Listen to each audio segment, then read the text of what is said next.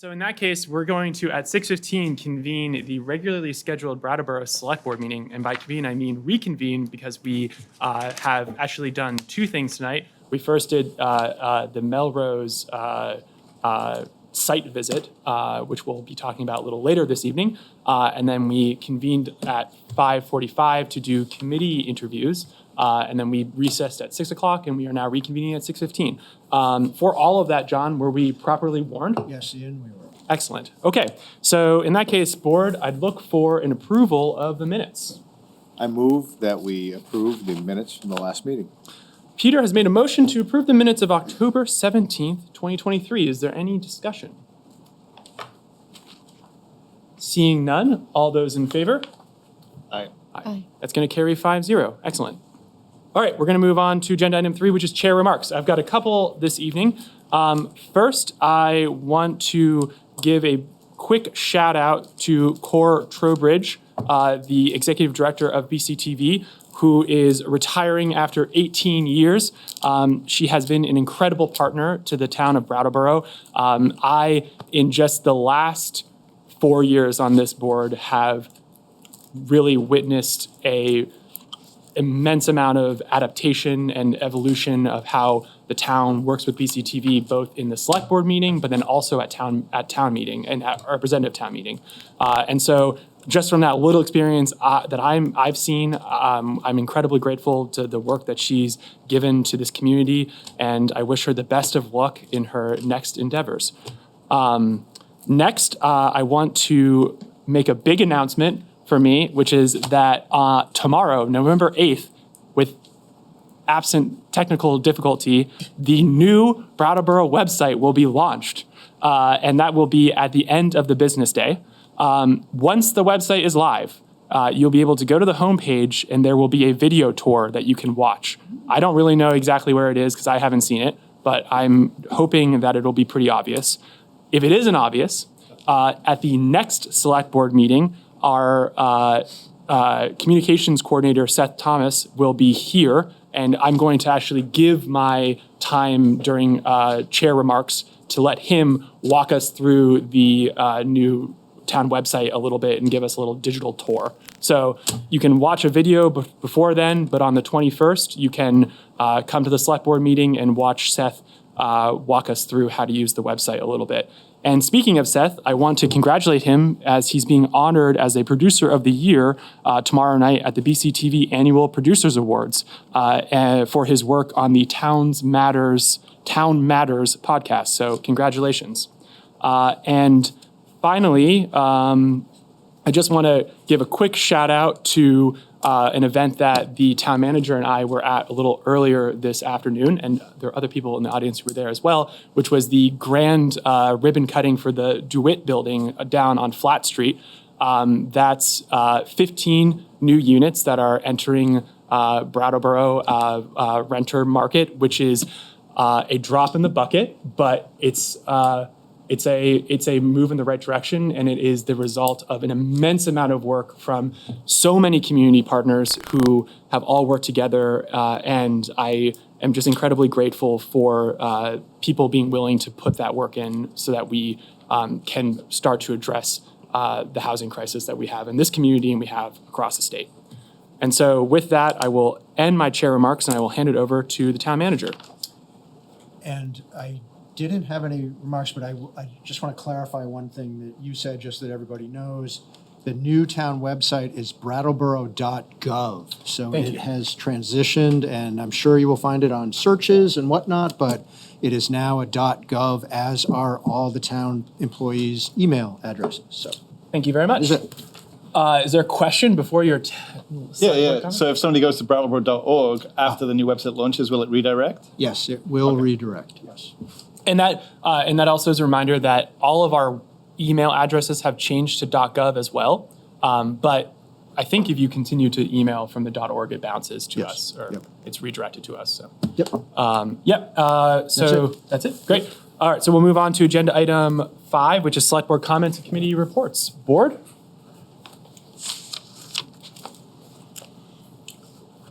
Wow. Okay. So we'll move on to. Did you have? I'm shocked. Okay, so we'll move on to. Well, there was one. Agenda item 6, which is public participation. This is an opportunity for members of the public to speak on something that's not on the warrant agenda, or to request that an item that's on the consent agenda be pulled for consideration at the end of the regularly scheduled warning. So with that, I usually like to see if there's anyone in the room. Do you want to just say your name and where you're from for the record?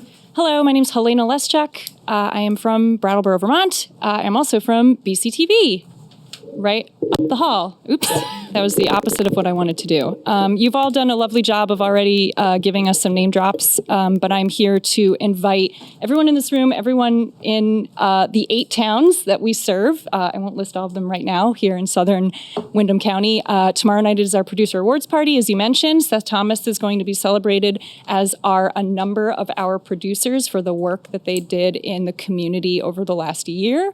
We are also, of course, going to celebrate the departure of Core Trowbridge, shy of 18 years, just to fact check on that. I think it's 17 and 8 months or something like that. Anyway, please come. It is at the Stone Church, 6 p.m. to 8 p.m. We will have drinks. It's open to the public. Bring a friend. And if you can't attend in person, it will be live streamed.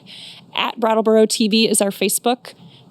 Please come, because we really couldn't do this without the community's support. You know, we're here because the community has things that they want to say and things that they want to share with the greater Windham County. So come see what we're all about and show your support. We'd love to see you. Thanks. Thank you very much, Lena. I don't see any hands on Zoom. Anyone else wish to speak in the room? If you want to raise your hand. Yep, got one other.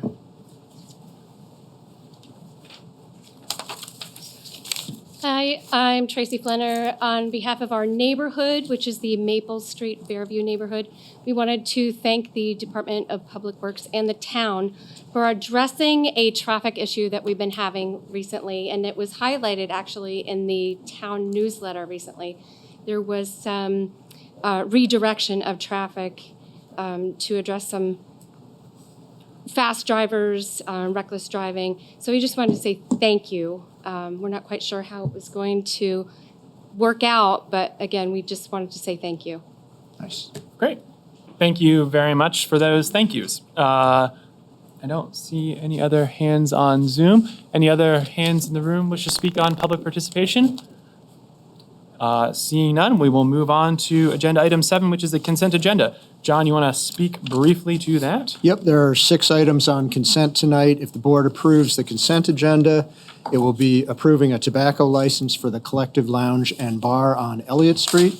It will be approving the naming of an existing private driveway up near South Street as Eli Way.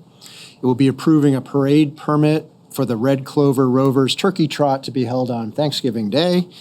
It will be proclaiming November 3rd to December 21st as the 2023 campaign period for Project Feed the Thousands' 30th annual food drive in Brattleboro, and urging all citizens to support this worthy cause to help ensure that no one goes hungry in our community. It will be approving the 2024 Blue Cross Blue Shield renewal for the staff insurance plan. And finally, it will be authorizing the purchase of a replacement gas compressor at the wastewater treatment plant from Motion Industries, Inc. at the cost of $16,238.47. Great. Thank you very much, John. Board members, anyone wish to pull an item from the consent agenda? Seeing none, I'd take a motion.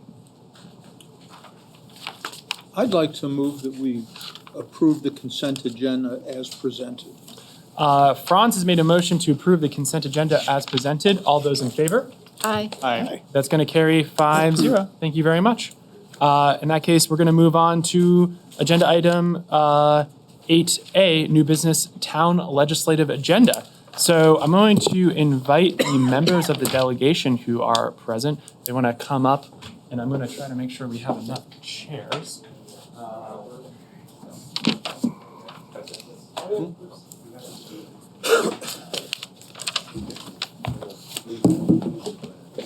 And the mic is doesn't project. It's just to pick up for BCTV. So I think usually it's fine if it just stays in the middle. But we'll hear from BCTV if there's an issue. Okay, so before we get into it, I want to just thank you very much for being here this evening. And I want to give you all an opportunity to introduce yourselves just for the members of the Brattleboro community who are here tonight who may have not met you before, and just give you an opportunity to say hello. Great. Okay. Can everyone hear me now? Recording in progress. Okay. She heard me. Good. I'm Wendy Harrison. I'm one of the 2 state senators. Oh, from- Wendy, 1 second. Oh. I think we're not getting the mic. Do you want? Should we move it? Should we? Put Okay, is it on? just fixed now? Okay, let's try again. Okay. Hello. I am Wendy Harrison. I am one of the 2 state senators from our district, Windham District. I serve on the Economic Development, Housing, and General Affairs Committee and the Institutions Committee. Hi, I am Emily Kornheiser. I'm one of 3 state representatives for Brattleboro. It's Brattleboro District 7 now, which is West Brattleboro. Thanks for that nod on that one, Hillary. And I am the chair of the House Ways and Means Committee, which makes decisions about revenue. The other 2 state representatives for Brattleboro are not Molly Burke and Tristan Tolino, are not able to make it tonight. Molly Burke has long-standing plans, and Tristan Tolino has some caregiving responsibilities, and I think he's going to try to join us via Zoom, but I'm not sure if he's going to be able to. Okay. Hi, everybody. I'm Nader Hashim. I'm one of the other senators for Windham County. I serve as the vice chair of the Senate Judiciary Committee, and I also serve on the Education Committee. I'm also a member of the Judicial Nominating Board. Great. Thank you very much. And we will keep an eye out for Representative Tolino. If he joins, we'll make sure to bring him up, and we'll pin him up so that everyone can see. We'll give him an opportunity to introduce himself as well. But I think we'll move forward now. So what the Select Board's considering this evening is a continuation of a discussion that started at our last Select Board meeting in October, where we had a pretty large list of perceived issues that was generated from town staff.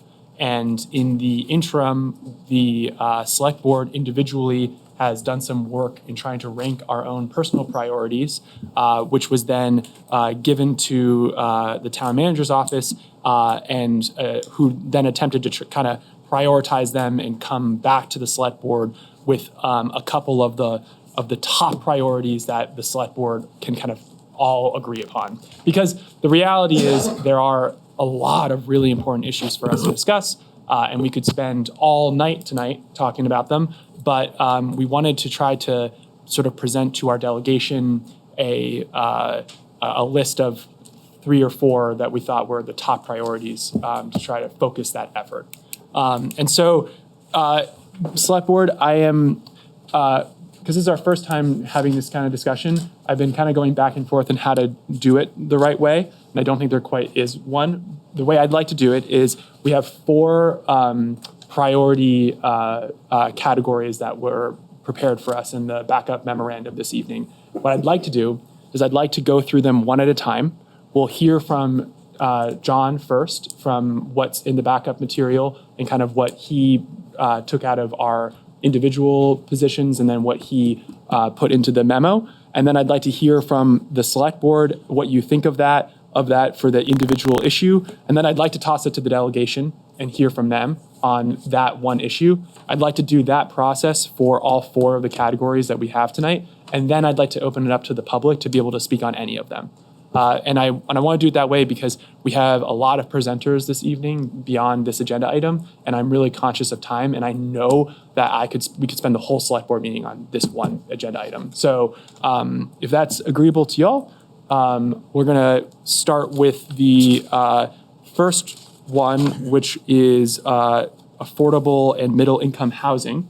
And for the public, if they maybe haven't reviewed the agenda backup material, the 4 that I'm referring to are housing or affordable and middle income housing, drug addiction treatment, mental health crisis response, and criminal justice. So, John, I'm going to turn it over to you if you want to speak on the first item. Okay. Great. Yeah, so these are big issues that Brattleboro really needs help with and cannot do on their own. And the first item is the affordable and middle income housing issue. And the problem that the select board would identify is a dire need for additional support for affordable and middle income housing.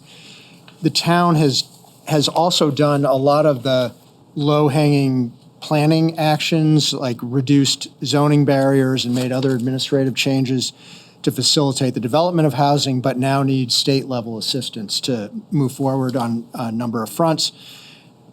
These are some of the potential solutions that we've identified for your consideration.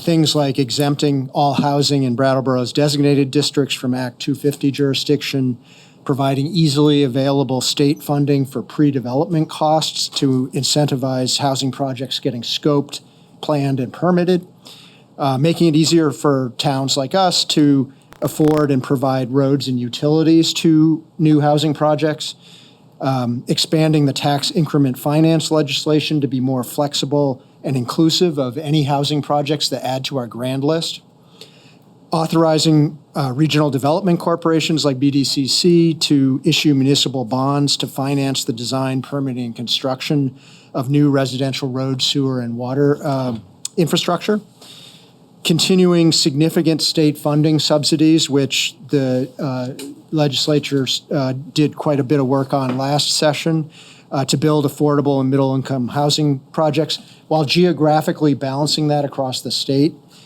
And then the last solution that we're suggesting is requiring every municipality to contribute an equitable level of affordable housing in their communities, or reimbursing those towns somehow who can and are doing so. Great. That's the housing. Thank you very much, John. So, board, I'm kind of intentionally not having us make a motion yet, because I think it makes sense to go through them individually first. And if there are edits or changes to the language in here, or potential solutions that you agree or disagree with that you want to speak on, I'd like to then have that discussion and ultimate resolution reflected in the in whatever motion we make. So I'd like to do each of these items individually and then do the motion at the end. So starting on affordable housing, what I'd like to hear from you all is this, do you agree that this is one of the priorities that you want to take to our delegation? And is there anything in here that you wouldn't want as part of that package of information that we are presenting to our delegation to Montpelier? Liz. Thank you. And thank you, delegation. Last week, the Brattleboro had a housing development forum, and VHFA came, and they were very knowledgeable and very helpful, and it was open to all prospective developers. And it was really good, because one of the things that everybody acknowledges is that you can't build housing and without subsidies, that the price of it just doesn't work out. So we really need state help if we're going to add more housing. And some of the elements are changing, like there may be money now for housing, for missing middle housing, and not just lower income housing, and we need housing across the board. And so I just want to reiterate how important that is. Great. Thank you, Liz. And I see that Tristan has joined us. Welcome. And we will take you off mute. We're just going through the first item now. Other board members? Yes. Yeah, Daniel. Thanks. Thank you for coming. It's nice to see you all. I wholeheartedly agree that housing is the major issue in Brattleboro today. The lack of affordable housing has a huge impact on our community. And, the amount of money that the town of Brattleboro has available to invest in housing is minuscule. The project that John and Ian went to ribbon cutting of today, like we invested a couple of 100,000, maybe $500,000 at most in that. I think about 500,000 Yeah. that we secured in a grant and 300,000 we provided in a loan. Right. Yeah. And that was I think a $9 million project that yields 19 units in our community. Say that again? 15 units. Yipes. And we had a housing study a couple of years ago that identified that we have a shortage of 500 units that day. And so we need additional state investments. We need the state to help us leverage money. We need state expertise. And I think we need the attention of the administration in this part of the state, because I feel a little overlooked. I mean, I recall reading about, historic housing bonds, and I wonder how those housing bonds have then translated to units in Brattleboro. We are a key municipality in this state, and we dearly need your help. And the other area of housing that I would like to speak about that is not listed here is resolving the motel program in an equitable way that leads to folks who are using that program right now as like a last resort shelter opportunity. Nobody's excited to be living in the motels. So that next spring, when that, comes to a close, we're not in as terrible a situation as we are today. And I know that that's something that you all have been working really hard on, and I know that it's been extremely challenging, but I urge you to work together with us so that we can resolve that in a way that leads to good outcomes for everybody. Thank you very much, Daniel. Other board members? And do we have 3 head nods on incorporating the motel program resolution in? Okay, so we'll make sure that that's reflected in it. Thanks, Daniel. Franz, your turn. Yeah, I have some comments, I guess. Maybe a question. First of all, hi, welcome, et cetera. It's really great to see you folks here, and as one of our meetings in the other room there a few weeks ago, I said how important I think it is for us to be in closer communication with you, so this is really a great step forward. I'd like to point out that sort of the first sentence in discussing housing is, even with great strides in the last legislative session, which I think is a very important beginning. And what I really want to say about it is that I feel like I'm not really familiar with all those strides. And I know some of them. I know that, for example, subsidies or grants for accessory dwelling units seems to me like something that could really have a positive impact. But I don't know how many people in our community actually know about that, or maybe they heard about it. But I think it'd be great if people were like walking around and looking in their backyard and saying, hey, I think I could put something in there. It's kind of just a very commonplace thought process now that we do have a program in place. So I'd like to see somehow, this isn't a point really for this, it's maybe just a bigger context, but that we somehow arrive at some initiatives or programs that would publicize and promote the programs that are already in place, because I think there is room now to start seeing some results of those things. So that's one of my concerns.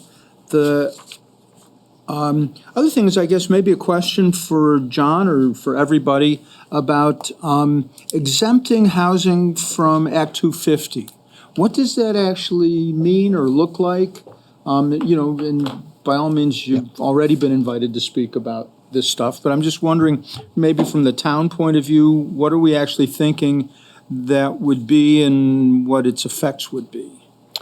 The idea there is to exempt areas that have existing water and sewer and could be developed readily from Act 250 jurisdiction, so that delay and uncertainty around development, like whether a project would move through Act 250, could be set aside from these certain areas, and deciding where those are could be part of a legislative tool, but that's the. So the legislature would have to not maybe designate the places, but designate the process by which places would be designated or something? Well, for example, like the village designation that we did in West Brattleboro, that area is available for water and sewer. It could then also be made exempt from Act 250 for building housing in that area. That's the general idea. Do we have any places like that already? Is that? Yes, we do. Yeah. We do? Yeah. Oh. Well, excellent. Yeah. Okay. Like the village designation in West Brattleboro. But Act 250 doesn't apply there? No, that is the request. That is Right. a possible. So we don't have any areas Oh, no, that, okay, so no, we that's don't. something that would require legislative Exactly. action. Okay, Yep. I got it. Yep. Thank you. Other ones, friends? Or was that it? Not right this minute, no. Great. Peter, you can. No, I think I'm good. I mean, I think everything that we have here is really listed. Thank you to Daniel for reminding us to resolve the hotel program like that. But I think if we kind of keep this sort of condensed and manageable, I think we can get through it. They can get through it a lot faster. And I think we'll see faster results. So, yeah. Okay. Yeah, I think for myself, I kind of meant to bring this up at the beginning, but the reason we're doing this is because I think we as a community need to work together to resolve these larger issues. I think that this is a real example of an issue that's impacting the entire state of Vermont, but Brattleboro in particular is struggling and suffering. And so I think we want to pull in our delegation from Montpelier so that we can hear from you on thoughts you have about how we can be working with you to try to tackle this. I think I echo my fellow board members. I think I just want to just supplement Daniel quickly. I know that you're working to resolve the motel program, and I know that there's been work done already in helping to alleviate some of the consequences of the sort of slow resolution that's occurring on that program. I just want to say, as the chair of the select board and as a member of the Brattleboro community, we had 7 motels that qualified for the program in this community. And so it particularly impacts Brattleboro. It is impacting the entire state, and it absolutely is. But Brattleboro is experiencing the results of a program that needs to be resolved in an equitable, safe way for the people who are impacted and for the communities who are impacted by it. And so I know that you're working on that, but this is an opportunity for us to also speak to it. So with that, without any others from the board, I'd love to open up it to the delegation here. If you all want to speak on any particular item from this first category or something that's been said of the select board, we'd greatly appreciate it. Thank you. So first, just want to say we're very glad to be here. We come whenever invited, and so please feel free to invite us to come on other topics and have discussions with you. We're also having a legislative forum at the library on December 9th. If anyone in the public would like to join, as well as the select board, to have further conversations, and we do those monthly throughout the session. We tend to not do them in the summer when we're out of session because we're all busy with our other jobs. I also want to say that we're talking about this here because these are issues that impact Brattleboro and that can, action on the state level can help. These are all, everything that's named here are also national issues that are impacting specifically rural communities like our own all over the country. And so I want us to have that context too. I think there's zoning and emergency housing and new housing construction and a few other things. And I think it might be helpful for us to start with what we've already done and give you some awareness of that, and then talk about what we think is possible this next year, because I think we all agree that the problems you've identified are really core problems that we're all working very hard to resolve. We need more housing very much in Brattleboro.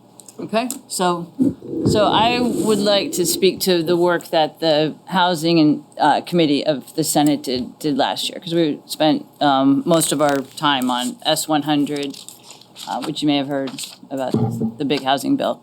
And there were already efforts underway to modify Act 250 So what we did on Act 250 was we did exempt the level of development that gets kicked into Act 250. And that's how the legislature would structure it, Franz, or Commissioner Reichman, Select Board Member Reichman. That's how it gets structured, is the state defines what is a development, and if it's a development, then it's under Act 250. So we took some categories out of that, and there are places in Brattleboro that are exempt now from Act 250. And what we did was we did it as a temporary amendment so that we could see how it worked. It's valid for 3 years in terms of to get a permit, and then another 3 years to finish the to finish the construction. So that'll show us the impact of lifting that exemption. So in places where 10 units triggered Act 250, it's now 25 units. And there were a couple of existing projects that took advantage of that almost immediately in Brattleboro. Actually, let me step back just a second. You said that Brattleboro has made a lot of changes, low-hanging fruit. Brattleboro has done some high-hanging fruit too, because you are really ahead of the curve. And a lot of the things that we put in, as in ADUs allowed everywhere, no single-family zoning. Brattleboro did that on its own. Some of the other communities are not happy about those changes, but Brattleboro has embraced those changes, and the zoning is very, very inclusive. So you should be commended for that. So what's happening at the same time, there are study committees on Act 250, so we're going to see the results of those committees, and the intent is to work more on Act 250 in the next session and to make amendments. One possibility would be, and I very much support this, to establish a process where the state could delegate to towns who can handle it, who have good planning departments and good processes, the Act 250 process itself. Because Act 250 does provide protections that other processes don't right now. But if the towns could actually do the Act 250 on behalf of the state, that's one way to make it a quicker process. Something just really easy. You may be aware of it. VHIP. I hope you're aware of the VHIP program. That's something we should definitely be advertising to residents and to property owners. That's where the state provides either $30,000 or $50,000, depending on what you're doing, to renovate units within buildings, existing buildings that are under code or are not meeting code. And so that preserves the character of the community and provides safer, better housing and new housing. You talked about making it easier for towns to afford and provide roads and utilities. I'm all in on that. I'm always looking for those opportunities. I want to make stormwater utilities easier for towns, because that's a great way to finance infrastructure. Tax increment finance legislation, totally agree. I think there's a lot of improvements that we could make on that. I think it's very restrictive, and the money people don't always agree, but I'm sure we can find a way to make that a more usable mechanism. Very interesting suggestion about regional development corporations doing bonding. Definitely willing to explore that. Makes sense to me. I don't know the impact on the bond bank at all, so obviously that's something that needs to be taken into account. Definitely can continue significant state funding and federal funding. Yeah, that project today, I don't know if someone has said this yet, but it had 30 different sources of funding. I mean, just super complicated. So you will always need outside funding. Every municipality to contribute, that gets, I understand the desire for something like that. That could be challenging to implement. And I think it's just really important to focus on what we can do here. Other solutions, I'm going to say transportation, transit is always helpful too. Housing, walkable communities are places where people, if people don't need to buy a car, they can afford more for housing. And we don't want them to spend everything on housing, but you have more available and you're less at the edge. So I will stop there. Can I jump in on some more of what we've done? So that bond that passed a few years ago, that is how the snow block was funded. Just as an example of how, a very tangible example of state money bearing fruit here in Brattleboro. And whenever we put state money into something, I think this delegation is quite diligent about making sure that money flows down here. And that, money from VHCB helped fund the ribbon cutting today. That's state money.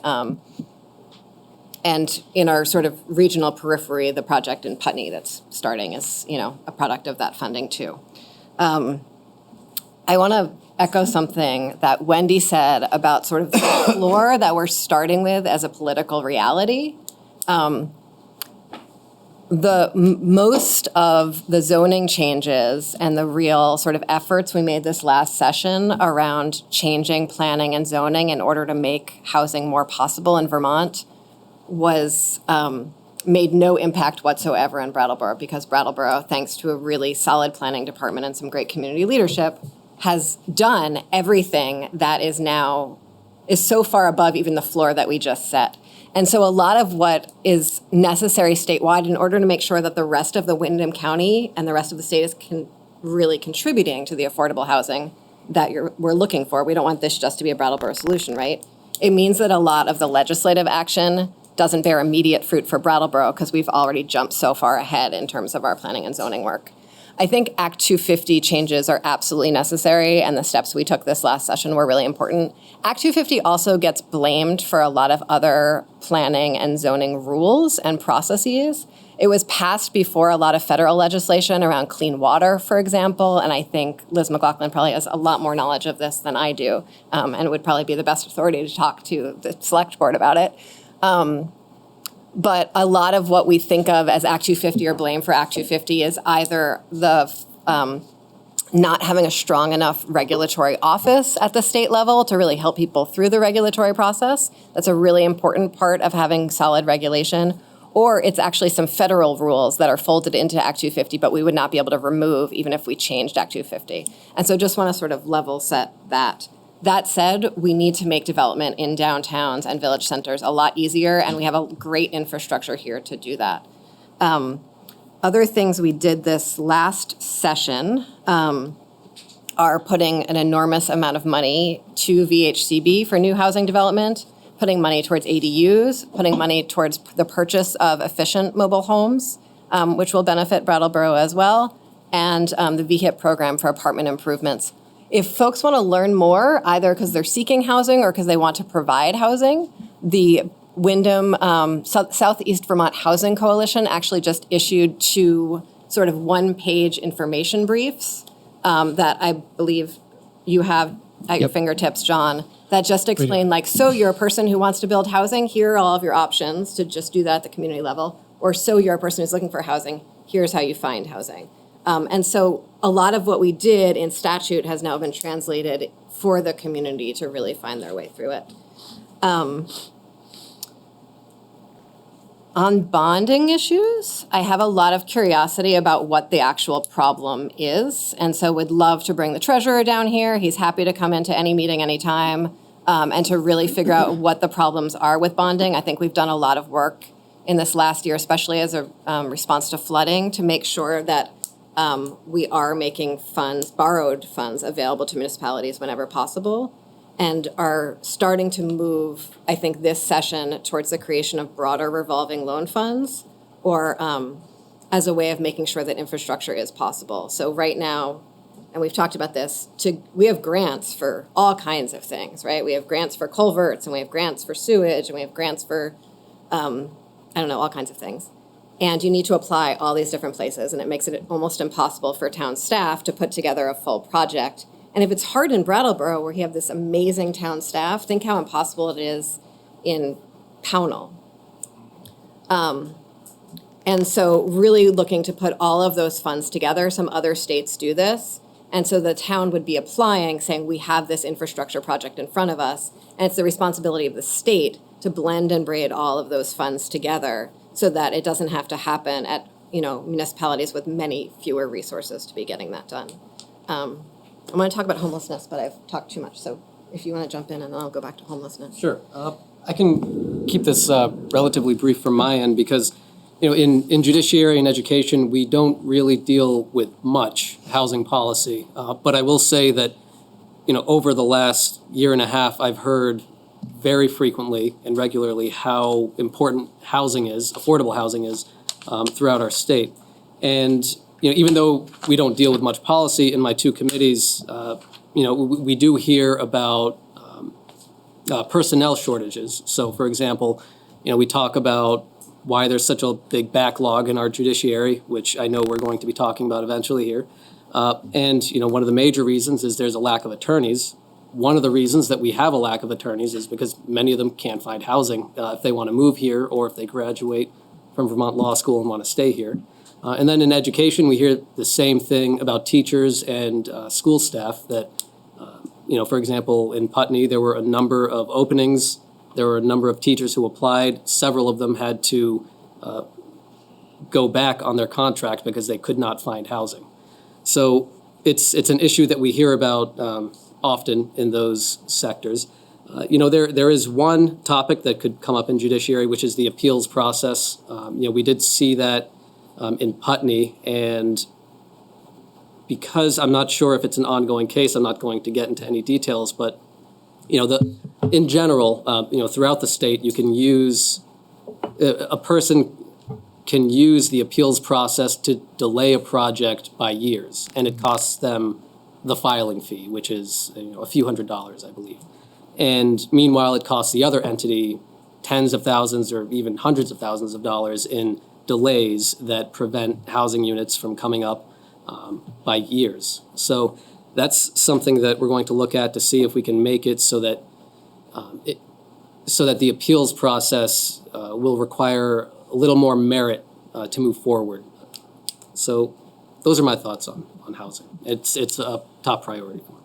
And you're going to do most of the talking when we get to the judiciary issues. Yeah, that's why I'm we're saving sharing my the wealth voice. a little here. Yeah, and I also realize that you put a bunch of politicians in a room and everyone's going to want to speak on every single thing as long as they want. And that's totally fine if you want to, but also I understand that you all have different areas that you work in Montpelier on. So if you want to, we don't have to hear, everyone can speak on everything if you want to, but we're not expecting it necessarily. But I also know Tristan's got his hand up too.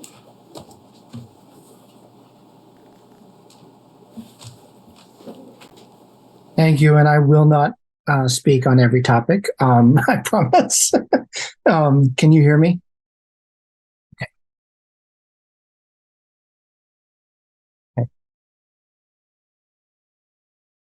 Okay.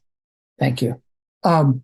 So I had sort of 2 points I wanted to make. I think, well, actually 3 probably, but one is that louder or it is in the room. Okay, sorry. You told me that, and then I saw the signal and I got excited. So historically, Vermont, at the state level, did not have significant annual funding for housing, and really, it's only in the last few years with the bond that was mentioned that was an innovation that we figured out 6-7 years ago, and I've lost track of the time on that. And then the pandemic and the extra federal money that's really shifted the state's investment. And I think we're at a crucial point going forward where we're going to have to look at what does this look like? What scale of investment can the state make on a sustainable basis? And I don't want to get into all of the mechanical details, but there, we have a long history of underinvesting in housing, and an acute crisis, and we're not alone. So that's just one thing that, your feedback's incredibly important. And I think we're all aligned about the goals, and then it will be, how do we actually fund a state contribution to this problem that is significant, sustained, and affordable. And that's complex. Which leads me to my second point, which is that also we have a private investment issue that we should be, I think, looking at all levels, locally, state, and beyond.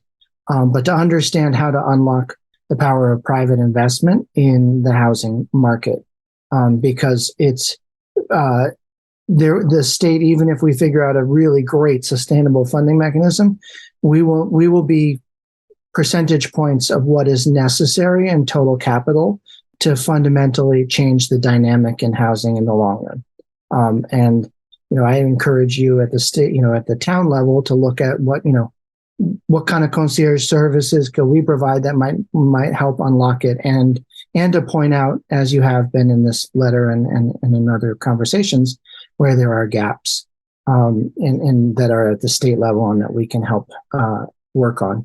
And then the final point is just also it ties into the workforce dynamic, and frankly, we have, with our aging population, we have a dearth of tradespeople, and we have done some good work on the workforce investment side. That is another place that, frankly, we've historically underinvested. We do very well in K-12 education funding relative to our peers, but on workforce, we're quite a ways behind. And so more will probably come up at other points about that, but we have done some good work that should affect the trades in a way that may help at least some of the tradespeople in this area staff up and be able to take on more projects.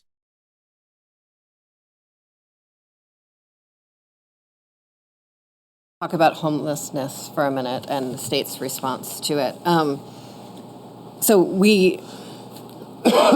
Folks don't have housing because there's not enough housing and because wages aren't high enough. And that is a problem that has been steadily growing, but it was certainly a very acknowledged problem even before the pandemic. And we had many folks who were marginally housed in Brattleboro before the pandemic. What we saw during the pandemic was an incredible opportunity to make sure that at least everyone had a bed to sleep in every night. And that was a real step forward in some ways for our state, because everyone deserves a bed to sleep in and the privacy and dignity of that each night. What we did not see when we used federal dollars to make sure that everyone had a bed to sleep in for the night was a corresponding planning effort from the administration to say what is going to happen to folks on the other side of this.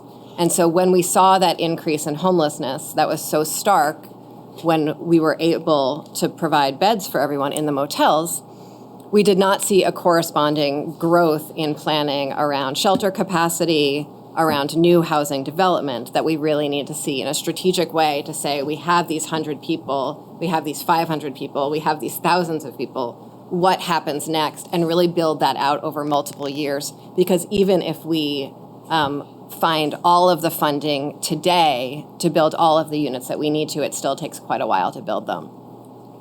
So we have been, this last spring, when it became sort of clear once again that there wasn't a plan in place to make those real strategic steps towards permanent shelter and then towards permanent housing, we put in place Act 81, which guaranteed that folks could stay in the motels under certain circumstances while we were collaborating with the administration to create a plan and really very clear targets about folks moving out of the motels and into permanent housing. That process is not going exactly how it was intended in Act 81. A big part of Act 81 was keeping people in the motels. Another part that was really crucial to it was millions and millions of dollars were set aside very explicitly for the Agency of Human Services to deliver grants to municipalities, collaborations in municipalities to build out shelter capacity, day shelter capacity, and emergency housing for communities with a big emphasis on the fact that, as we always say in Vermont, like every community has their own specific needs and their own specific solutions, which is absolutely true, and I think sometimes keeps us from doing our very best work because it's a way for the state to sort of give up responsibility on certain issues.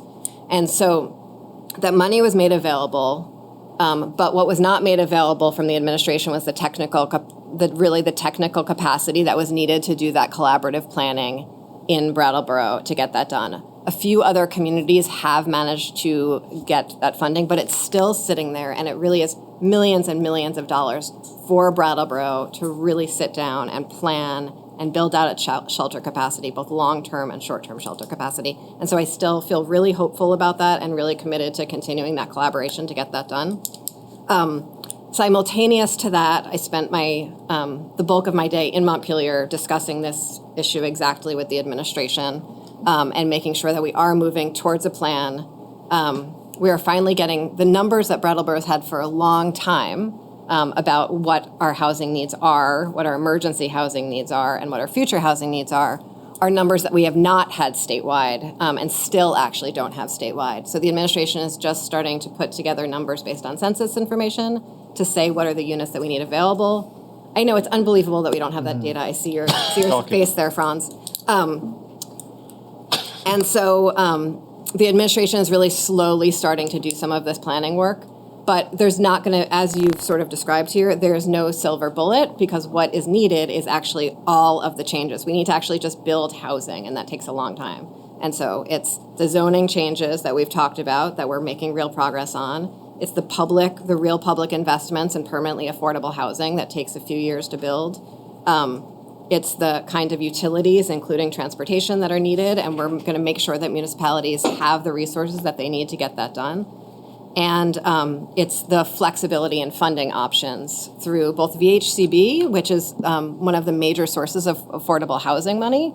They actually even offer planning grants to help people through that initial planning process where capital might not be immediately available. And so we're going to need to do all of those things while building out our community level shelter capacity as we slowly make sure that folks living in the motels can find another path to dignity and security. And so that is happening, and we need to keep on talking about what it's going to look like in Brattleboro and our surrounding communities to make sure that all of the needs of folks here are being met by the money that your delegation really worked very hard to make available to you.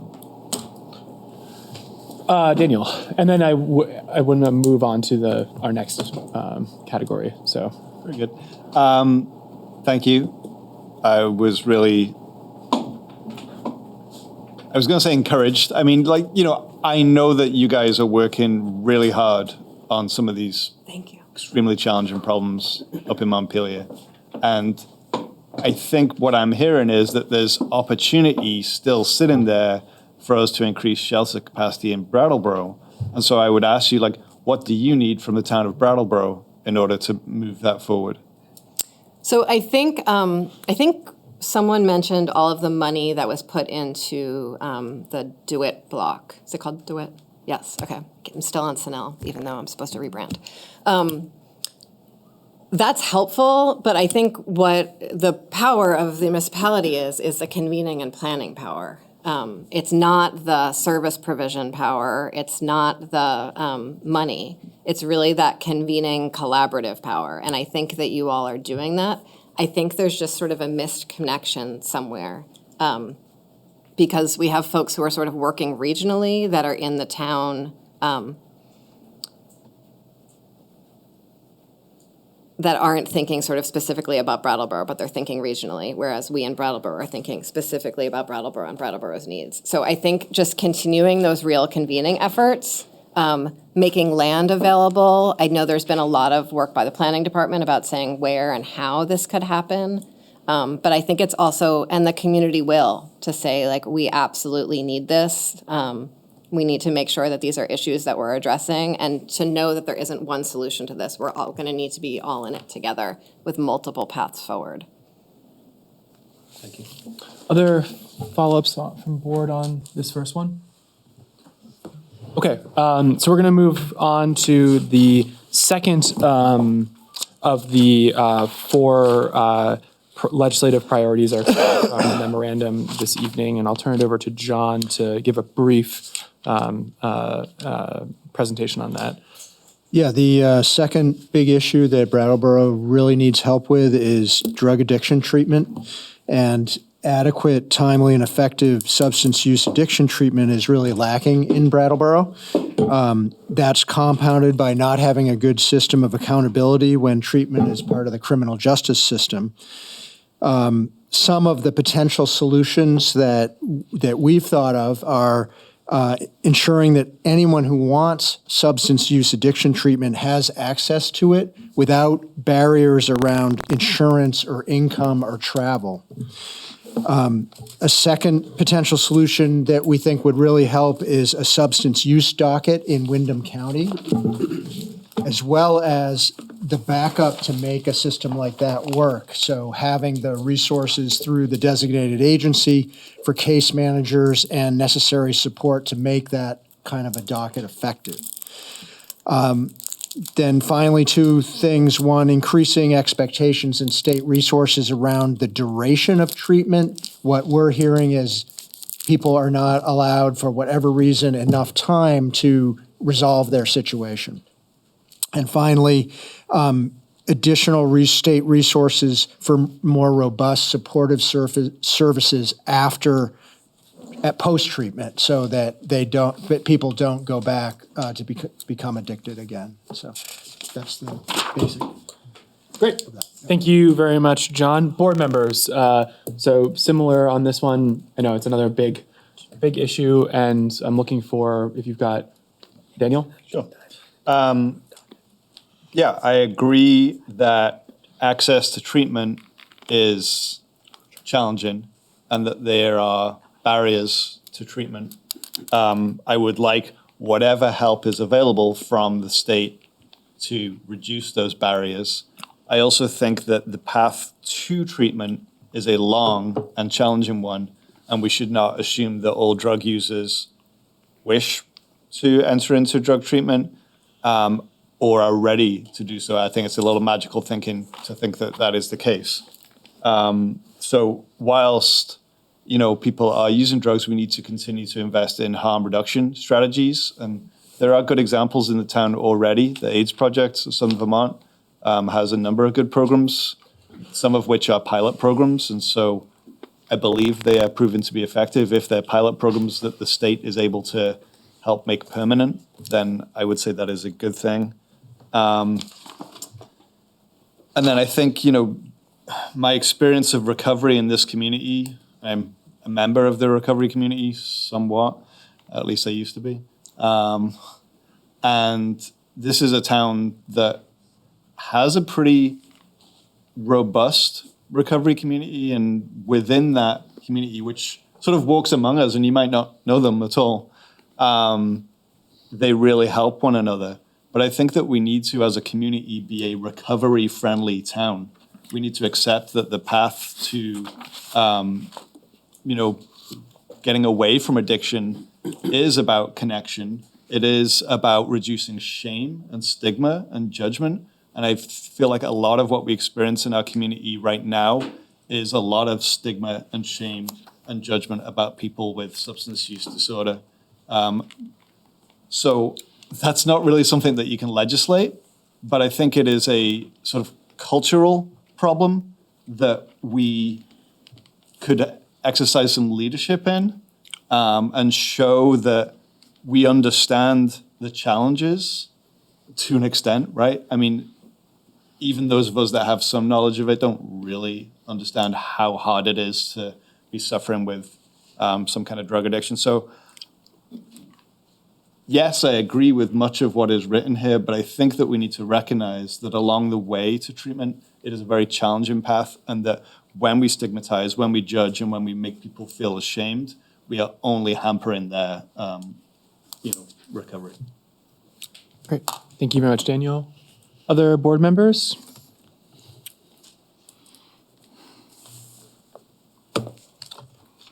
Everyone's thinking. For me, I think I know that there's work going into a substance docket for Windham County. I would just really urge that work continue. I would also encourage that it live in the criminal court and not in the family court, because a lot of the work that a lot of what I see is happening in the criminal world. So, but I also understand that there are a lot of different ways to address this issue. But I just want to speak from my own personal perspective on that one. And I'd also really encourage that if you can get the ball rolling on this, that it be in Windham County and it be in Brattleboro. Because the first thing that I talk to a client about when they're in the DUI court in White River is, how do you get to White River? Because you don't have a license. So access to the supportive services that come from a treatment docket are all about actually being able to access them. And so if it's a statewide thing and they got to go somewhere else and it's really far away, they're just not going to access them, and it's going to really lose its effectiveness. So as I speak for Brattleboro, try to get it in Brattleboro if you think that's the right move. And then, I'd turn to other board members if there's other things you want to speak on that before we turn it over to the delegation. I just agree that it's so critically important, and I'd like to hear more, especially I know Nader's been working on the docket. Yeah. Just want to divide the conversation a little bit because it's a very complex one. Yeah. Into real appreciation for what you said, Daniel, and talk about the harm reduction work that's been done and that we're going to continue to do, the treatment work that's been done and needs to change that we're continuing to do, and then the judiciary work that Nader's been leading on since like your first day in the House even.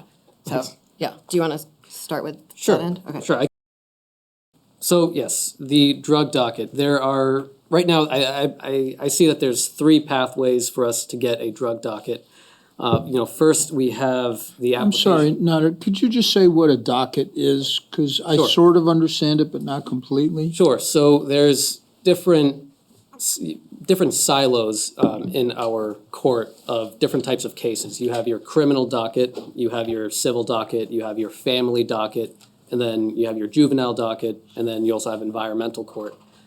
What the drug docket is a way for a person who is involved in the criminal justice system, but also has a drug addiction, to have the opportunity to have their charges either dropped or reduced if they're able to make it through the program. Now, when I say that, the drug docket is not a walk in the park. It's a 14-month-long program. It involves a lot more supervision and accountability than what you see initially in the criminal docket. The person has to go bi-weekly to court. They have to get regularly drug tested and randomly drug tested. There's, I believe, 5 different phases of the drug docket. Early on, it's, more heavy on the supervision and, making sure that the person is following curfew and, doing drug tests and so on. And then as you get to the end of the docket, or as you get to the end of the phases, you start getting job training, you get an educational programming, you get support with parenting and family issues, and so but going back to so that's the drug docket in a nutshell. Well, I've heard the word docket almost as though it refers to a separate court, a separate building or a separate judge or something like that, as just an alternative pathway where you're using additional resources to address drug issues within the legal system. So that's why I guess I'm just not clear on what the word actually means. Right. So it's not in a separate building. It would happen in our courtroom. It could happen in the criminal courtroom. It could happen in the family courtroom. It's wherever the judge is sitting, really. So it's not, we won't be building any new buildings or anything like that. Right now, our state's attorney, Tracy Schreiber, has filed an application to get a drug docket in the family division. So that's one possibility. There's also our neighbor to the north who has, and the chair, you were talking about this, I think, or alluding to this, but our neighbor to the north has a DUI docket. They're also planning to hopefully get a drug docket in the near future, which would get implemented sooner than the Wyndham drug docket. And I don't want to overstep into the other branch of government, but it is possible for Wyndham County residents to participate in the drug docket in Windsor County. And I do agree, and I recognize that that's not ideal, but it is a possibility that's on the table, just letting you know. The third option is the statewide docket, which would not actually require an individual to go elsewhere. Rather, what the judiciary branch is proposing is to request an additional judge position, which is specifically for overseeing the drug docket, which I think is actually a great idea because it takes a certain set of skills and training and background to know how to navigate and oversee the drug docket. So basically what you would see is a judge going all around the state. Let's say every other week they come down right here to Wyndham County. They do the drug docket in whichever courtroom. And then the next day they have to go to Orleans or Orange County. They do the drug docket up there. That's their only job. So if and when that request is made by the Chief Superior Judge, I plan on supporting it in the Judiciary Committee. So that's the drug docket. It has been something that I've been focused on and working on for a while. I do feel more confident today than I have in the past that we will eventually get a drug docket. I'm not making a promise, but things are seeming more optimistic than they were a year ago regarding the topic. So you also mentioned on-demand treatment, harm reduction. I've talked for a while, so I will just say I support those things, and I agree that on-demand treatment is good and necessary, and we also should support harm reduction and also supporting eliminating and doing our best to reduce stigma around this issue. So on treatment, I don't know if folks remember when, Vermont was on the cover of Rolling Stone because Shumlin announced admitted that we had a drug crisis and created the hub and spoke system. And that was first in the country model for how to do this work. And it worked in Brattleboro for a period.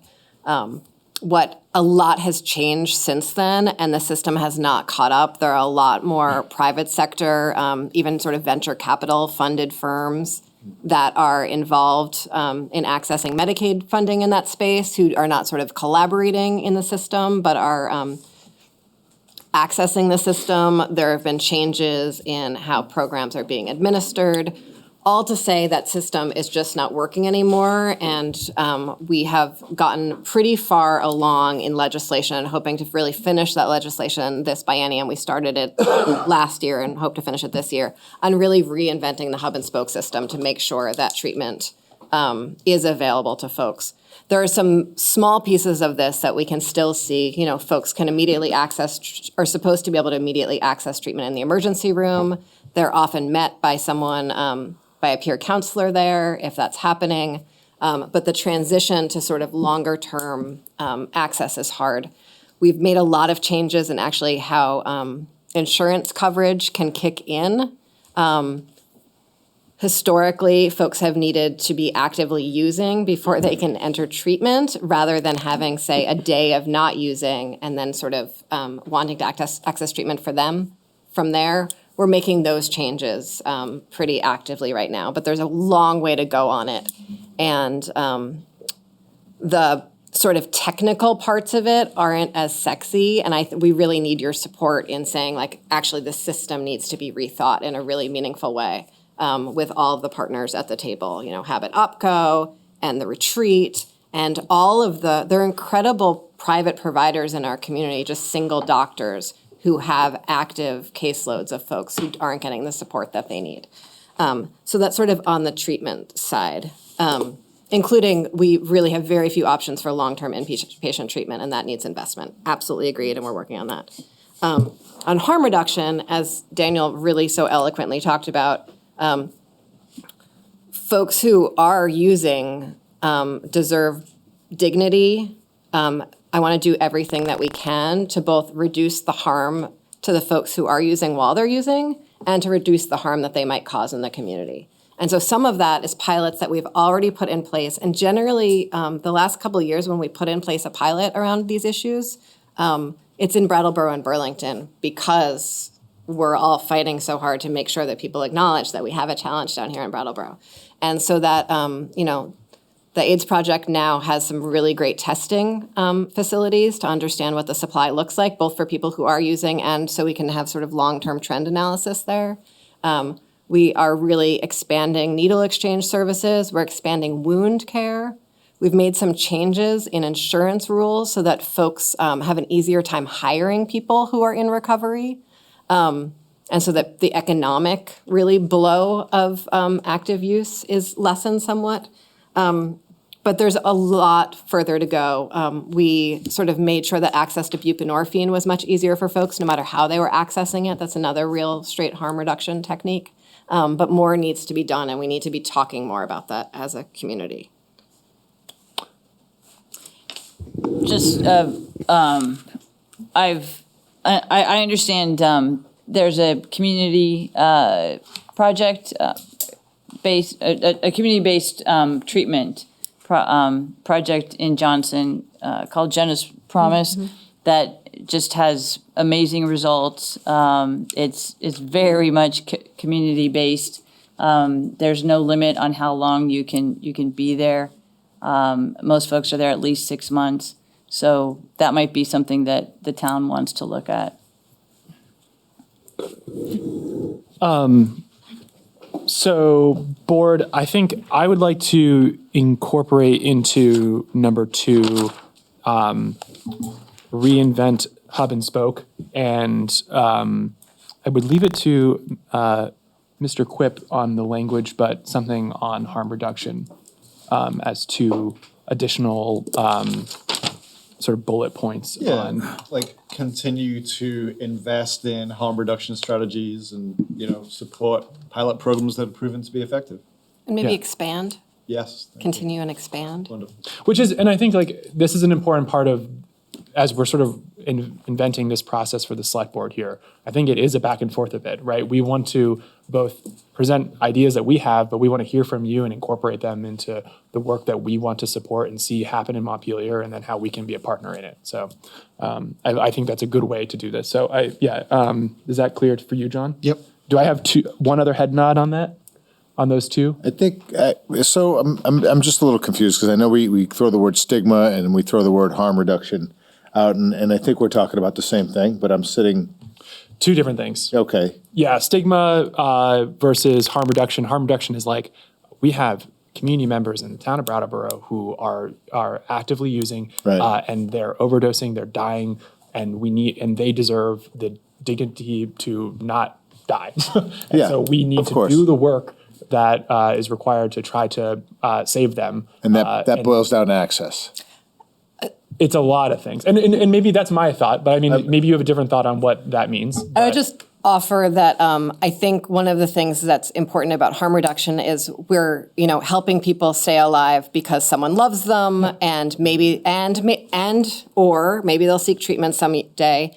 And it's also like a huge drain on our public services when folks are over. I know I don't certainly want to get into the emergency services conversation. Oh, no, right let's now. do that. But I do. Appreciate that. Yes. Overdoses and all of these sort of attendant issues with that is certainly a large issue for our, and wounds and like really challenging wounds is a big issue for our emergency room and our emergency services. So it's really solid harm reduction practices around wound care, around drug testing, around supported use are all ways that we save our public services, we save our family members and our neighbors, and we save ourselves.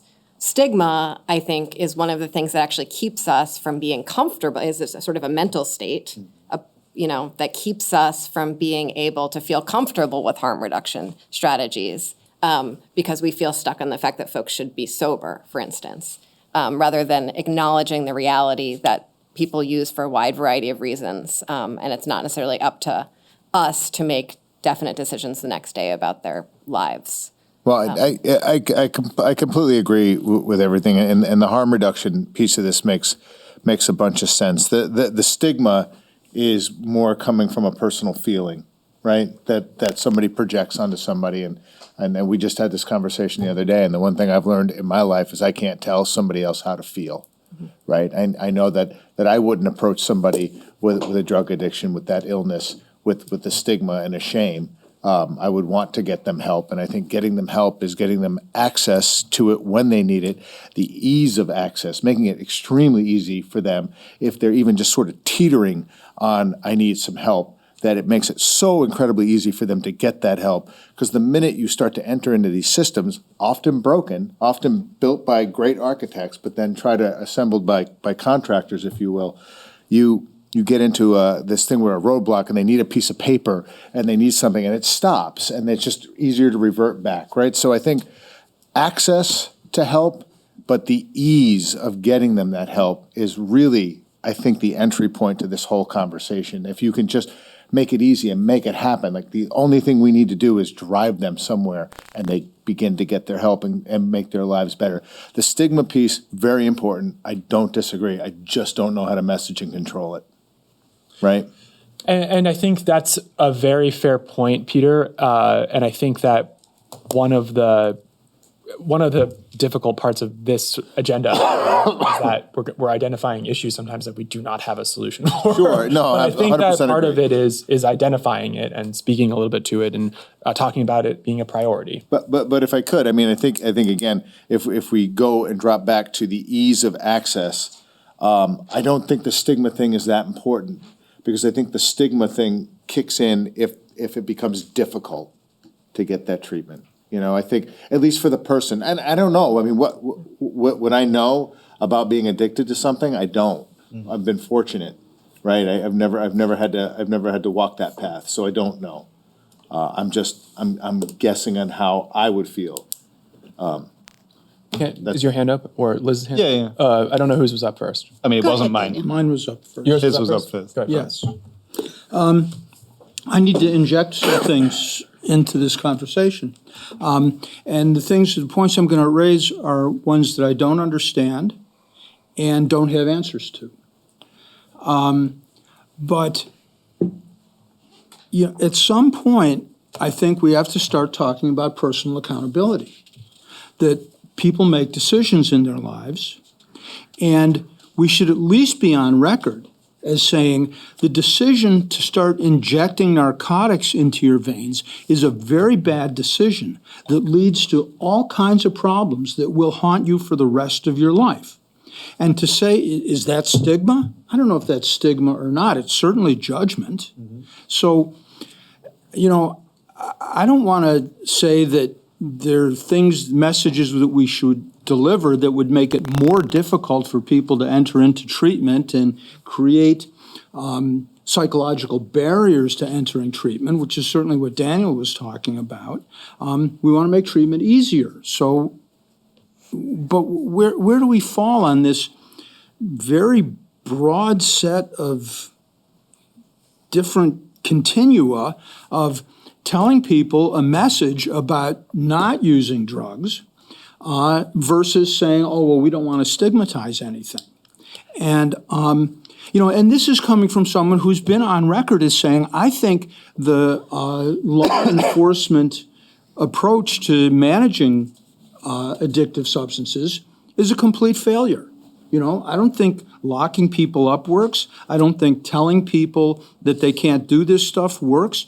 I think prohibition of alcohol a century ago was a spectacular failure in this country. So I'm really torn because I think we need to do what we can to let people know that they shouldn't start down this path that leads to real misery and is affecting all of us, not just the users. It's having it's rampaging through our society. And I don't know what to do about it, but I'm just not comfortable with, sort of stepping back and saying, do whatever, and we'll provide this treatment, and when you're ready, after you've become an addict for 10 years and now you're ready for treatment, yes, we'll provide treatment. And I support that, but I'm really uncomfortable with just saying, here's what we're going to do, and not asking for anything in return in a sense of messaging or social responsibility or something. Anyway, that's like a total mess, but that's where I'm at. Daniel. Thanks. I think I'm going to just go back to sort of the question Peter was asking about, like, what is the message? And I think that the message is that all of our community members deserve a chance to live a dignified life. The drug use that you see and that you find most offensive is probably the tip of the iceberg, right? It's the most visible, most chaotic, most destructive drug use. But there are drug users in our community and alcohol users in our community whose use has no impact on you whatsoever. And we accept that those people live here, they pay their taxes here, they work here, they care for our children, they provide our services. And so everyone in our community deserves a chance to live a dignified life. Some of those people need to get into drug treatment, and we need to reduce the barriers for those people. Other people who don't need to get into drug treatment, but you would like to get into drug treatment, we have no role in that whatsoever. When I eventually got to a point where I was ready to stop drinking, that wasn't like an overnight thing. That was a process of several years and involved a lot of supports. It involved a lot of supports in the years, at the beginning of that time as well. And most of it was about community. And it was about community that didn't judge me and shame me. I'd done plenty of that myself, and I'd done plenty that needed judging and shaming, right? So that personal accountability narrative, I understand where it's coming from, but it's not helpful.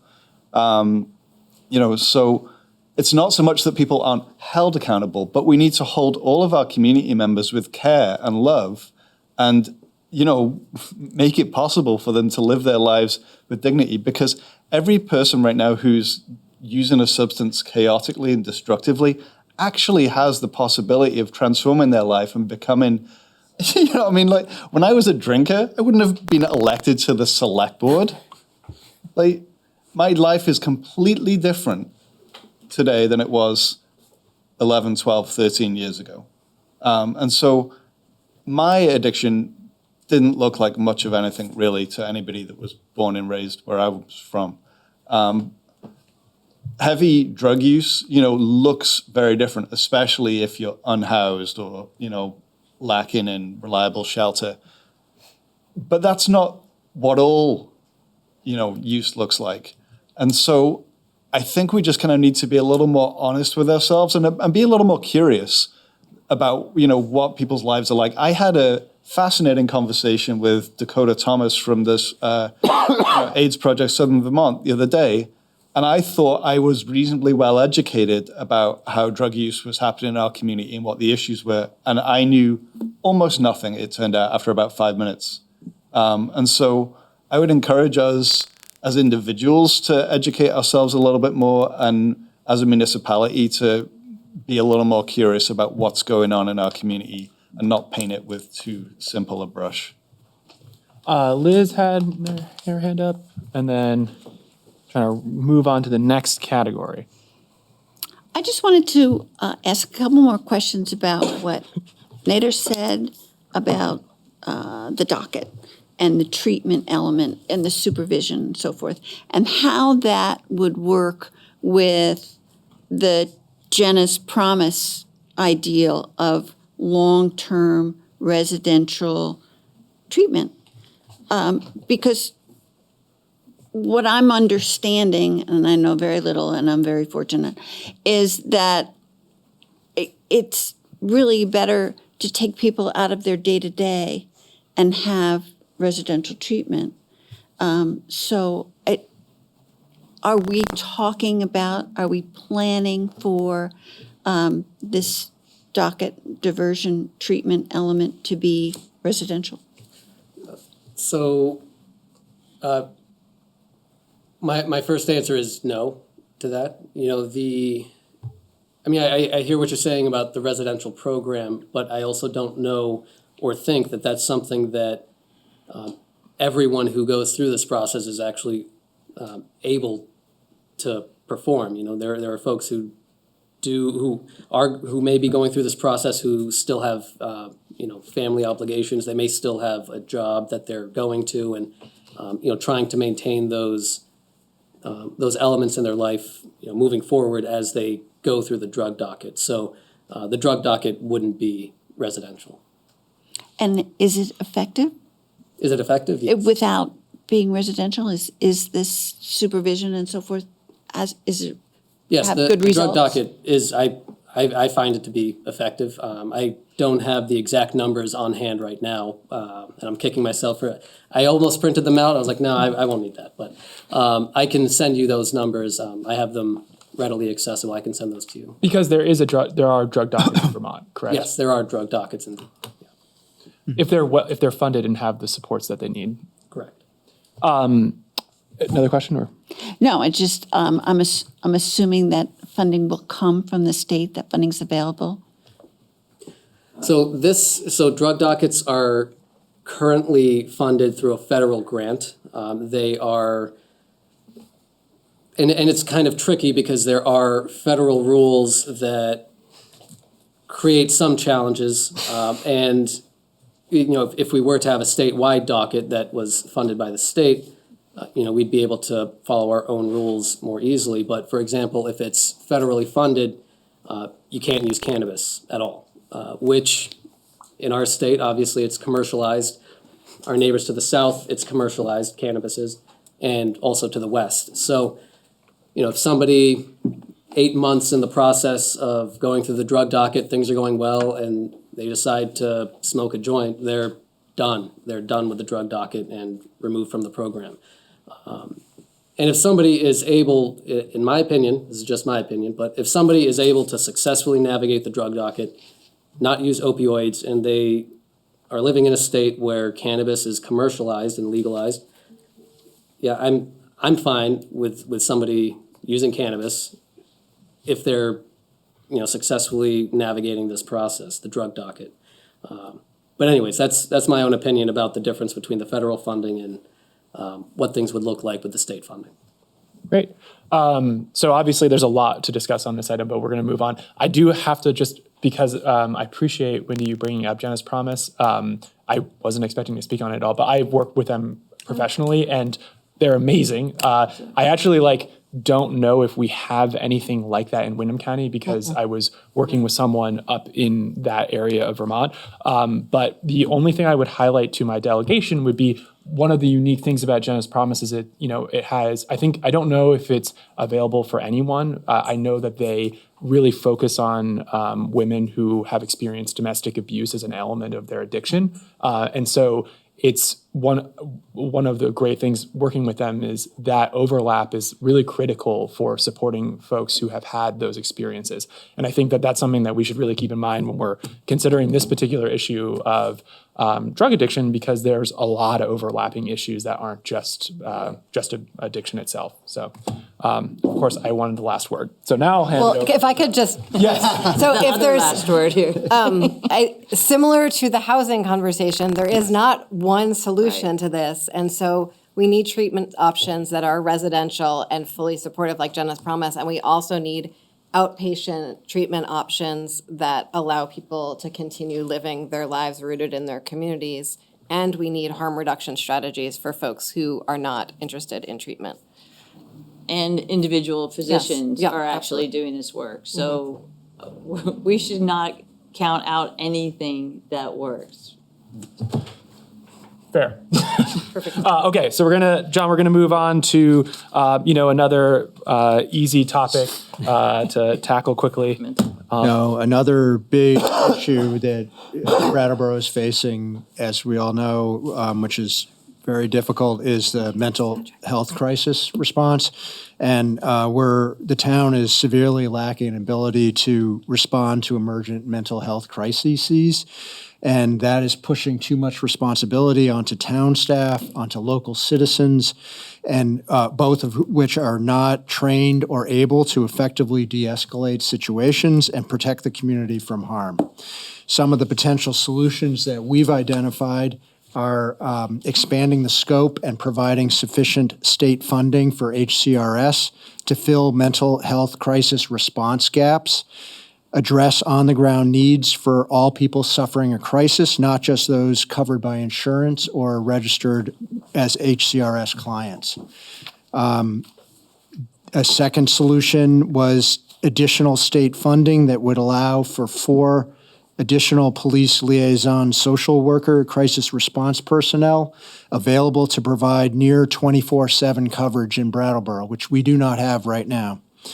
Streamline the mental health assessment process to more readily get people who are in danger to themselves or imminent danger to help get them off the street to treatment. And finally, increasing the available intensive mental health treatment beds available for people in Windham County. Great, thank you very much, John. Board, any comments, questions, additions, or things you want to remove from this list? Something to you. Well, I'd like to comment on the work that started in Brattleboro of our social worker in the police department, and some good outcomes as a result of that. And that is something that I think there's widespread agreement. Just about everybody I talk to thinks, decriminalizing mental illness is a big step forward, and it's got benefits for the police themselves as well as for the people who are in crisis. So I think that's a particular place where we could use as much help as possible with being able to implement that in our town. And I think there's probably a lot of other towns that feel the same way. So that's where I'm putting my gold star. Great, thank you, Franz. Other board members, Liz? I just want to point out that the author of a very interesting article about that social worker is with us today, and it de-escalated a very dangerous situation quite nicely with the help and assistance of the police officer at the scene. Any other board members? So a little briefer on our end at the beginning here, if I hand it on over to the delegation if you want to speak to it at all. I can be very brief. We were at an open house by the court system, and they have a program coming up, and I don't know if it's public yet. Well, it is. Or stay tuned. There's some. It's fine. Yeah. Okay. It's, Go for it. all right. So what we learned this morning is that the Department of Mental Health is creating or implementing this mobile response unit to provide treatment for people who are going through a mental health crisis. It's not the screening process that you see with HCRS. Rather, it's that first stop of treatment for that person. And it's also the intention is also to use it as a de-escalation method if it's in that realm of being able to be de-escalated. Because we set that forward in statute. That's why they're doing that. Oh, good. And Say that again. One of the We set that forward in statute. That's why they're doing it. And one of the other components of it that they've asked us to change is something called the peer support certification, meaning that somebody who has a lived experience with mental health issues is also able to join in with this unit to build rapport and better of a connection with the person who's experiencing that crisis. And it's planned to start in January, which is amazing. So I think that's very good news. And the other thing, I just want to make one suggestion on your list is when you talk about treatment beds being available, please include youth, because that's a real crisis right now, is youth beds. Youth. Is that mobile crisis unit Windham County? Yeah. They said it's the whole state. Yeah, all over the state. Are they going to integrate that with our existing structures? So it's yes, HCRS is deeply involved in the process. Who's deeply? HCRS. Okay. I think there's, on the police social worker, I think that's incredibly helpful and something that we want to expand, absolutely. And I know that people often call the police because they're the only ones who have to respond when you call. And so also making sure that our designated mental health agency has the capacity to respond to emergencies so that the police never need to be involved is really the most effective way we could decriminalize mental health, so that the police social worker is only responding to co-occurring crimes and mental health challenges, not something that's only a mental health challenge. And so that's a big step forward. I think we do have a lot of work to do, both to make sure that our designated mental health agency is funded adequately, but also to make sure that the services that they're offering are meeting the needs of folks in Brattleboro, that there's an ease of use for anyone who needs to access those services, either for themselves or for a loved one, that there's both peer-supported mental health services, which is a really important part, but also the kind of clinical and pharmaceutical services that are needed by community members, and that we're making sure that we've underfunded those agencies for so long that it's really, really hard to hold them accountable to meeting the needs of our communities. And as we work to make sure that they are adequately funded, that accountability is really just as important. And so that's I think, a big step of our legislative work this year across the board, not just in the area of mental health, to really make sure that accountability is paired with dollars as we do our work. I think that speaks really directly to the first point that's made under this, and I really appreciate it. I think it's one of the most important things that we can bring to you as an issue, because you're right. When a resident of the town of Brattleboro has an issue, they're going to call 911, and the town of Brattleboro is going to respond because we're going to. And so making sure the right person is there and is responding is essential. So Ian, I really appreciate that, Liz. I just want to comment that a lot of times the police are called, and the police will want mental health responders. Mental health responders don't always feel safe. So there is an inherent partnership between mental health and the police. They work together, but there's also a very real need to keep the mental health and social workers safe. So let's not divorce them too much from the police, because the police protect all of us. Other delegation points? Yes? Yeah, I also wanted to touch on a few bills that we passed that, in my opinion, have a very positive impact on mental health services. I'll talk about the two interstate compacts that we passed. We passed the therapist interstate compact. We also passed the psychologist interstate compact. And basically what this allows for is reciprocal recognition of licensure from other states. So in other words, it makes it easier for a psychologist who wants to move to Vermont and practice here to transfer their credentials, if they're in good standing, from their home state here to Vermont. For the therapists, there's 28 other states that are involved in that compact. For the psychologists, there's 40 other states involved in the compact.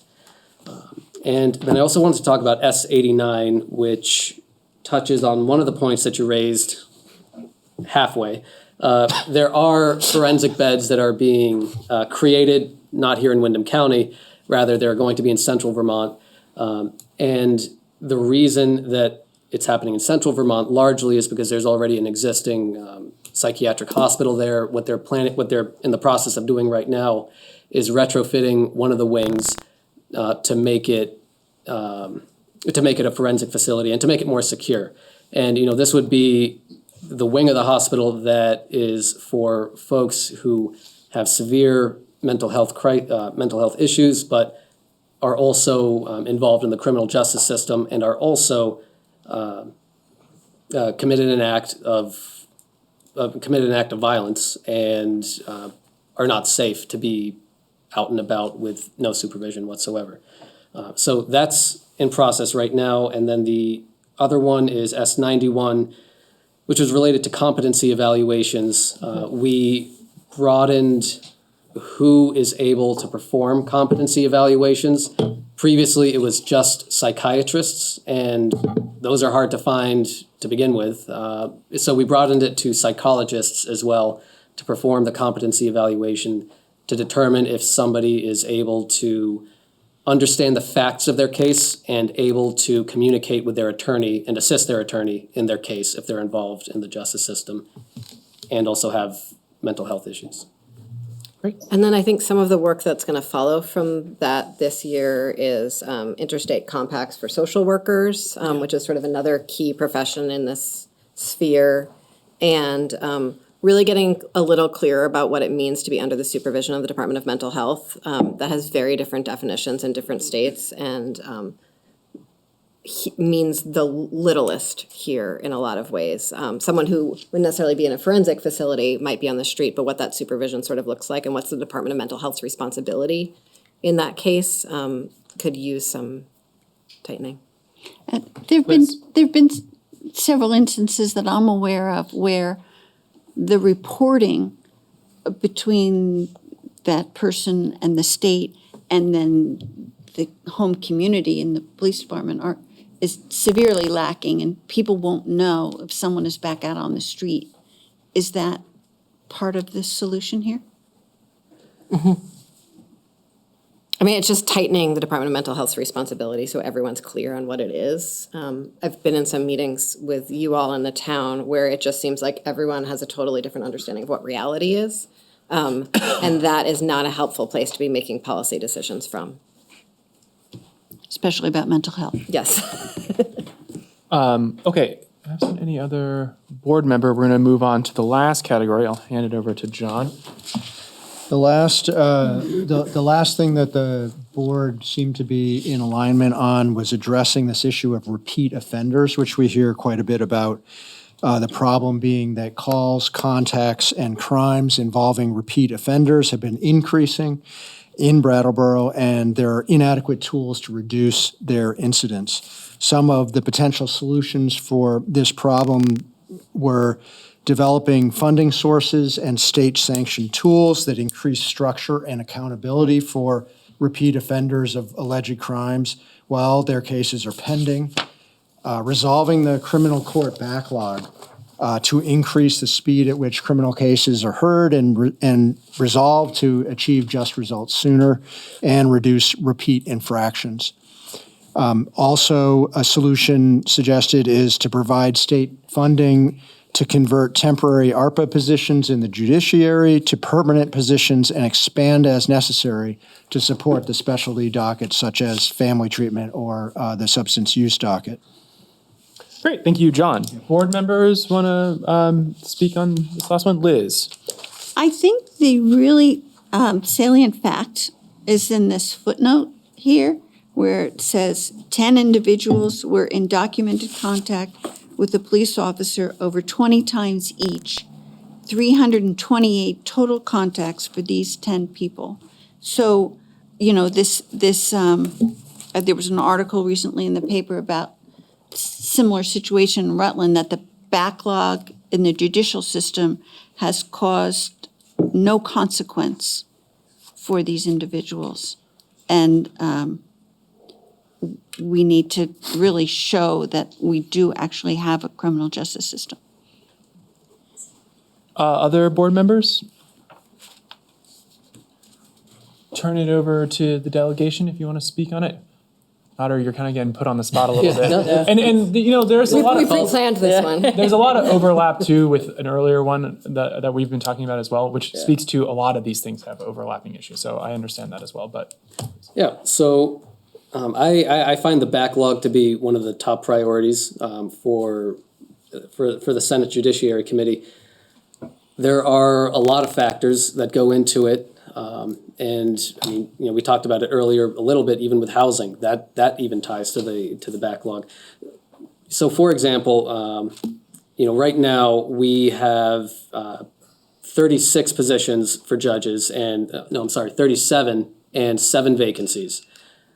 We've sent up several names to the governor, and we heard this morning that we're expecting an announcement within the next week or two. We'll see. For those names of to actually be appointed to the bench. So that is, when I've talked to the chief superior judge and I've asked, what are some of the issues? How do we reduce this backlog? It is, we need more judges. And when you have cases lingering for 4, 5, or 6 years, that's a person who is, who was charged with a crime and they're existing in a state of limbo for that many years without any sort of sentencing, without any sort of order to receive rehab or state supervision or even if it rises to it, serving time in jail. Or innocence. Or innocence, yes. There's that too. And so that, when you leave people in limbo like that, there's greater chances that they'll reoffend. And so by appointing more judges, my hope is that we'll see that backlog, slowly digging out of it. The other issue also has to do with attorneys and staff. There are many vacancies in just about every sector of law that you can think of for attorneys. And it has to do with, again, there's a number of factors, but it has to do with why do Vermont law students go elsewhere after they graduate, and how do we attract attorneys to come and live and work in this state if they want to, and part of it, for folks who are working in state's attorney's offices or the Defender General's office, a lot of it has to do with pay. Or if you want to go into private practice, the pay that you receive in Vermont does not compare to the pay that you'll receive in New York City. What we try to make more appealing is the lifestyle here and just the privilege, the opportunity to live here in Vermont. So let's see, where was I going with this? So lack of judges, lack of attorneys, those are things that are contributing to our backlog. The judiciary branch is going to come in with their requests this session. I plan on supporting what their requests are because this is something that is echoing out and affecting a number of different areas in our community. So those are my thoughts on repeat offenders. And the House Judiciary Committee is also very committed to supporting the requests of the judiciary, the budget requests of the judiciary this year, and really making sure that we are sort of working across the two chambers to dig out the backlog. I just want to, I think this was implicit in something that you said, Nader, which is that if someone's in limbo for 6 years, there's sort of a conversation about whether someone should be incarcerated while they're awaiting trial or in the community when they're awaiting trial. If someone's awaiting trial for 6 years, that's a very long time in a country that presumes innocence to keep someone incarcerated. And so just like that, I think that frame for me, once I realized how extensive the backlog was, helped bring me some clarity on why some people might not be incarcerated while they're awaiting trial. Liz, I have a couple comments too. I just wanted to. Thank you. Oh, did you want to? Sorry. Can I just add one more thing? There was also another point that was brought up about funding, and I just want to make sure that the select board is aware. In S4, which passed, the last section of it has to do with community safety grants, and this is something that's managed by the Department of Health, along with several other departments. And that's just kind of a general response to the funding piece. If you want more information on that, I can get you further details, but just wanted you to be aware of that. Liz? I just had to comment. So understanding all these problems, especially pandemic related, how is that going to relate to the establishment of a new section of court for, drug diversion, that docket. How are the existing problems with the judiciary going to enable us to establish this whole new division? Well, I think it really comes down to making sure the resources actually exist for what's being requested by the judiciary. And, if they have what they need and they're able to find competent and experienced attorneys to fill these judge positions, which is its own challenge. But, if we're able to fill those positions that get funded, then I presume that they will be able to work through the backlog and address the cases. Thank you. Franz? Yeah, it seems to me you've got a pretty clear vision of what the problems are. But I'm not sure that the vision of the solutions is quite as clear, just from a numerical standpoint. There's all these vacancies and trying to fill the vacancies, which is good. But even if those vacancies get filled, the idea that we're going to slowly eat away at the backlog is alarming to me, because it seems like this is something that we need to address more quickly than that. I mean, I don't know how practical this would be, but a temporary increase in the number of judges, or I don't know, some other way of attracting sufficient legal resources to the state. Not necessarily forever, but at least to get a handle. I mean, if we're really keeping people 6 years before they get their day in court, that's pretty atrocious. And as I say, you've clearly identified some really important problems, but I think the scope of the response maybe has to be ratcheted up a little bit until we're really back to some semblance of normal functioning. If I can respond to that. So I actually raised that same question with the judiciary branch, and my question was, you really only want to ask for 1 or 2 judges? Ask for 5 or 6, and we'll see what we can do. But aim high. But this makes sense to me. The issue is the balance when it comes to the other staff that are involved in this process. The court clerks, the security in the courtrooms, the state's attorneys, the defender generals, the private attorneys. While the judges play a major role, you also can't tip the balance too far in one way, and have this excess number of judges who don't have the staff to actually move forward. So I see what you're saying, but there are the other parts of the courtroom that we also have to. Yeah. So you're saying the problem's worse than I said it was? No. I Or think more that difficult. if we fill up those vacancies at the proper rate, we will be able to address the backlog. It's not something, realistically, it's not something that we're going to fix, 6 months from now. It's taken us years to get here. I don't know how long it's going to take to get out, but it's going to take a little while to get out. We are doing our part in this room to make sure that we have more attorneys.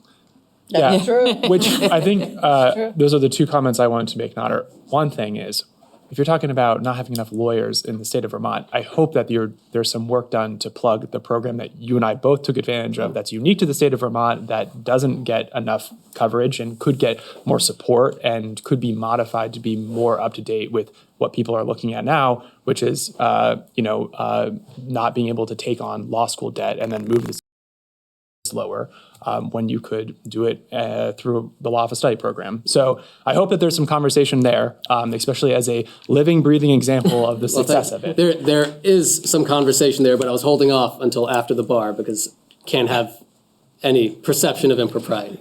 Don't want to change the program when I'm going through. That would be great. Second point. Fair enough. Second point, and this is just, and I'm talking a little bit like I'm not entirely sure that I'm 100% correct on this information, but I want to bring it to your attention that if the influx of new judges is matched at the same time with the defunding of the ARPA-funded case relief public defenders. So all those contracts are up at the end of this year because the ARPA money used to fund them are gone. And then if all those cases go back to the public defenders that they don't have the capacity, I'm worried that basically where the pipe is too tight is just going to shift from a different part of it. So I don't know if that's still the case, but I know at the last Defender General training I was at, that was a discussion, was that those case relief contracts were coming up. So I just bring it to you as something else. And did Tristan have his hand up too? I think so. Yeah. No, he was okay. just nodding in grand agreement. Okay. I think that means you're correct. Okay, there we go. So Just get a yes. clarification. So you said that you were adding how many judges? Trying to? Well, so the request officially comes from the Chief Superior Judge. Yeah. I don't know what his official request will be, but I believe it's going to be between 1 to 2 judges.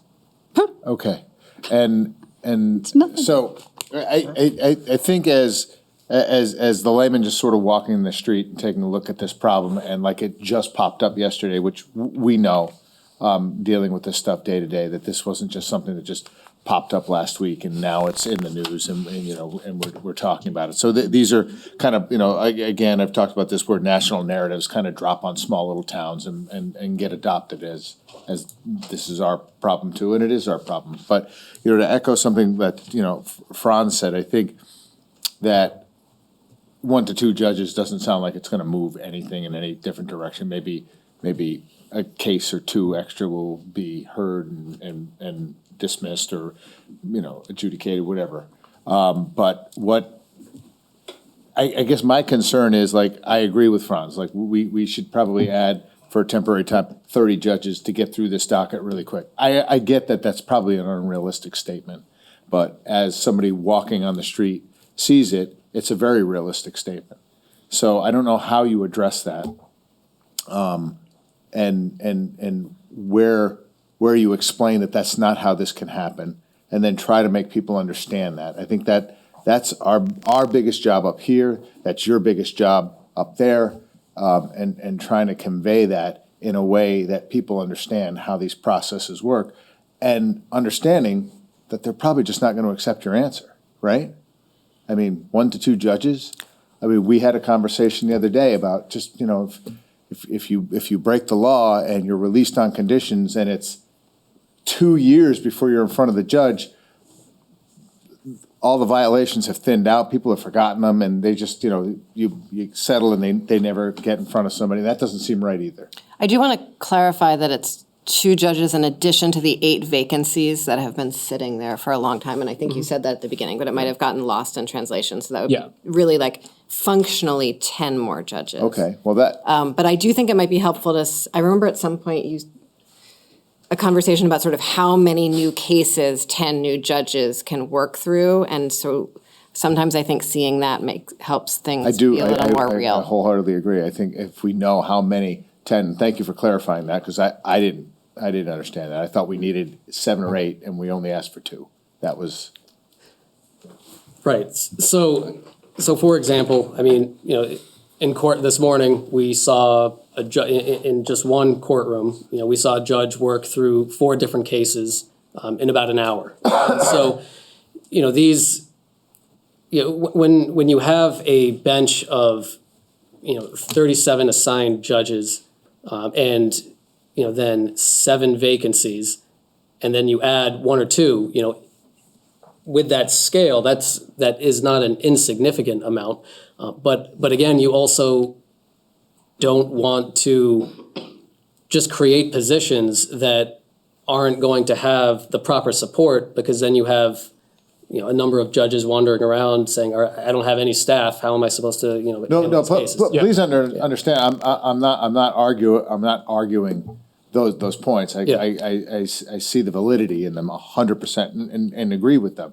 I'm just saying, like, how do you disseminate this information to somebody, gotcha. right? And how do you make people understand that, it's not just adding a judge and we start snapping through these. You need security, you need bailiffs, you need whatever you need, right? Well, yeah, I think the answer to your question is having meetings like this where we share this information with you, with the rest of the community, and our forums that we have. We also send out newsletters. If you want to sign up, I think we're all pretty reasonable about the number of newsletters we send out. It's not every other day. But in these newsletters, in these forums, in these meetings like this, this is where we get that information out. And so that's. So I'm gonna, when You might want to have somebody from the court here and just ask them questions also. So I think at this point, I'd like to get a motion, and then we can hear from the public, and then I'm conscious that we need to take a break for everybody soon. So I'd like to get through this agenda item and then move to a break. So What about these little bitty things?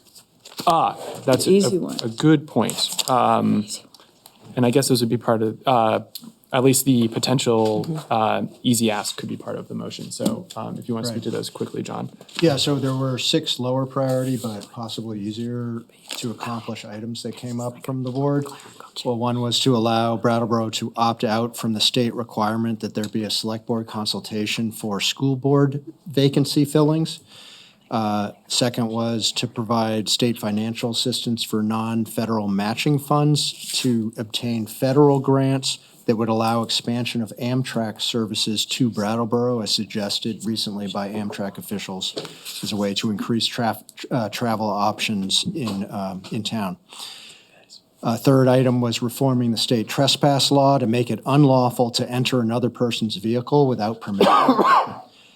Another was to give the town some tools and funding to address the issue of vacant commercial and industrial properties. Increasing the amount of training available from the Vermont Fire and Vermont Police Academies, and allowing simpler and more straightforward reciprocity in the acceptance of out-of-state firefighter certifications, similar to some of the issues that Nader was referring to earlier, but on the firefighter side.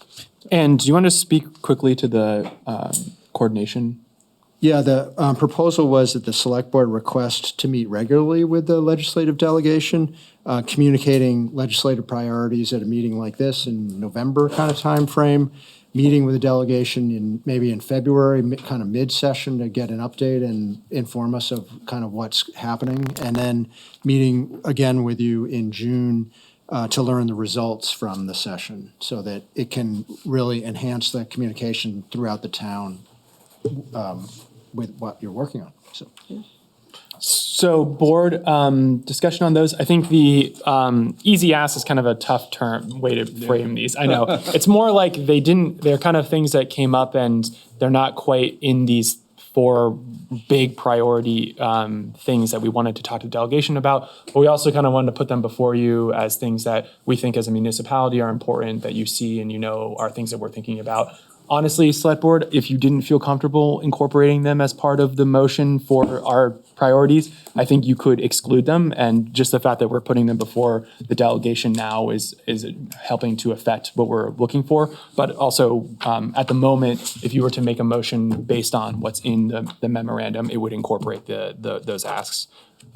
Liz? I think we should include them, and some of them are, ministerial, but, we still want them. They're just not the heavy, important tasks that we've been discussing this evening. Kind of like while we have you here, at least on some of them. Yeah. I would agree with Liz. I would like to keep them in there. Okay, great. Other board members on this?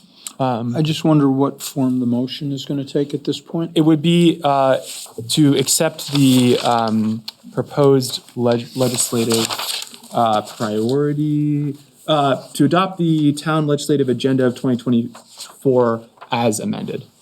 Right, I just wonder if the amendments are clear. John? I understand the amendments to the housing item is to add a potential solution of resolving the motel program in an equitable way, and adding 2 potential solutions to the drug addiction treatment. One is continue to invest in and expand harm reduction strategies, and the other, reinvent hub and spoke system. I think that got all of them. Tristan's hand is up. His hand up.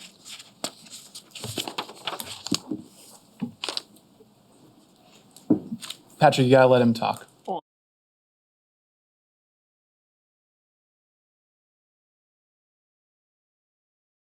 Thank you, Patrick.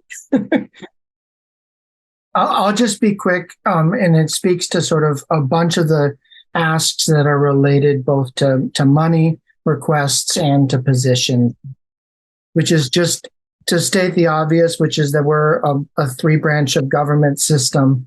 And the very first action that will be taken to build a new budget is currently being worked on by the governor and his team inside of the executive branch. And the first thing that will come out into the public will be the governor's proposed budget. And I want to just say that your representatives, those who are here and those who are not, who work on behalf of Brattleboro, are often have a different perspective on what new positions will do to provide high quality services throughout the state from our governor.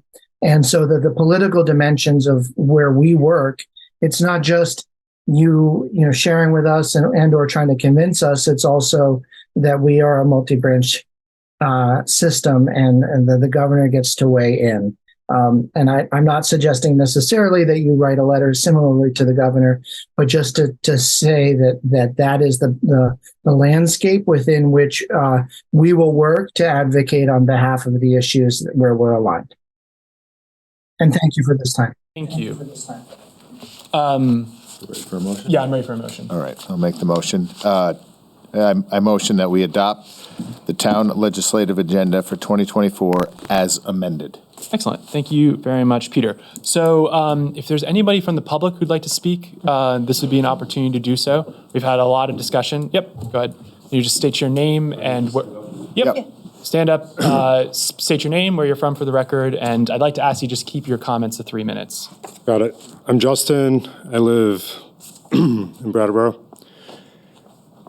I feel a little bit unrepresented here. Brattleboro is currently unsafe. My children, before I bring them to the park, our local park, I need to check for needles, okay? And my car is being broken into or being gone into legally, but my personal possessions and money are being taken. And then I go to park in front of Ace Hardware to support my local business. I don't have any change in my car, and I get a ticket for not paying the meter. You talk about balance and tolerance. The tolerance for addiction is currently sacrificing my family's safety in this town. It's very disturbing. Great. Thank you, Justin. On Zoom? Don't see any hands on Zoom. Anyone else speak in the room? Yes. Those three. Anybody else? Raise your hands now if you want to speak. Okay, we're going to do those three. Hello, is this on? Can you hear me? It doesn't amplify. It's for BCTV. Okay, all right. I'm Steve Heim. I live in town. I also have 2 young children like Justin. And I participate in a lot of these conversations about housing, and I'm wondering, like, if you could wave a magic wand and create 2,000 beds on Main Street for those experiencing homeless, or 500 more mental health care workers in this town overnight, like, would that be a good idea? What if we quadruple the budget of Wyndham Windsor Housing Trust and their developments here in this modestly sized town of 11,000 people? I can't think of another town, maybe you can, that does more for the struggling demographic of drug addicted and homeless. I just can't think of one. I mean, we've got the Retreat, Pathways, Turning Point, Groundworks. This town, we should pat yourselves on the back for what we do. But I think we also should think about, with this plethora of services for the struggling demographic, we are kind of proliferating their presence here. And some of the tumultuous personal lives that they're in the throes of are playing out on our streets and in our neighborhoods. And that's a real thing. I mean, we're talking about, what's this spike in mental health issues? I think it's part of it. I really do. And so I think we should exercise some humility as the town of Brattleboro. And are we going to save the world? Or are we going to try to be responsible with the tax revenue we have and the struggling commercial real estate and the taxpayers in this town and a balance? Okay, I know, like, on the one side, you can't arrest your way out of all this stuff. I get that. But I don't think you can just give everybody a free house and a doctor and it's all going to go away. So let's be realistic. So I think when I called the police the past few weeks because somebody's sleeping on a porch of a commercial property I own. The tenants are complaining because they're stepping over this person on the way to work. They don't like it. The police said, okay, we'll be there. Do you want me to trespass them? I said, yeah, because it's been going on for a year. And, you know, they get there, they tell the person, oh, you can stay, just make sure you leave by morning. You know, you think, I mean, so for a town to function, commerce has to take place because that is the backbone, that is the basis of where the tax revenue comes from. If my commercial tenants, they're coming to work, maybe they don't want to work there anymore, they want to have to step over someone to get to work, and, you know, they don't want to practice in Brattleboro, they want to leave, and one of the last little things on the docket was vacancies. Like, is it a big deal or not? It's a big deal. It's a big deal because these appraisals, the engine of revenue. Okay, the engine of revenue, it comes from this. And so I hear from the dispatcher's supervisor saying, we can't do anything. When I pressed them on the subject, they said, we can't do anything unless you get a signature from every single one of the tenants. Then why pretend that you're going to no trespass them? And where is the police? Where are they getting? They get their guidance from the select board. They don't work for me. They don't work for you. They really work for the select board. I mean, that's where they get their guidance from. And that's where the interpretation of the laws comes from. And it seems like it's broken. So somewhere between you can't arrest your way out of this problem and give everybody free house and free health care and everything's going to be fine. Somewhere between that, personal accountability, don't stigmatize addiction, mental illness, but you can stigmatize crime. Thank you. Okay, so Emily, and I'm asking if anybody else has their hand up on Zoom, put it up now if you want to speak. I'd like to get through them. And if you want to respond quickly, you can. I just want to kind of clarify that the select board is not in charge of the police department. The town manager manages the police chief, and the police department is working with Vermont laws. And thank you. We're not doing a back and forth. So we have one hand on Zoom, and then we've got two hands. We got two hands in the room there. So we're going to do the one hand on Zoom here.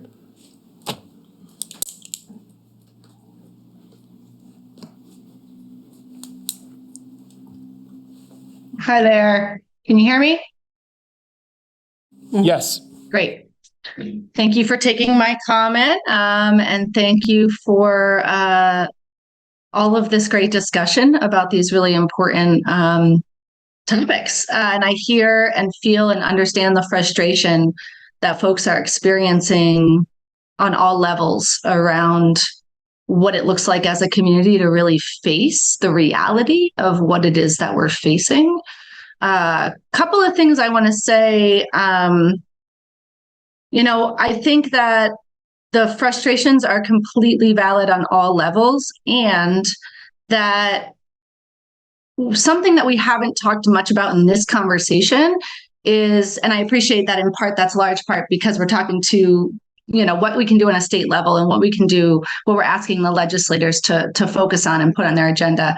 And I think on a state level and a community level, that facing the reality of what we're facing includes community-based solutions. So it includes looking at not just what departments like the police department and departments and state legislators can do legislatively, which is important, but also, is it possible for us to be legislatively and in a community-based level looking at how we can increase our capacity to face these issues as they're being framed here on a relational level, on a community level, on a face-to-face level. The gentleman who just spoke before me, speaking about the very real impact of somebody living on the street, sleeping in a doorway, and the impact that that has on certainly the person sleeping in a doorway, as well as other people interacting with that person, right? And how really ineffective it is to expect, criminal justice professionals to be able to solve that problem in that moment, right? We have consistently seen how impossible it is for the police department to solve that issue in that moment. And we just heard about how challenging it is to bring people to court and have timely responses there. The point that I'm trying to make here is that I do think that we could invest money, time, energy, and resources in actually supporting community members, neighbors, people, in a town of 11, 12,000 people, we get to know who each other are. We get to build relationships. And there's actual models where we can help community members get to know each other better, help community members support each other better relationally, so that issues don't have to escalate to violence or threat of violence or struggle in that way that people end up calling the police. I know that this sounds maybe like a pie in the sky thing, or maybe like not the scope of the select board or the state legislators, but I would disagree with that, because I think that if what we're actually trying to do is prevent intervention at a town level or a criminal justice level, then actually recognizing and facing that some of these departmental responses, like calling the police, haven't worked, which isn't about individual police officers. It's about the inability of the police department to respond. Thank you. Thank you. Tracy?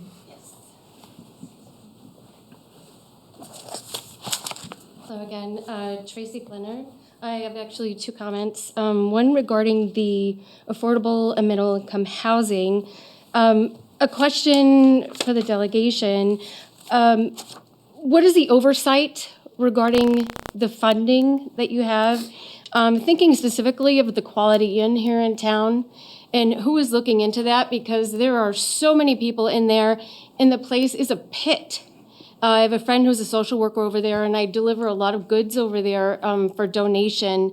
And the place is really disgusting, and I cannot believe that people are even allowed to live over there. And I wonder who's taking a look at what the funding is.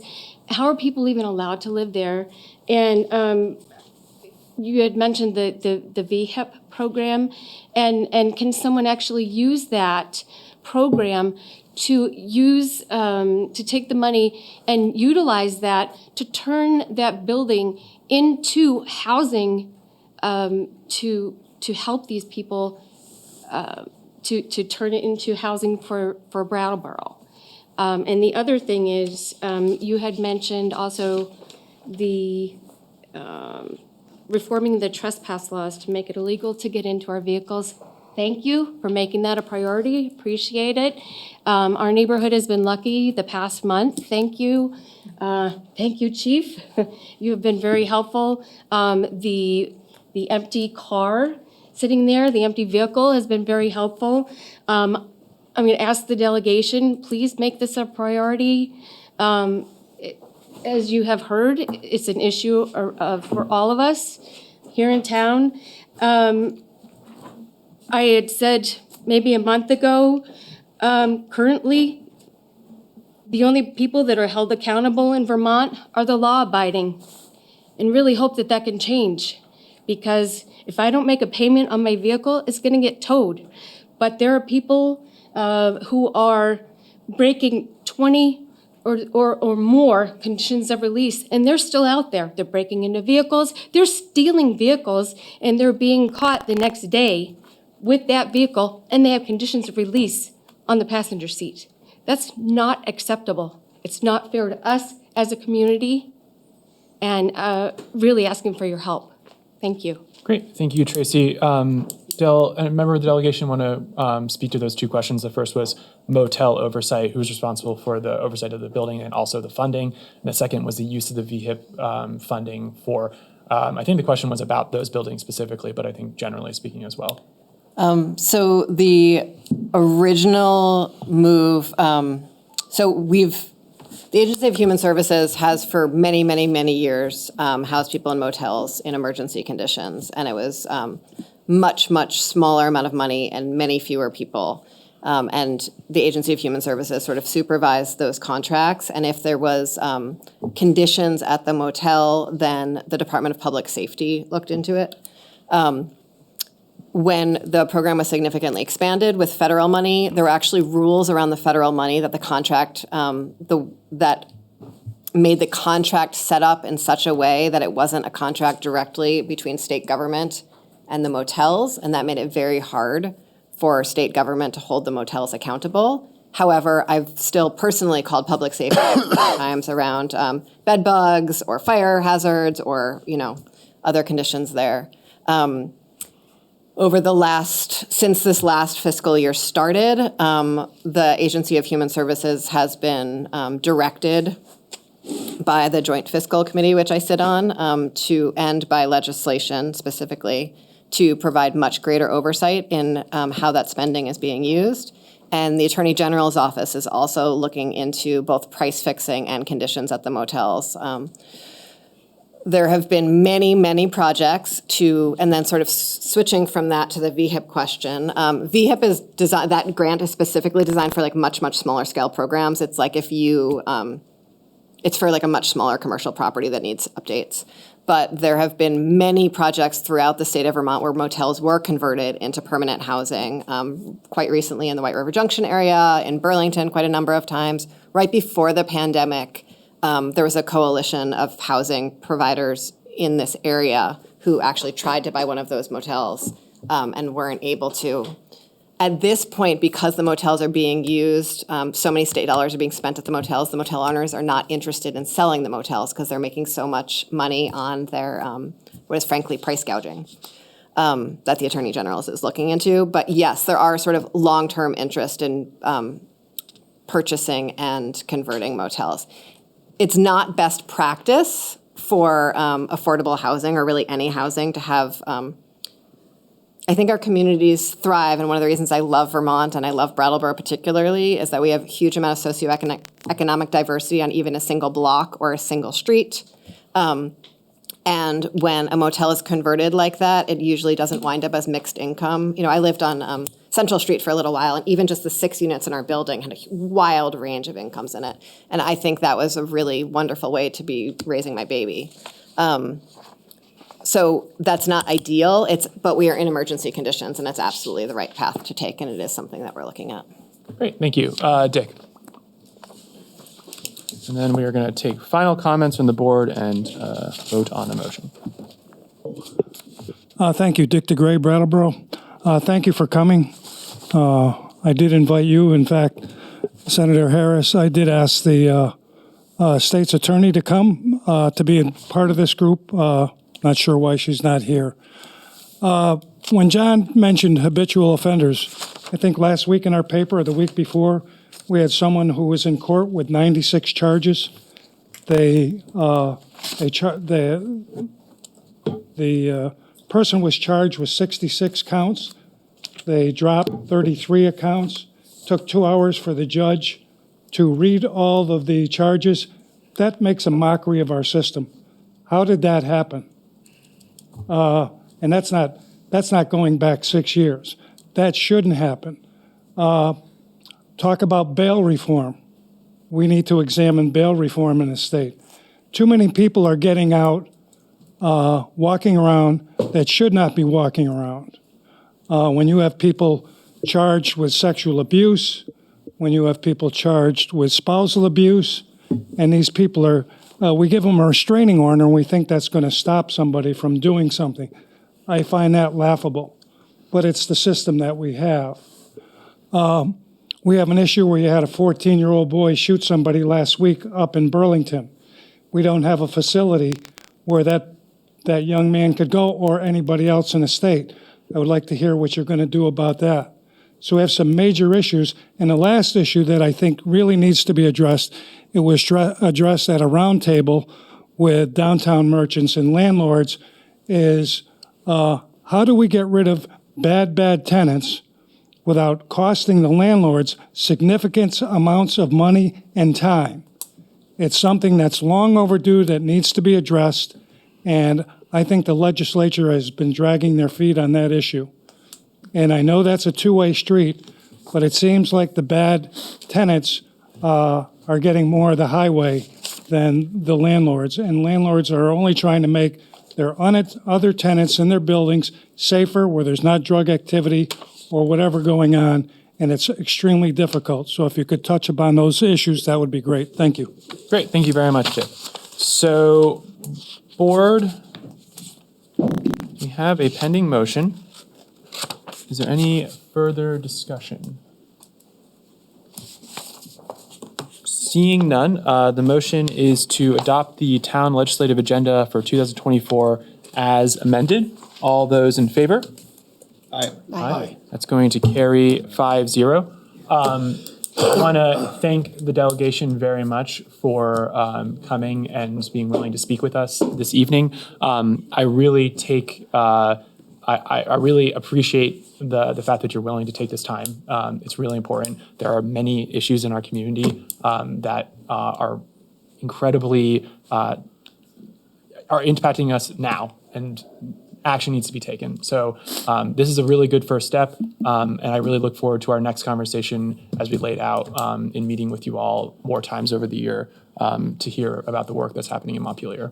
So thank you again so much. And with that, we're going to take a 5-minute break, and then we'll move on to the next agenda. I'd just like to remind folks that we'll have a legislative forum on December 9th at the library, and then be continuing that on the second Saturday of every month. Will that be at 10 a.m.? What time? I don't know what time. I haven't It's started yet. it's Morning, 10-ish, morning. 10-ish. Sorry, what was the date again? December 9th, which is the second Saturday in December, and then we'll continue legislative forums on the second Saturday of every month through the legislative session. And the three of us up here also have regular newsletters that we send out that people can sign up for. Emily, the Excellent. time on the 9th?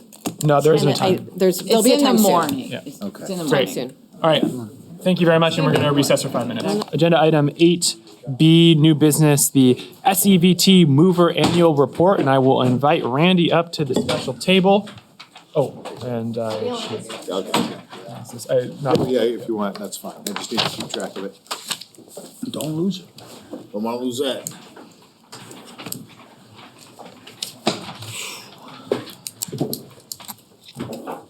welcome. Thank you very much, and I want to thank the Select Board for having us back every year. I was talking to Patrick, I think this is the 9th time I've come, and not that that's a lot of years, but it's great to be here every year and to serve Brattleboro. So we'll get to it.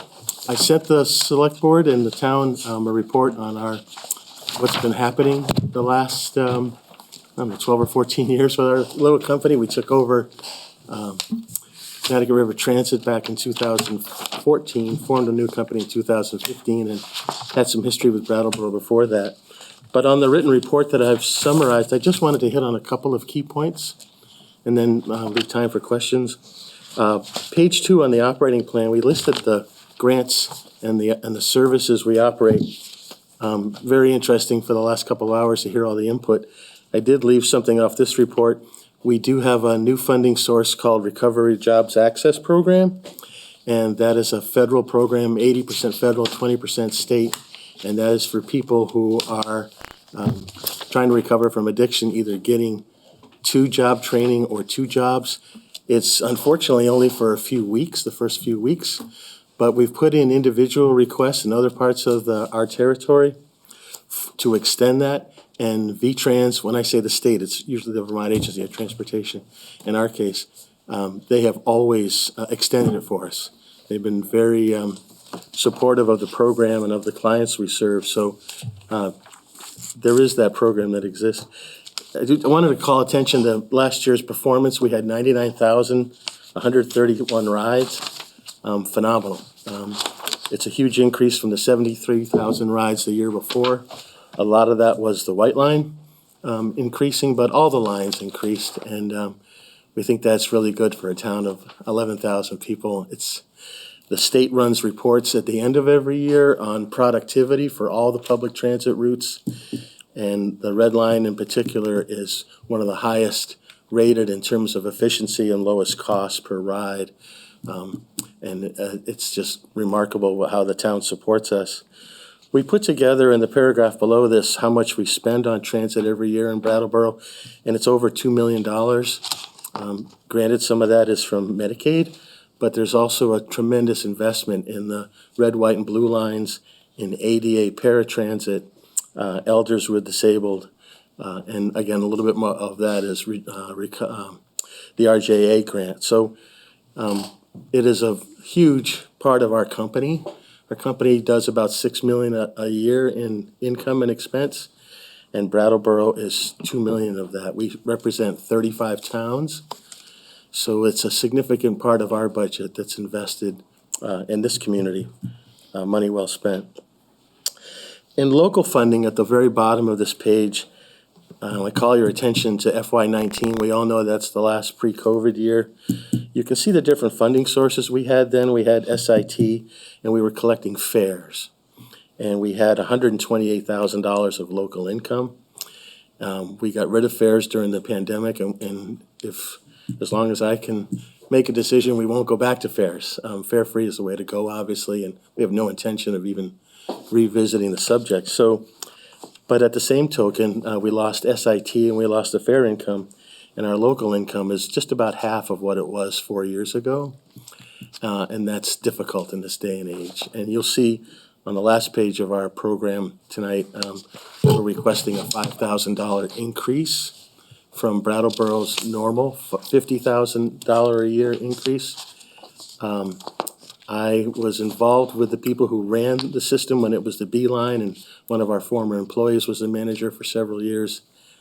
I only go back to '96, but I do not remember an increase in Brattleboro's input towards their public transit system in all that time. I stand to be corrected, but certainly since 2003, when we were actively involved with the system, it's been $50,000 a year, and we're seeking an increase. We are going to make a change or two coming up. The White Line on Saturday, we're going to start literally later this week or early next in a public information route change dialogue to change Saturday schedules, so that we just want to jostle things around and provide 3 round trips to the Winston-Prouty area, that part of our loop which is unserved on Saturday. It's served Monday through Friday, but not on Saturday. And this is in response to clients going to the Winter Farmers Market. So we're not dropping a number of services to Hinsdale or to Putney Road or downtown, but we're just reshuffling the deck a little bit and cutting some wait times. And you'll be seeing that coming up in a public information process next week.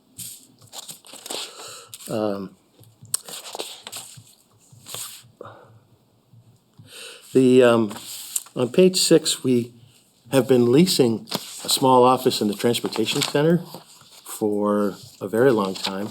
It's about $100 a month, and we've had annual increases of 2 to 3 to 4 to 5 or 6%. Our lease has expired, and we would like to see if the Selectboard would be interested in renewing that. We understand there may be a study or some other uses for it in the future, pending any decision or immediate action by the board. We would like to extend it for as long as you're comfortable, and perhaps that's a year. We'll go from there.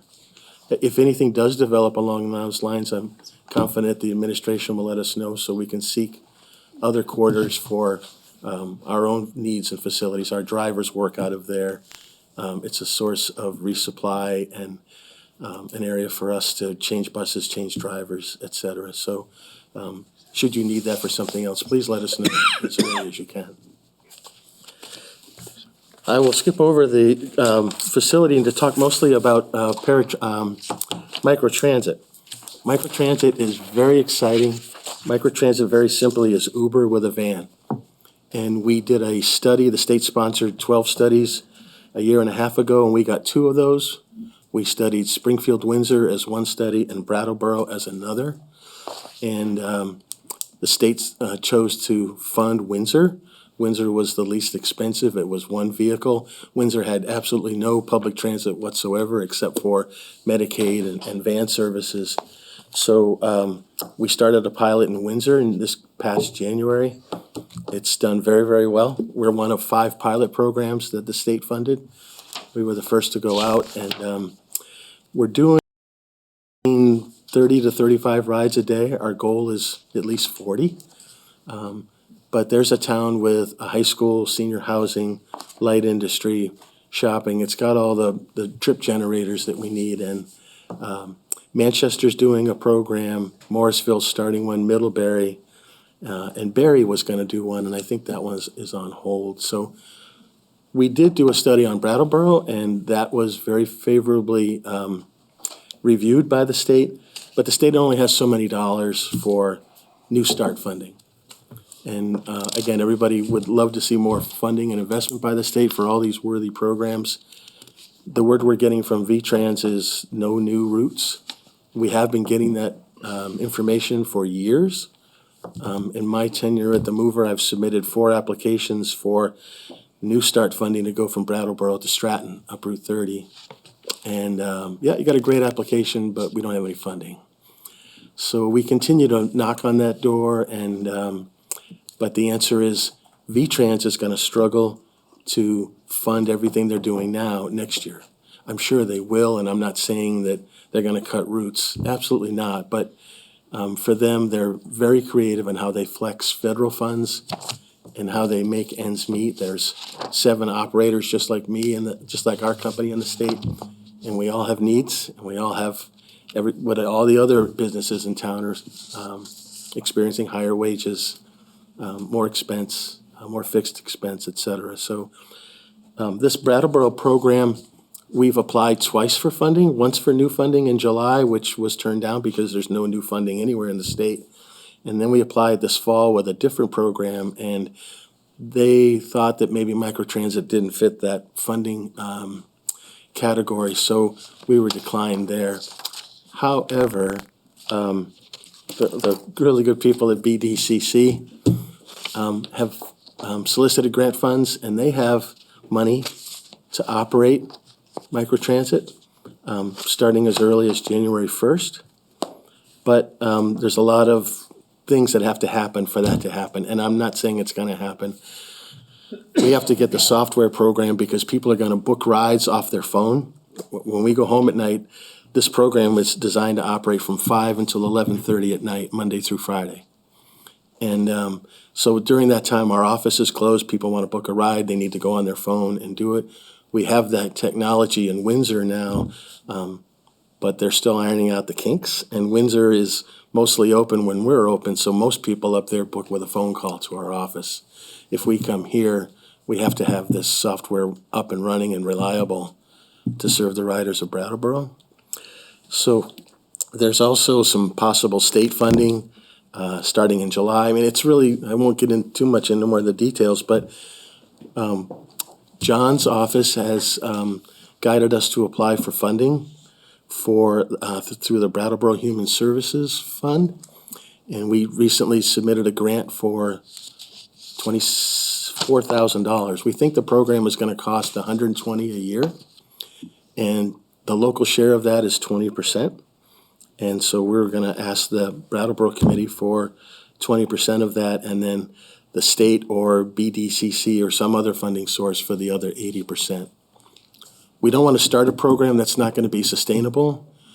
We have enough funding through BDCC to go for a full year, calendar 24, but we're really looking forward for something sustainable. There's no sense giving a good program like that and taking it away a year from now. So there's a couple of different things happening. We'll be out with a public information process, offer for public hearing, all kinds of different things that we have to go through for this, but you'll be hearing more. But microtransit's a hot word in transit now, and everybody's ooh and ah about it. It's pretty basic.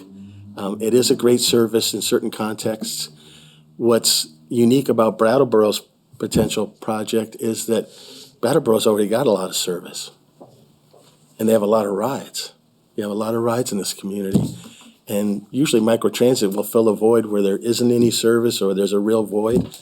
And 6 days a week during the day until 5 o'clock at night, this town's in pretty good shape, we think. But we'd like to do nights. we'd like to do this, and the state, I think, has accepted that it's a good program. We just got to figure out which funding source they can help us with, and what role, to what extent BDCC is going to be involved. But they've been wonderful and a huge partner, and done a lot to help us. So I think that's really about it. I won't go on anymore. I just, again, note that we would be asking for $5,000 more this year than we have been in the past. And as always, I would encourage the select board, if you get a chance, to hop on the bus.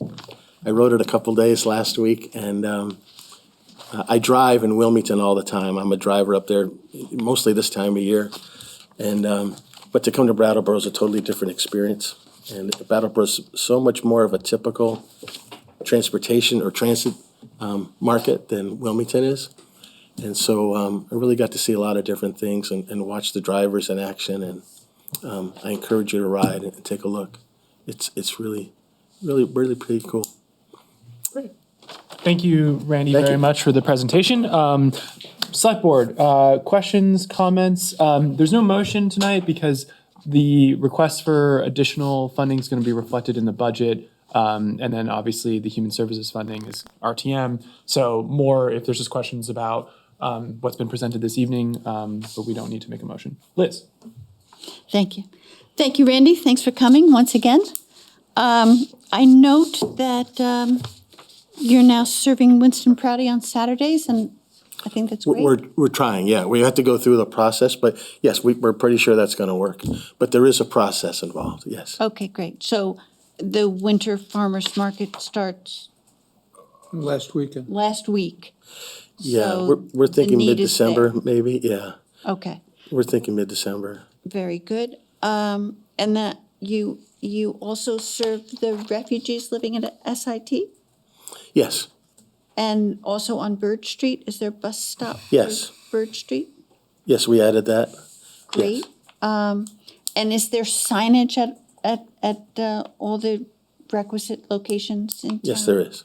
Is there a large map? Because I understand at one time you had a large map of all the service areas, and I think that's so important. For, like, if you had such a thing, we could put that in public areas, and I think it would be helpful. Sure, we have maps, and we just redid all the bus stop signs in 181 bus stops this summer. We received a grant, and every bus stop has a round mover sign, a newly painted post, and it's got a schedule that's probably a little bit bigger than 11 by 17. It's like 12 by 18.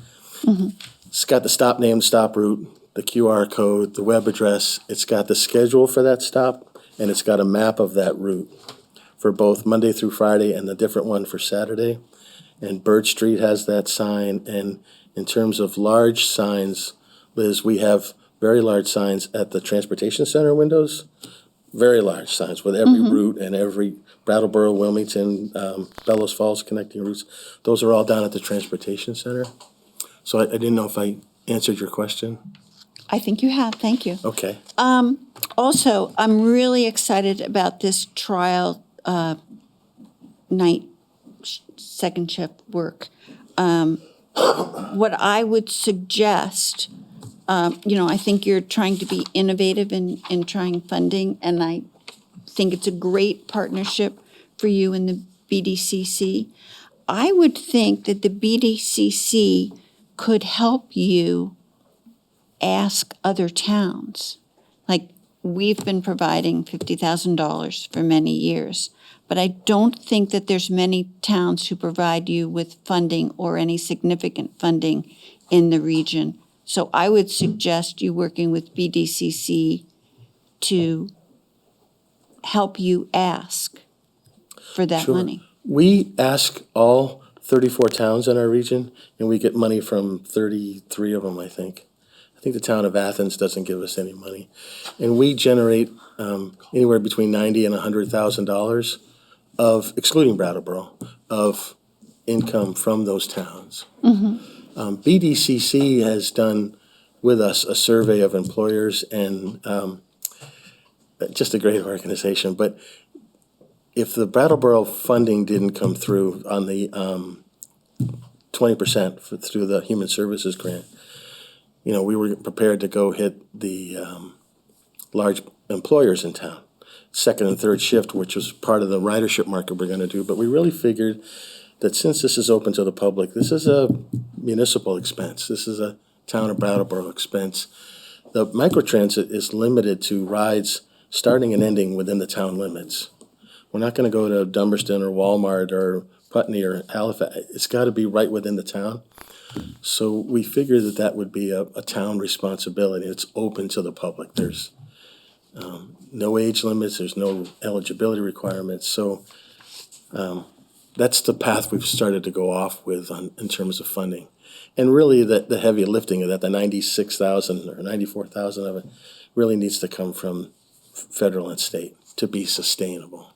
We could patch something together for 100,000 for the first year, but I'm afraid it wouldn't be sustained. And I'm not sure that I understand from your paperwork how much money you do get from the state. Sure. $6 million. We get, 2.7 from the Agency of Human Services for Medicaid transportation, and that would leave almost $4 million. And we get $800,000 in state funds, and the rest of it is in federal. Mm-hmm. And we generate just under $1 million locally. Towns, ski resorts, hospitals, colleges, it's businesses. So 6 million minus $1 million local minus 2.3 Medicaid is 3.7, of which roughly 3 million is federal. Thank you. So two things that I think that the town can do to assist. One is work on an effort to promote sustainability and bus ridership as a sustainability action. And I'm asking the town manager to make that happen. The other thing is I think that, when your new ridership is settled, that those elements could be added to our website. That's a possibility?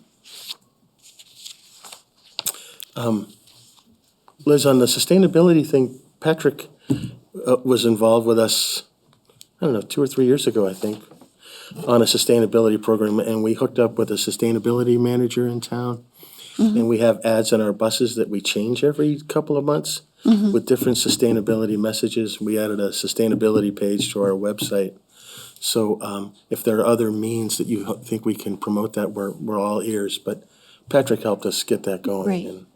Well, I'm sure that you're doing everything that you're asked, and I think maybe our sustainable team can come up with some new ideas, or working with other environmentally minded groups within Brattleboro to raise awareness of the benefits of the buses with regard to environmental sustainability.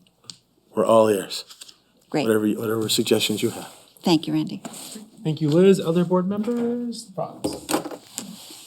Hi, I'm new here, so guess we haven't spoken before, but thanks for coming, and I thought that your written information was very well prepared. I learned quite a bit from going through this. I also, somewhat coincidentally, had a bit of a tour, at least we covered the Blue Line to see where that goes and look at the schedule, and looked at the Transportation Center facility. And I learned a lot from doing that too. So I have a question, which is, how far does a bus travel in an average day? Each of the routes is different. The red line travels the most, and I'd have to look it up to be accurate, but I think it's like 110 miles a day. Probably a little bit more than that. The blue line travels the least. Mm-hmm. But I can get those mileages for you. No, that's okay. I was just wondering how the distance traveled would compare to the available mileage from an electric vehicle. And I saw that your microtransit pilot proposes using the Ford Transit vehicle, which does come in an electric vehicle form. So I was wondering if there was any thought given to electric vehicles at some point. Sure.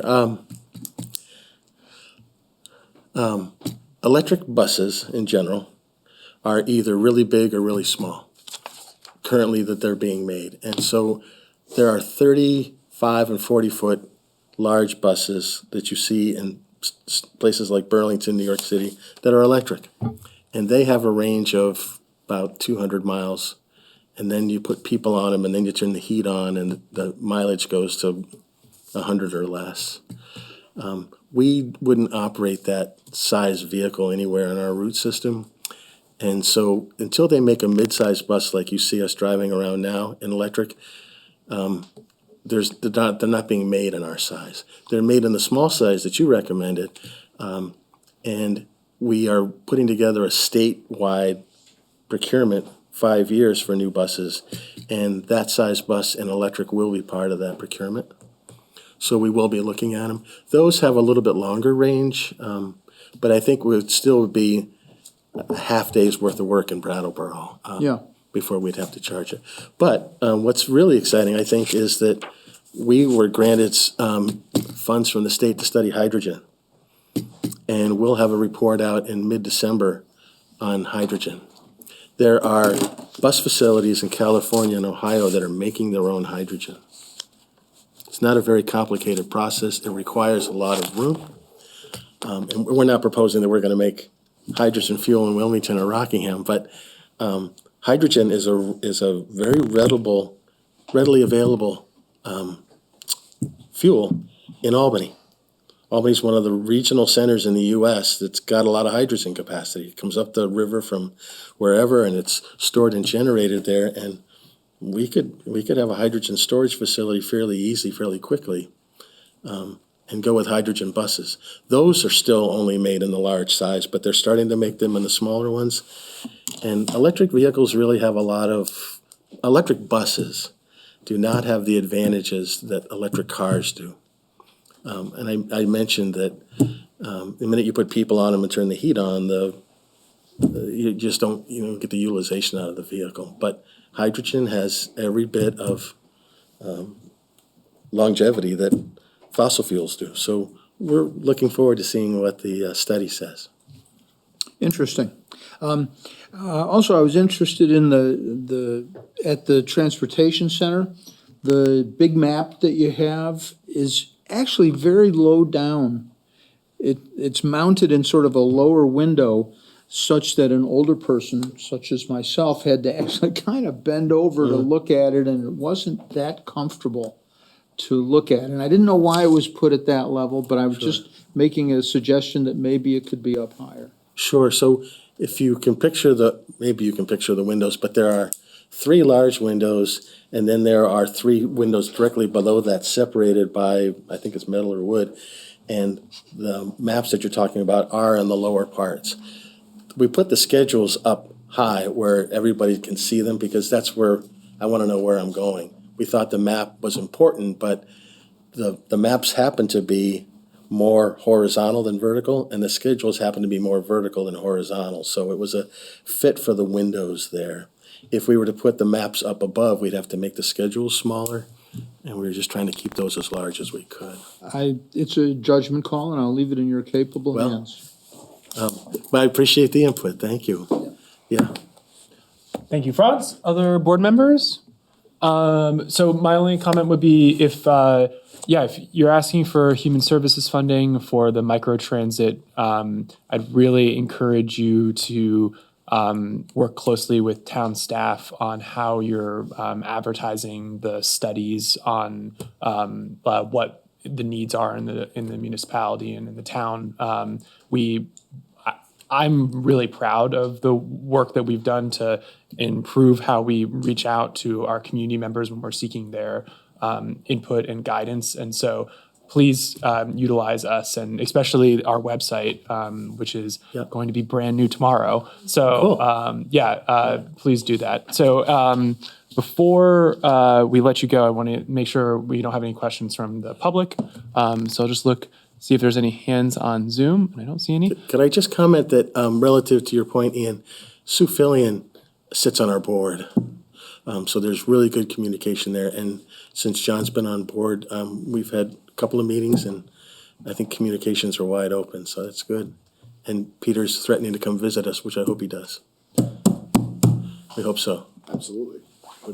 So I don't see, I've got one hand in the room. So you come up and you stand at the microphone there. And if you just want to state your name and Wendy where you're from. Harrison, live in Brattleboro. Thank you. So just a couple, I think the bus stop signs are great. I appreciate that has happened. The town could consider adding facilities like benches, shelters, especially as you get new construction happening. That would be a really nice component to this. With microtransit, I think it would be fair to ask the employers for some funding too. So depending on how it gets presented to the Human Services Committee, I think it could be a sharing situation, especially if they have even considered funding. Since it will benefit the employers, to me, it would make sense to be a combination town employer funding. And then, Randy, there were signs, huge, like 3x5 signs that were in the transportation center. I think that's what's confusing folks, because those were great signs of maps, large maps. And I actually had folks ask me where they could get those maps, because especially some of the service agencies, human service agencies, they would like to have those maps because they're a lot easier to read than the smaller maps, especially the blue line. It's kind of hard to tell which way it goes. So they exist somewhere. I'm not sure what maps you mean, Wendy. The route maps. Right, which we. No, those are different maps. I can show you, but there are maps that are 4x4 that existed maybe a month ago. They were at the transportation center. They're not there anymore. Now there are the small maps. So that's what people are asking about when they say the large maps. And then just, I think you're planning on doing this, but we need brochures for the 53 line that show the entire route, because right now people see the part of the route that's in Brattleboro, but they don't see the entire route, which ends in Bellows Falls. And you really need to see the whole route when you're looking at that. So we just printed brochures about 2 months ago, but with this white line change that we're anticipating, we're right in the middle of producing new ones now. And Wendy, we received that information from Sue, and the new brochure will have the full 53 schedule, and it will have the full number 10 schedule coming in from Wilmington to Brattleboro. Thank you. That will be much appreciated. Thanks. Excellent. Thank you very much. Senator, any other, no hands on Zoom, and I don't see any other hands in the room. Well, some really intense discussion about maps, and which I greatly appreciate. Randy, thank you so much for coming and presenting to us. The work of the Moover is critical to our town and the health of our residents. So thank you for that. And yeah, I think I would just echo the Human Services Committee handles like a ton of requests, and so I think just keeping in mind that you might get partial funding. So I hope that that there will be other avenues you can pursue, just so if it's not fully funded at the 24,000. Right. Yeah. Thank you. Absolutely. I appreciate the town's support, and thank you very much for having us every year. And we're available anytime, and thank you very much. Thank you. Thanks, Randy. Okay. We're going to move on to agenda item 8C, which is the WWTP Biosolids Recycling Services contract. And I'm going to invite Dan Tyler up to give us a brief presentation on this item. Biosolids sludge, the fun stuff, right? So the biosolids, the sludge, is the byproduct of the wastewater treatment plant. It's the solid portion that comes out of the digesters. We put it through a press, and it generates a product that's about 20% solids, 80% liquid, and it's disposed of through a third party where they dispose of or recycle it. We've been working with Resources Management Incorporated since 1995. The current contract with them has been in place since 2013. It's a 5-year contract that automatically renews, and there's a allowable percentage increase of cost in the contract.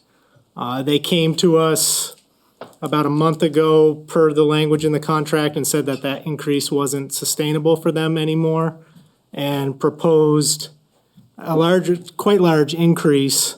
So it's broke down by per ton and then per load. The average load is about 30 ton. So if you break down the load charge into tons, just to kind of keep them all the same, currently we're paying about $130 a ton to dispose of the material. It's about 1,700 tons a year. And their proposal is about $180 a ton. So it's a pretty significant increase. So when we got that, we started looking. There's really two outlets for it. It's RMI or Casella.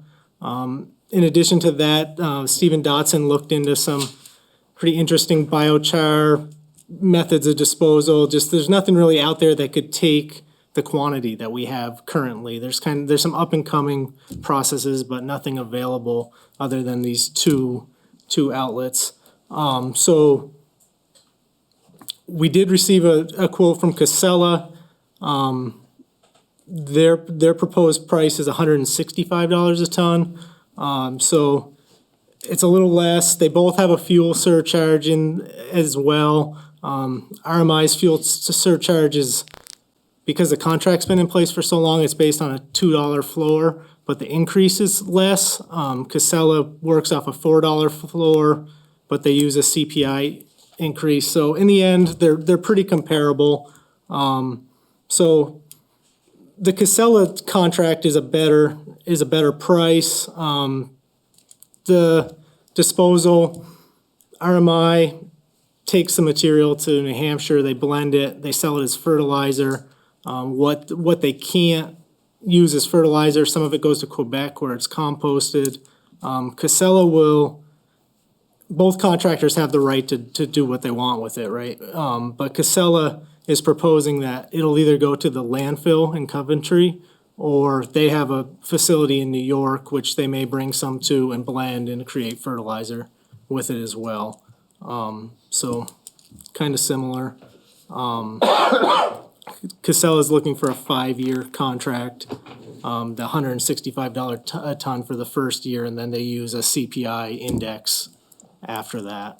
So the increase, both contracts work on the calendar year. So it's this year it would be half of with Casella, it'd be about a $28,000 increase.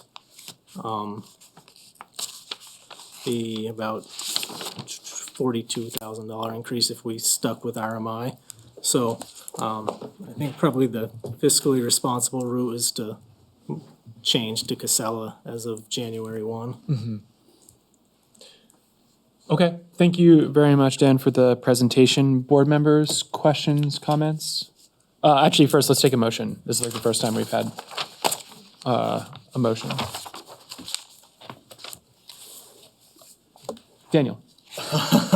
Okay, I believe the motion would be to authorize a contract with Casella Resource Solutions for biosolid disposable effective January 1, 2024.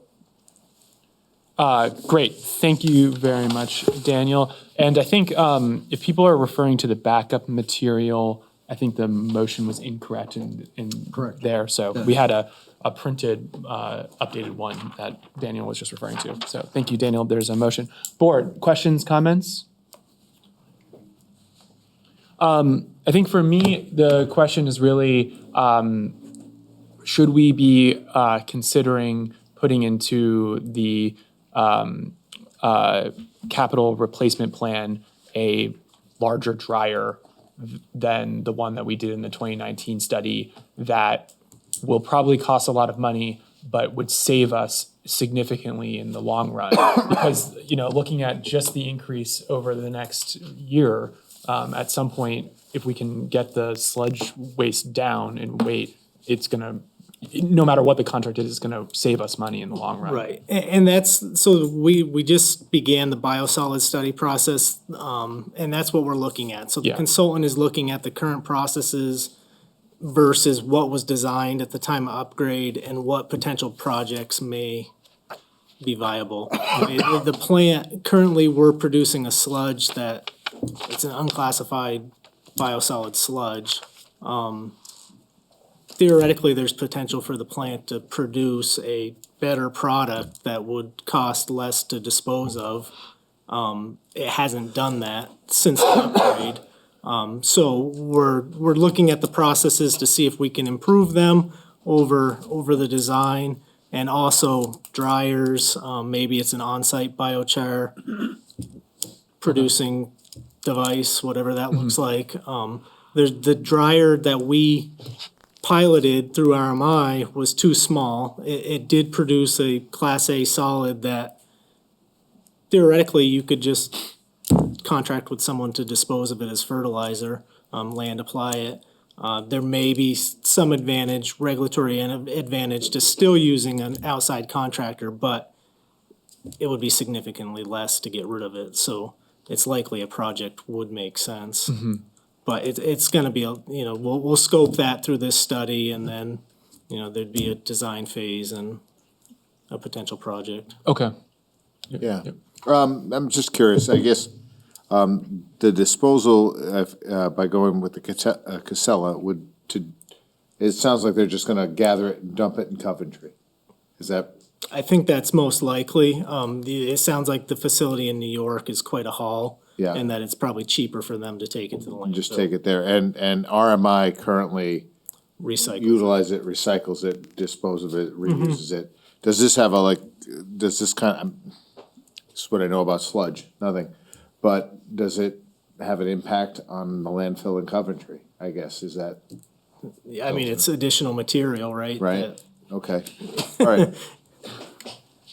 Yeah. I mean, I feel like Casella would make the argument that that is a good option to have if there's some microplastics regulatory change down the road and, it can't be recycled for some environmental reason, like you've got the landfill to fall back on. Yeah. RMI's argument is they don't put it in a landfill. Right, I mean, and as we talk about this on sort of a pure level, I kind of like that option a little bit more, right? The being able to kind of recycle and return it back to not just driving it, dumping it, and hosing out the back of the truck. Casella does have, they propose a potential option for land application. I don't know how reasonable it is. Currently, we'd have to go through a process to get our sludge approved. We don't even know if it would meet the approval level.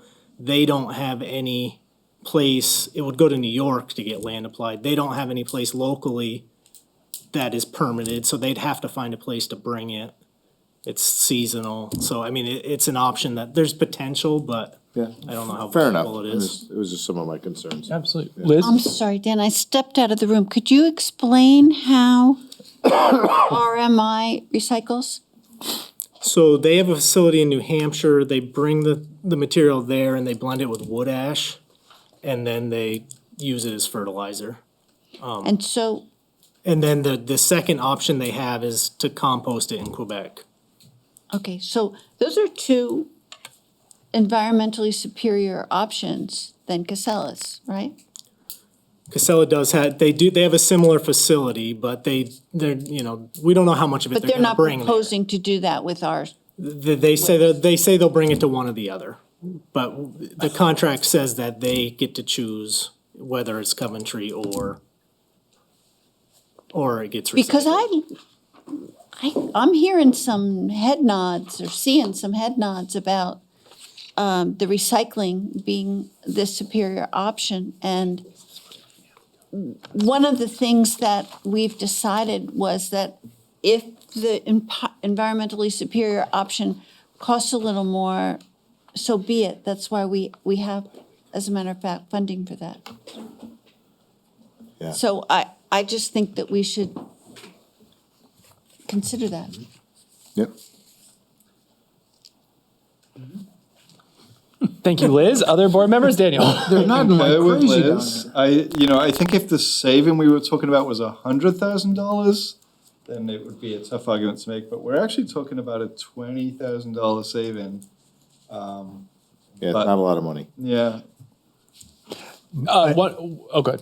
I was just going to say, I think that Dan's point about the microplastics is a significant one, and leaving the flexibility open for landfill application is probably a reasonable strategy for the town to consider.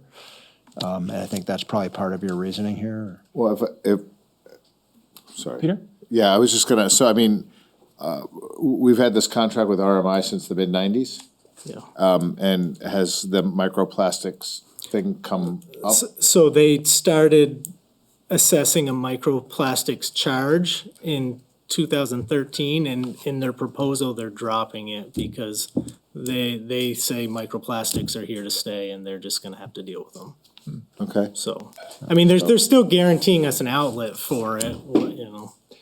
Is there, I think my question is, there are some contracts that when we put them out, we have to go with the lowest one. Is this one where it's kind of like because Casella went lower, we need to go with them? Or is this one where the town has, am I making sense on? I think with your procurement manual or policy, it's the lowest responsible bid. So you're getting into the Responsibility part. So it Okay, wasn't, right. it wasn't bid. RMI is proposing an addendum to the current contract, and then Casella provided a quote. Okay. But in essence, you're at least getting different. Right. Different. Right, yeah. bids. But, Okay. but we have a fund whose name keeps changing for environmental purposes when there's an environmental alternative that may cost more than the standard. Mm-hmm. Okay, so I think, so the contract that you're proposing, we were to change to, they're not really clear whether they take it to the New York place, which is a recyclable solution to the sludge, or if they're taking it to the Coventry dump, right? They're saying. They say that they have two options and it's their choice. Yeah, Okay. dealer's choice. So select board I'm hearing what the board's saying. Do you want to try to get more clarity on that before? Because I think like if there was no recyclable option to the proposed contract that we're getting from Department of Public Works, that would be one thing. But the fact that we have a contract that's before us that does have that option, but it's unclear when they would use it. Yeah, because I would like more clarity, because right now, from what I understand, is that we've had a contractor who's been providing the environmentally responsible option for several years, and all of a sudden, someone has a new bid whose terms we're not necessarily clear on or not necessarily comfortable with. And I'd like to know if we can get apples to apples, or whether we'd be better off going with the environmentally responsible option that we've had. Franz. I'd like to amend the motion. Okay. To read that we authorize the Biosolids Recycling Services contract with Resource Management Incorporated. Okay, so Franz has modified the motion. Further discussion? And that would mean we don't want to ask Dan to go back and provide. I mean, and this, Correct, that this would is- basically be This is contracting strictly conjecture on my part, but I think the option from Casella is basically saying, we're gonna take this and dump this in Coventry, because it's the cheapest option for us to provide this quote. And that's fair. I'm not saying that that's not fair. I just personally don't like it. So, And I don't either. yeah. So, my one thought, board, is that the numbers that we're looking at are just for the rest of FY24, and as Dan spoke to, there's a sort of increase that executing a contract with Casella would look like, and then I don't actually know for RMI would this just be a one-time increase to the contract? So or is it 3% annual. a 3% annual? And Casella's is CPI, so it's whatever the rate is set at in September, which it looks like it's been about 4 the last couple of years. Okay. 4%? Yeah. So it's going to track not quite the same, but okay. Yeah. Other questions? I'm going to turn it over to the public. I just one more. I mean, is there a benefit going with, if for lack of a better term, the devil you know? I mean, RMI and they've been around since the mid-90s. It seems to be working. They've been a great company to work with. They're Okay. very reliable. I I mean, mean, they brought the pilot project to us when we piloted the dryer. I mean, I have no complaints, but they're the only ones I've worked with too, so. Okay, no, that's fair. And I mean, if it wound up going back to them, you would be comfortable with that? Yeah. Franz, do you have? Well, my motion is on the floor. I know, I'm going to talk to Okay, the public good. now. Okay. So anyone from the public wish to speak on this kind of fascinating discussion on sludge? I don't see anyone in the room, and I don't see anyone on Zoom. All right, well, guess everyone wants to just talk about legislative agendas. I think It's kind of a drier conversation. it should be drier. Oh, no, I have a hand. There we go. From, I cannot see.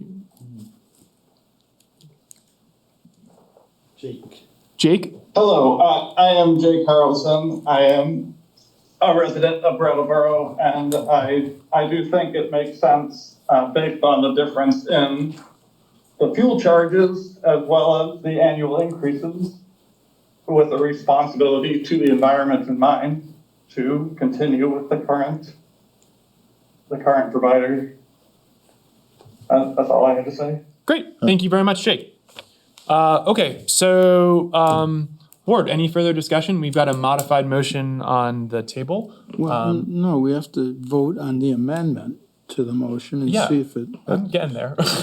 Slow down. Yeah, I just want to make sure that we don't have any So further discussion. my amendment has not been adopted by. Yeah, we're gonna vote on the adoption to the amendment. Okay, just try. But I want to make sure there's no further discussion. Yeah. Okay? Okay, so the motion is to modify the motion to authorize addendum number 2 to the Biosolids Recycling Service Contract with Resources Management, Inc. So board members, all those in favor of modifying the motion to read that way, please indicate with an aye. Aye. Aye. Wow. Drama. All right, so we now have a new motion on the table to authorize the addendum 2 for Biosolids Recycling Services Contract with Resource Management, Inc. Any further discussion, board, on that? Seeing, I have one question. Is there any other reason besides the contract price that you were looking to shift from RMI? That's a good question. Okay. Okay, so in that case, board members, all those in favor of authorizing addendum number 2, the Biosolids Recycling Service Contract with Resource Management, Inc., please indicate with an aye. Aye. Aye. That's going to carry 5-0. Thank you very much, and thank you very much, Dan. And we're going to move on to the next. I thought I missed the whole discussion. There's always something new on the Brattleboro Select Board. Okay, so we're going to move on to new business agenda item 8D, which is downtown surveillance cameras. And I will pass that over to John? Yep. Yes. So staff is requesting your consideration on this matter and action in the form of the following motion to extend the downtown cameras approach tested at the Transportation Center to the intersection of High and Main Streets at a cost not to exceed $45,000. As you know, we awarded a contract and installed a modern video security system in the Transportation Center earlier this year.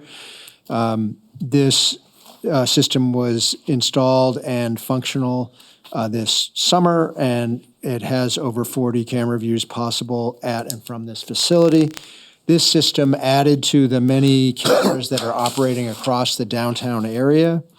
The town has also been coordinating with the Downtown Brattleboro Alliance to make an option available to downtown businesses to add to the list of cameras that have their footage or streams available to the Brattleboro Police Department. Cameras both at the private businesses and at the Transportation Center have been effective for law enforcement in many instances over the past year. While cameras may not necessarily be a heavy deterrent to crime, they are helpful for investigation and prosecution, and they may also help some people feel better about being in public spaces. Therefore, the proposal here is to expand the number of town-maintained cameras in the downtown area by trying out coverage at one intersection, High Street and Main Street. 4 to 6 cameras at this intersection would be installed at a cost of up to $45,000 with a back-end system that could expand to accommodate additional sites. Imagery from these cameras would be made available not only to the police department, but also to the public works and fire departments for monitoring conditions and conducting investigations. It's been suggested that these cameras could also be made available as a publicly available webcam view of downtown Brattleboro. If additional camera coverage is desired, it could be addressed during budget discussions, but this is the proposal that we're making right now.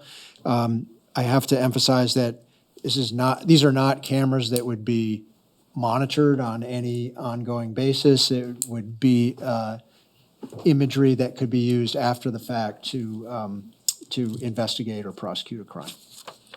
That's it. Great, thank you, John. All right, let's get a motion board. Franz. I move to extend the downtown cameras approach tested at the Transportation Center to the intersection of High and Main Streets at a cost not to exceed $45,000. Thank you, Franz. Board members wish to speak on this? Liz.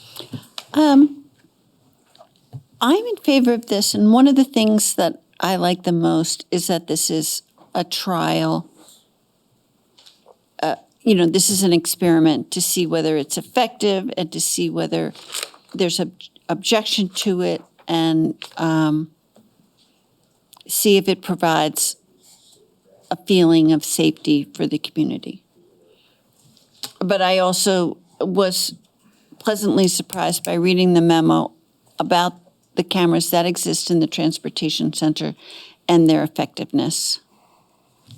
Thank you, Liz. Other board members? Peter. Yeah, I think I completely agree with this entire thing. I think it's long overdue. I think that I'm excited to see that we're actually going to bring this thing to a vote tonight. And, I agree that I would argue even a little bit that once there is knowledge of cameras in areas that it would even deter crime, but certainly help resolve it for sure. So I'm all in on this. Great, thank you, Peter. Other board members? Franz? Yes, I think this being on the agenda is partly because I wanted it to be there and suggested it at various times in the past. Just saying. Did you do that during office hours? I've heard about this in office hours. Do you suppose you're the only one? That doesn't mean I'm unaware of sort of a potential downside to this, which are the civil liberties concerns of extra surveillance on our streets, and that people may have concerns about that. But I think in particular, the information that Liz already mentioned about the results from the cameras at the Transportation Center reassure me that this is a worthwhile trade-off, that the additional safety that results from solving crimes is worth the theoretical risk that somehow the images could be misused. I don't think that's something that's likely to happen here in Brattleboro, and it doesn't. The possibility of it does not dissuade me from voting in favor of this proposal. I'd also add that the idea that there's no preventive value in these is not reflected in the data that I see, at least in easily accessible information online, which is it seems like depends on the setting. It's not a panacea, but there are a number of settings in which surveillance cameras have then been followed by a decrease in the crime detected in those areas. So I think it does have it has potential preventive value in addition to the crime-solving value. And to me, the pluses outweigh the minuses. Thank you, Franz. Dan, you want to speak? Sure. I have a bunch of questions. I don't know who will answer them, so I guess I'll ask them and we'll see. So first of all, I'd like to know how this is going to be funded. John? This would be funded out of this year's general fund, and we try to find savings to cover it.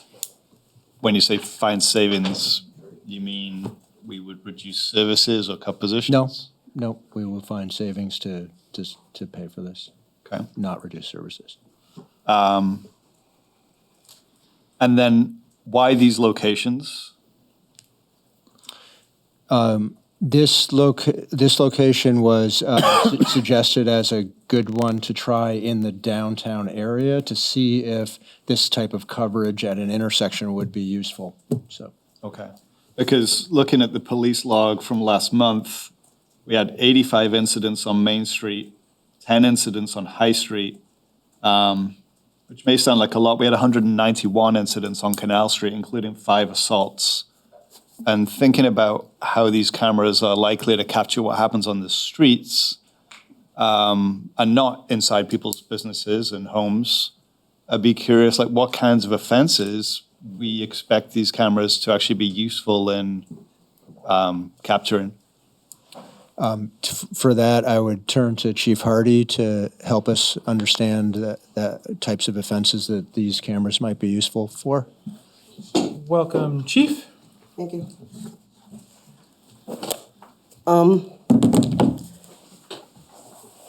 So the was discussed, and actually it went by Main and High being one of the bigger intersections in the town. And where we were getting at most of the select board, most of the complaints from the public were for that downtown area and Main Street area. And that was why the decision was made to try the trial at that position. Of course, it's a trial, so we can discuss moving it to other areas, but if we look back on at least the past 3 or 4 select boards, no one's come and yelled about Canal Street. They've all come and yelled about Main and High. Yeah, and I hear you on that, and I think that speaks to who comes to a select board meeting. So, property owners, business owners on Main Street are far more apt to come to a select board meeting than residents that live on Canal Street. I just think it speaks to a desire to make people have a perception of safety as opposed to actually increasing safety in the town. And when I look at, 191 calls on Canal Street that you responded to, 136 on Putney Road, and looking at numbers of like crimes against people in those areas, those seem like much less safe parts of our community. And if we believe this is a solution that increases safety, then perhaps we're not looking in the right place.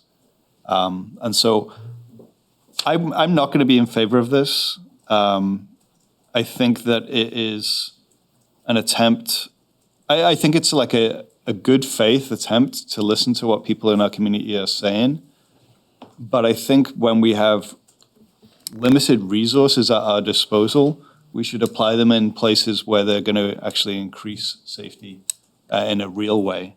And so I will vote against this. Great. Thank you. Do you have other questions? No. Okay. Other board members? I just wanted to Liz. comment that in listening to Daniel's comments, it seems that the other areas that you mentioned are more residential in character, and that's why I would think that they would be more intrusive, even though they might be more preventative, that I would prefer to have this trial of a more public space because of the issues that Franz brought up about privacy. Right. Mayor? Yeah, please. And so, we've already kind of acknowledged that many of the businesses on Main Street already have cameras inside those businesses. We're assuming, I think we're not actually really seeing large numbers, and please correct me if I'm wrong, of crimes that are happening on the street, on Main Street. I think we've seen a lot of thefts. Please correct me if I'm wrong No, when I'm finished. Let's not have a back and forth, please. Well, I don't have my report, so. Yeah, I mean, I was took referring to the public hearing. Yeah, I took a look in September, and, what I see on Main Street are property crimes, which presumably are happening inside buildings, buildings that admittedly have invested their own money in, getting security cameras for. But these additional cameras, may show somebody going into a building, but that is where they will stop,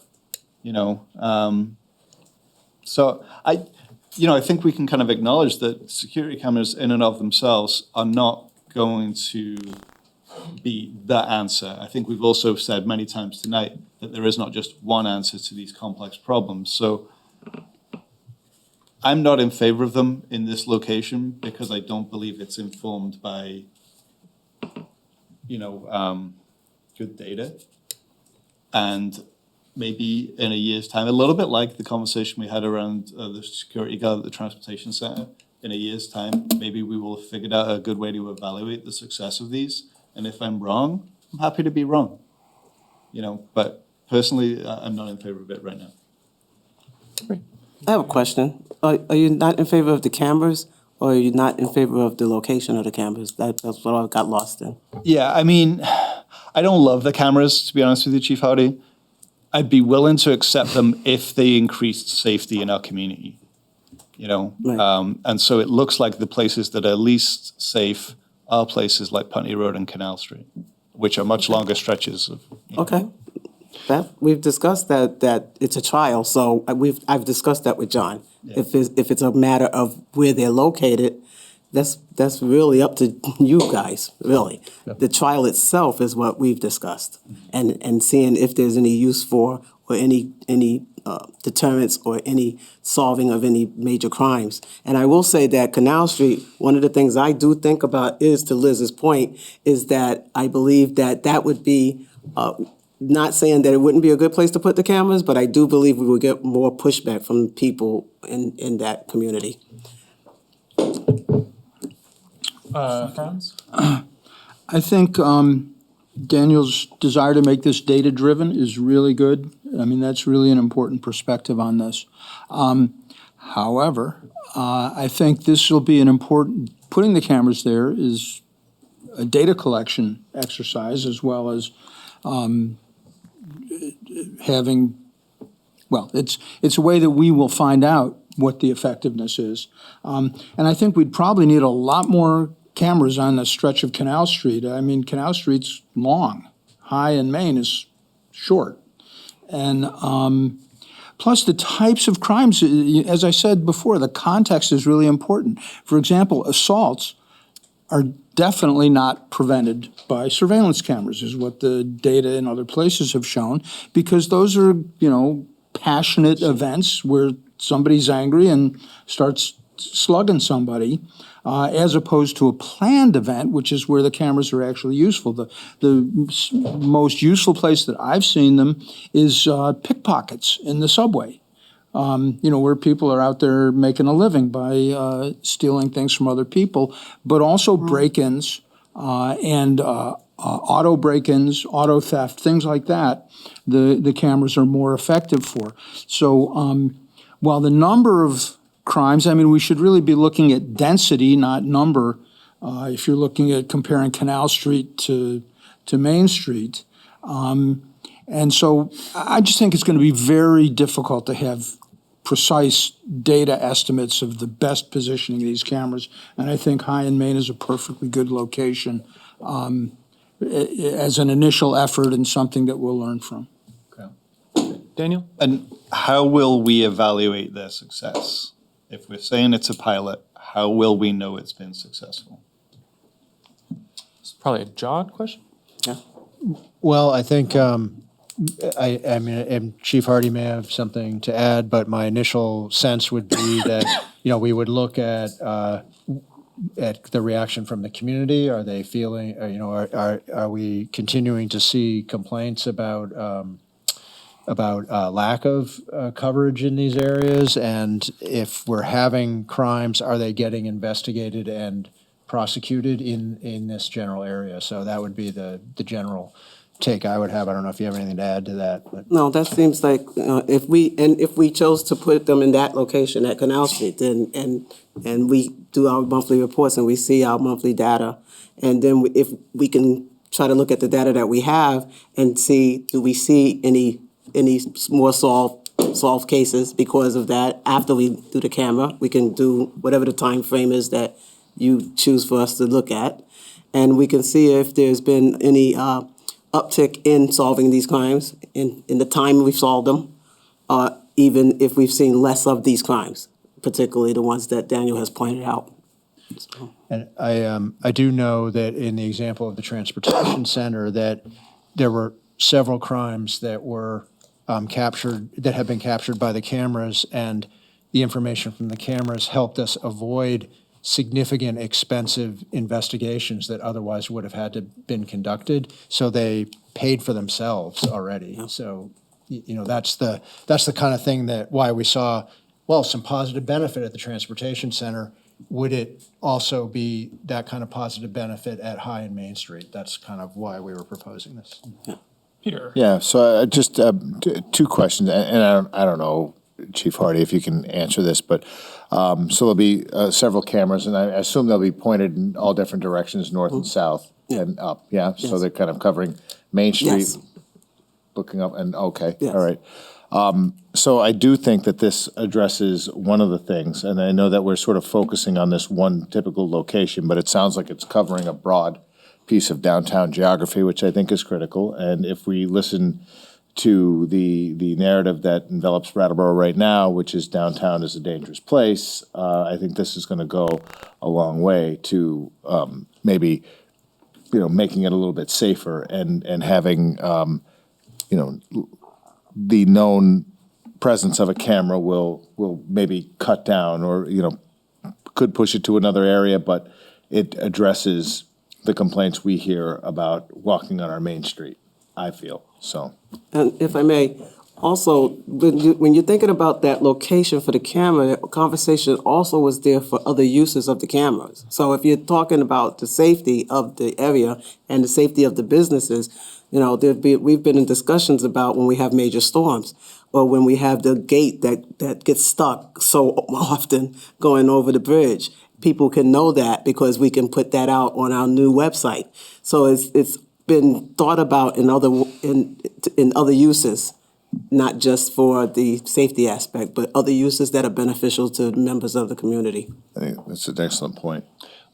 Okay. I think for me, man, I've gone back and forth a lot on this. I think personally, what I would really like to do is table this and have it come back with a couple of different alternative locations.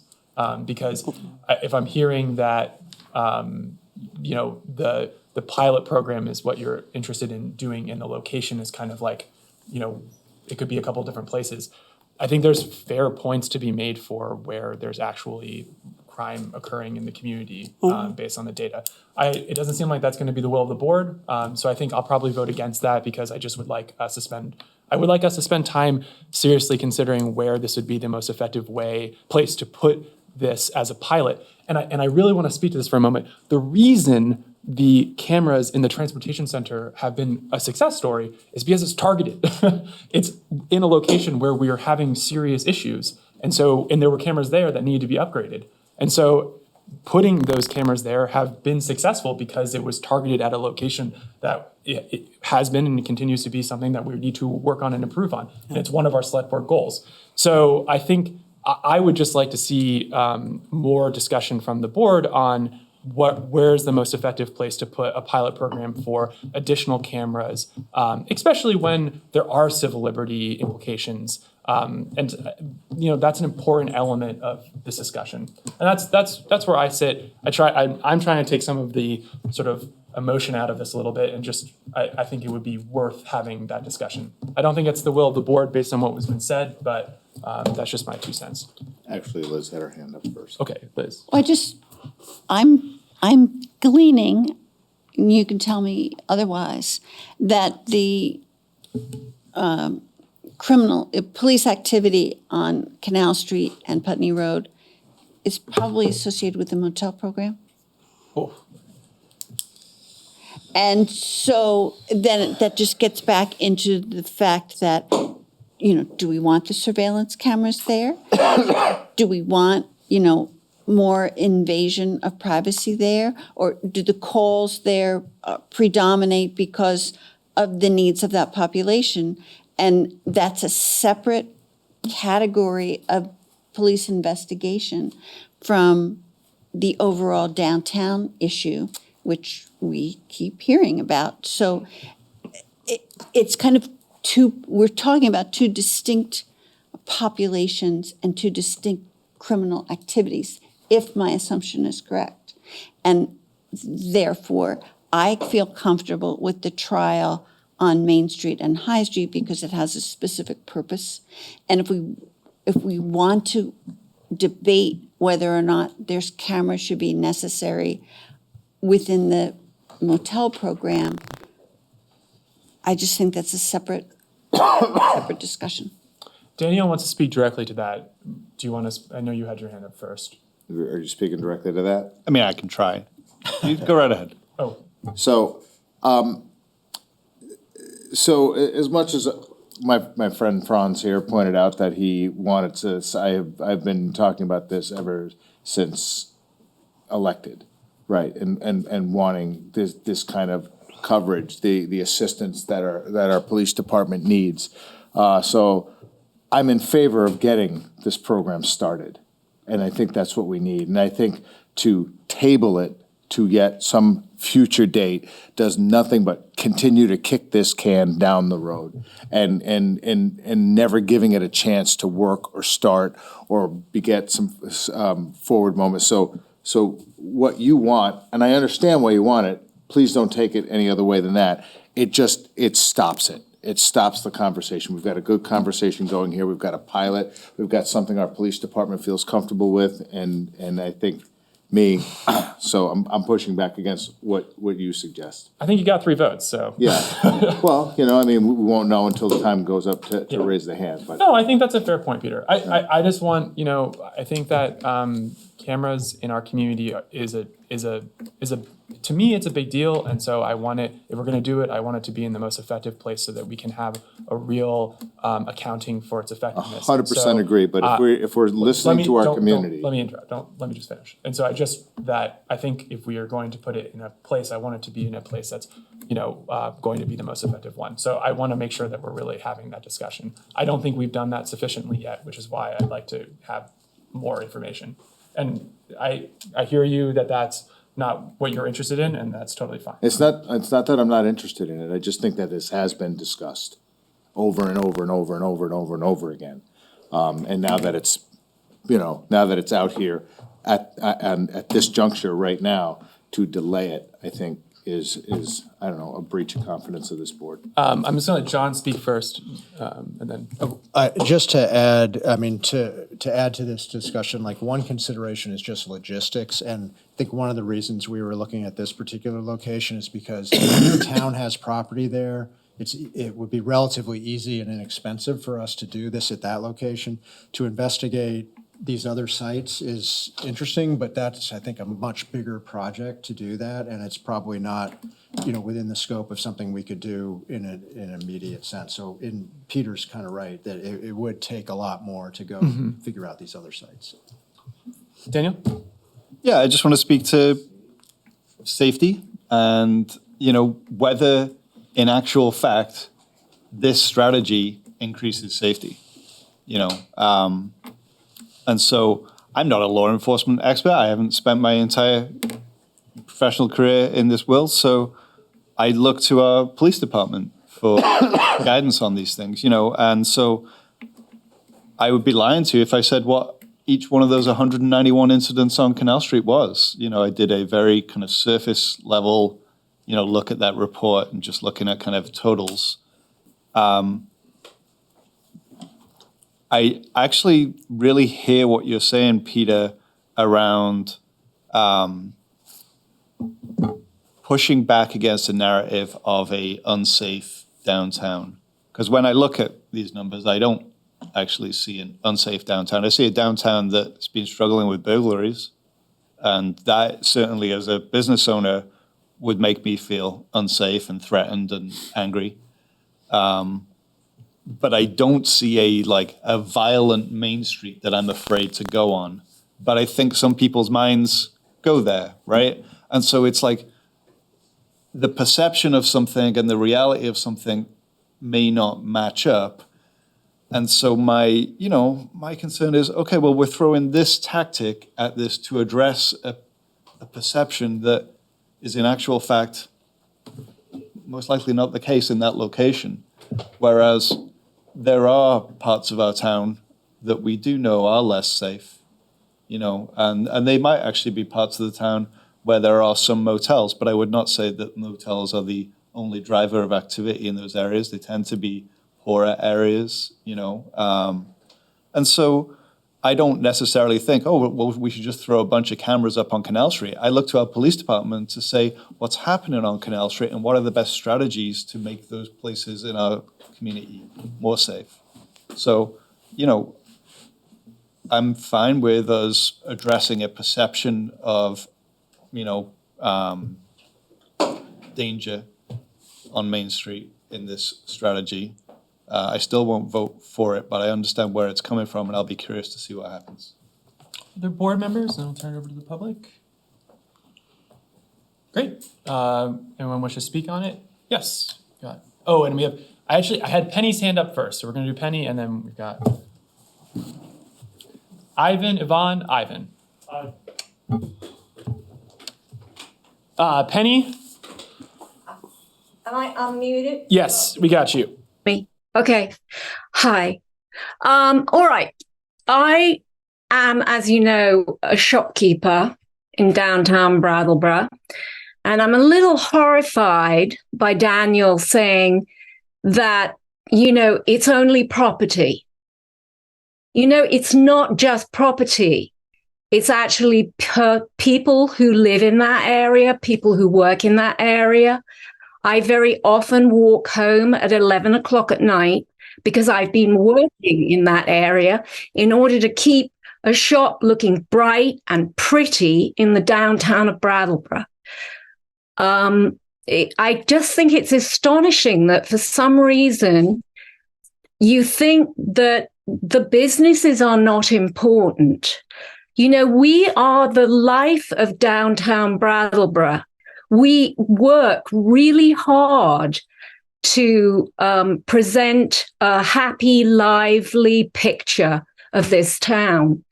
And to be being told that it doesn't matter, we don't need cameras. Yeah, it would be a good idea to have cameras there for a couple of reasons. One of them is you've got Pliny Park, so you have a lot of demonstrations on that corner. And also, there are a lot of businesses that do need protecting down there. The flower store's been broken into six times, I think. Duo's been broken into. The Thai restaurant's been broken into.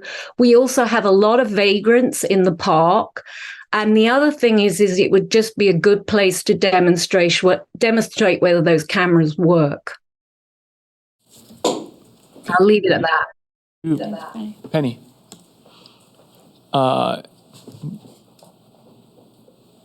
Ivan? Yes, my name's Ivan.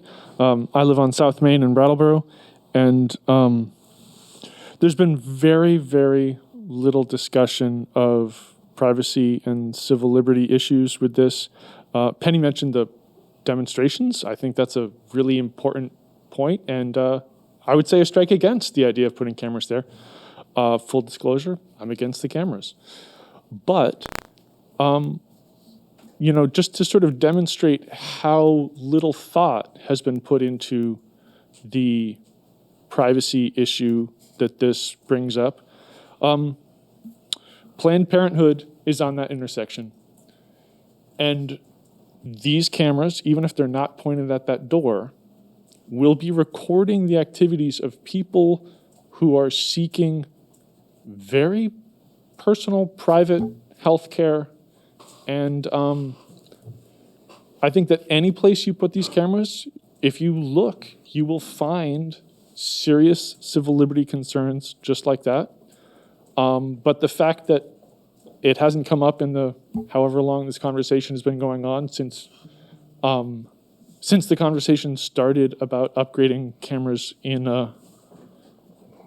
the transportation center demonstrates that those concerns are not being taken seriously, and I think they should be taken seriously before any cameras are placed. Thank you. Great, thank you. Don't see any hands in the room, any hands in Zoom? Yep.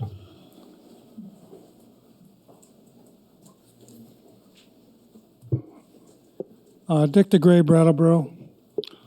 Mr. Chairman, there's been plenty of opportunity. I've been coming here for about 2 years now, as long as you've been the chair, asking for cameras to be put on the agenda and have a discussion. And it's here.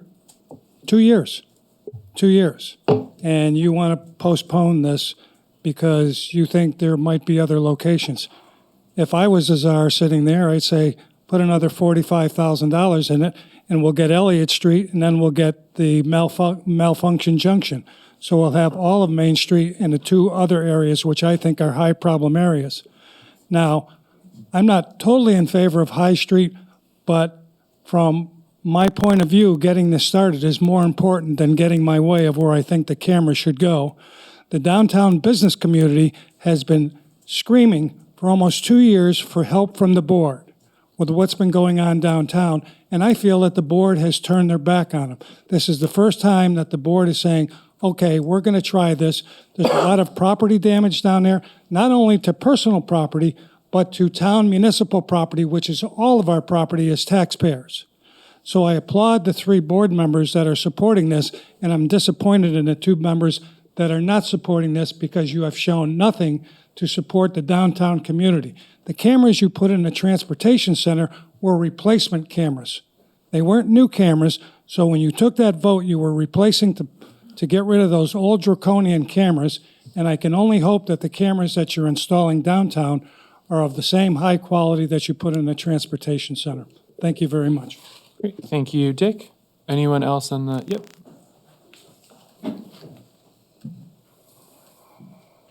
Hi, Kate Traskus, Brattleboro, and I represent the Downtown Brattleboro Alliance. So Dick's correct that for several months, perhaps years, downtown has been asking for support, and I want to thank all of you for the support that you have given. The increased activity of police patrol and the safety officer downtown, the cameras in the transportation center, the transparency of the meetings that we've been having for several months of the safety team. And I think that the biggest threat that we continue to see was named tonight, which is this dominant narrative of downtown being so unsafe and a place that, you know, people shouldn't go, and the businesses are feeling that in a big way from our local community who are not coming down to shop as regularly. And so fear and safety kind of go hand in hand, and that perception of safety is a real big one. And if cameras take us in a step towards people feeling safer downtown, I think that's a good thing. And so as we look to this and we see what the results could be, if my understanding is that this is for forensic, you know, after the fact, to help the police in seeking out criminal activity. And so I think that is a positive thing. Thank you. Great, thank you. I don't see any other hands in Zoom. I don't see any other hands in the room. So board, final comments, questions? My suggestion would be that I think that the privacy concern about Planned Parenthood is pretty real, and I appreciate it being brought up by the public. I think that if we're going to put cameras in that location, we really need to figure that out before you use it for anything other than like after the fact forensic investigation of crimes committed. So like anything where you have a live feed or something like that, like that's a very serious concern. I would really encourage that the town not move forward with the utilization of the camera in that way until we've, until we figure out if there's any legal repercussion to doing something like that. I feel very strongly about that. I don't know if you want to speak to it, John. But. Well, maybe just a little bit that, people who are active in public spaces are presumed to be, their presence is knowledgeable to anybody. And so, but in terms of us aggravating a situation, I don't think we would want to do that at all. So we would try to work with that situation the best that we could. So. Okay. Liz? It's my understanding that people who have privacy concerns relative to Planned Parenthood have a different way of accessing the building. But people might not know that there are cameras. Certainly we'll take every precaution. That's what I'm saying. It's my understanding that when the building opened, that we were told that people who had concerns could find a different way of accessing the building. No, yeah, I hear that. That's just my own closing on that from what we heard from the public. Anything else? I don't see any. So in that case, the motion is to extend the downtown cameras approach tested at the transportation center to the intersection of High and Main Street at a cost not to exceed $45,000. All the board members in favor, please indicate with an aye. Aye. All those opposed? Nay. It's going to carry 3-2. So thank you very much, Chief. Thank you very much for coming to speak on it. And we will move on to the next agenda item, which is new business agenda item 8E, entertainment, liquor, and open air license ordinance changes. First reading, and I'll invite Hillary up, our town. Good evening. How are you, Hillary? I'm good.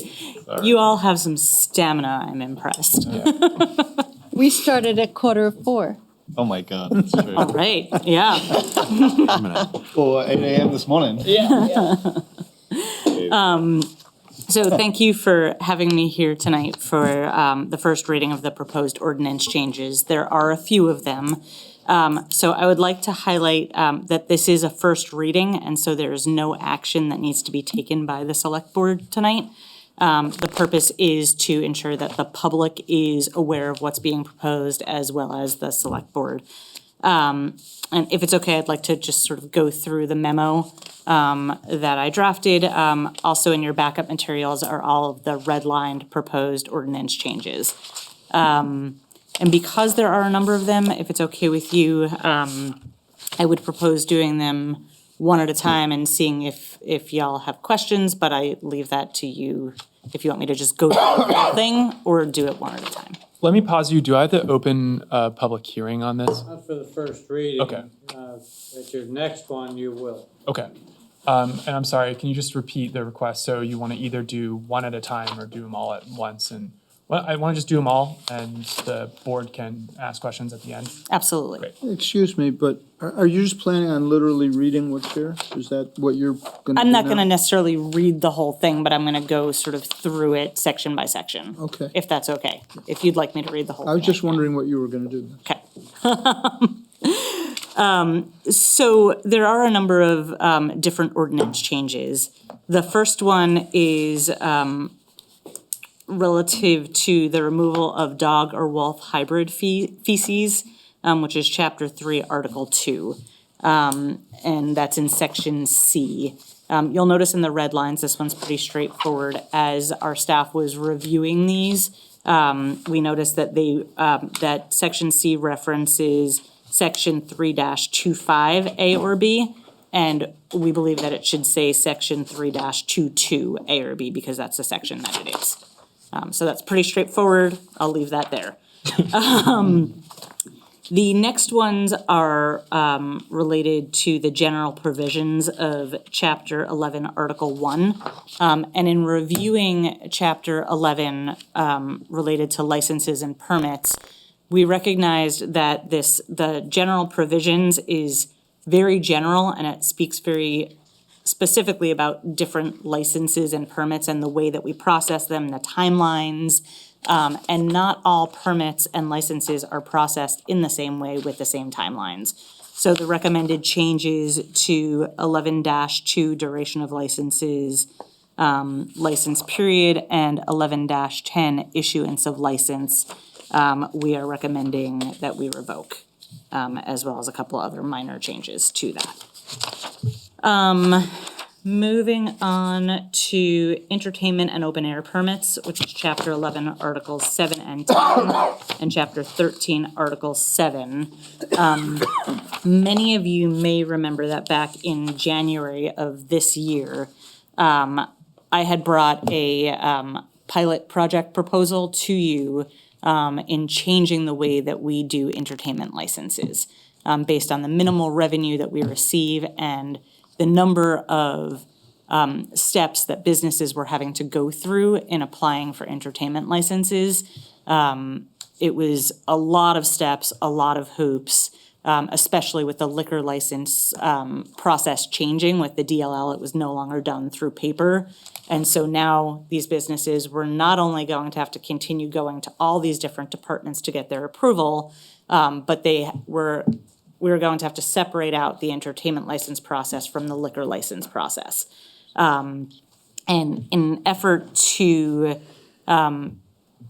be more business friendly, we made a proposal to do a pilot project to both waive fees for the annual entertainment license process, as well as automatically renew those licenses through the business license process. So that business license process hasn't happened yet. We're working on that through the OpenGov process. But the goal would be that any entertainment licenses that are new or have changed would still need to go before the select board.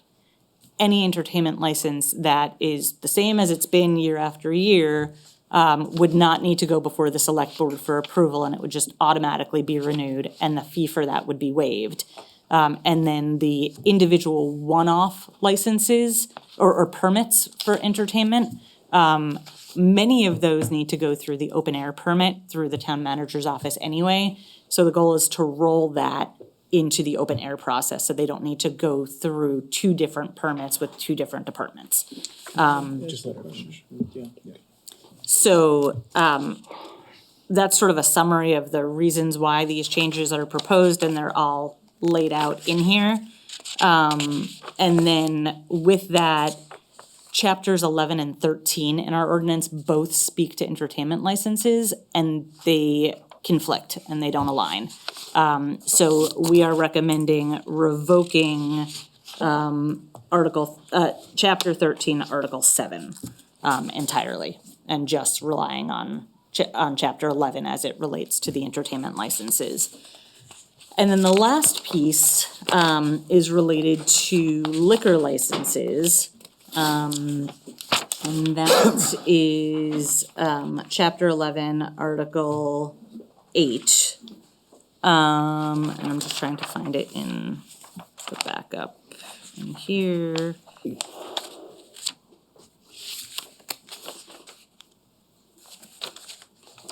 Sorry, I'll get there.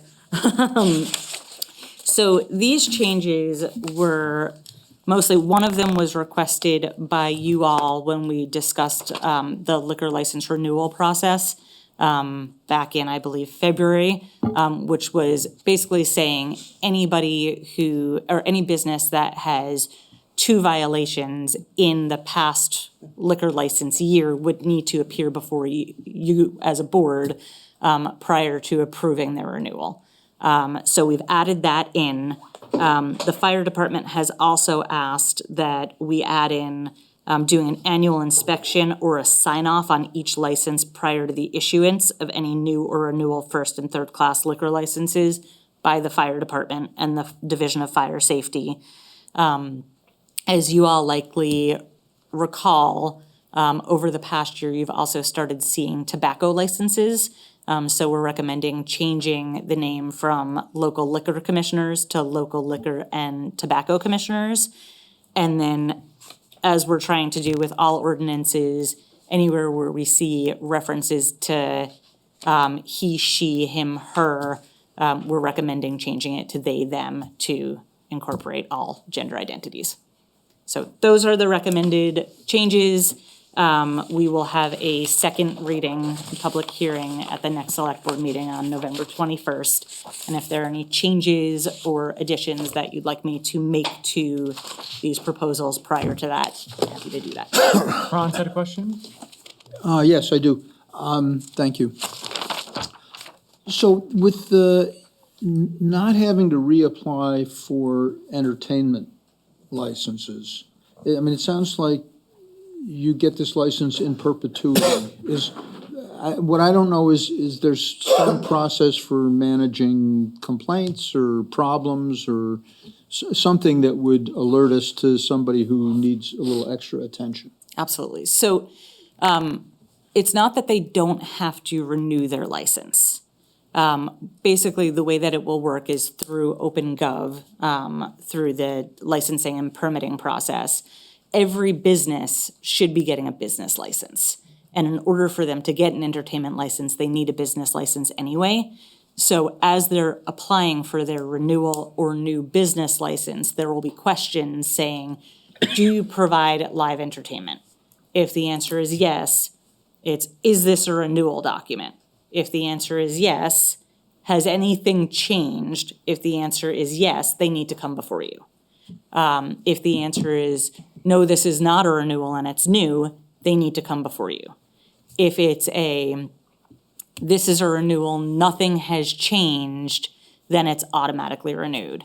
The select board always has the opportunity, if there are complaints, to revoke a license. So if there are complaints from the public and it gets put on a meeting agenda, you can certainly discuss it at any time and choose. So how would we hear about those situations where there was a problem? I mean, I don't recall hearing about any yet. Does that just mean there haven't been any, or? None that have bubbled up to me.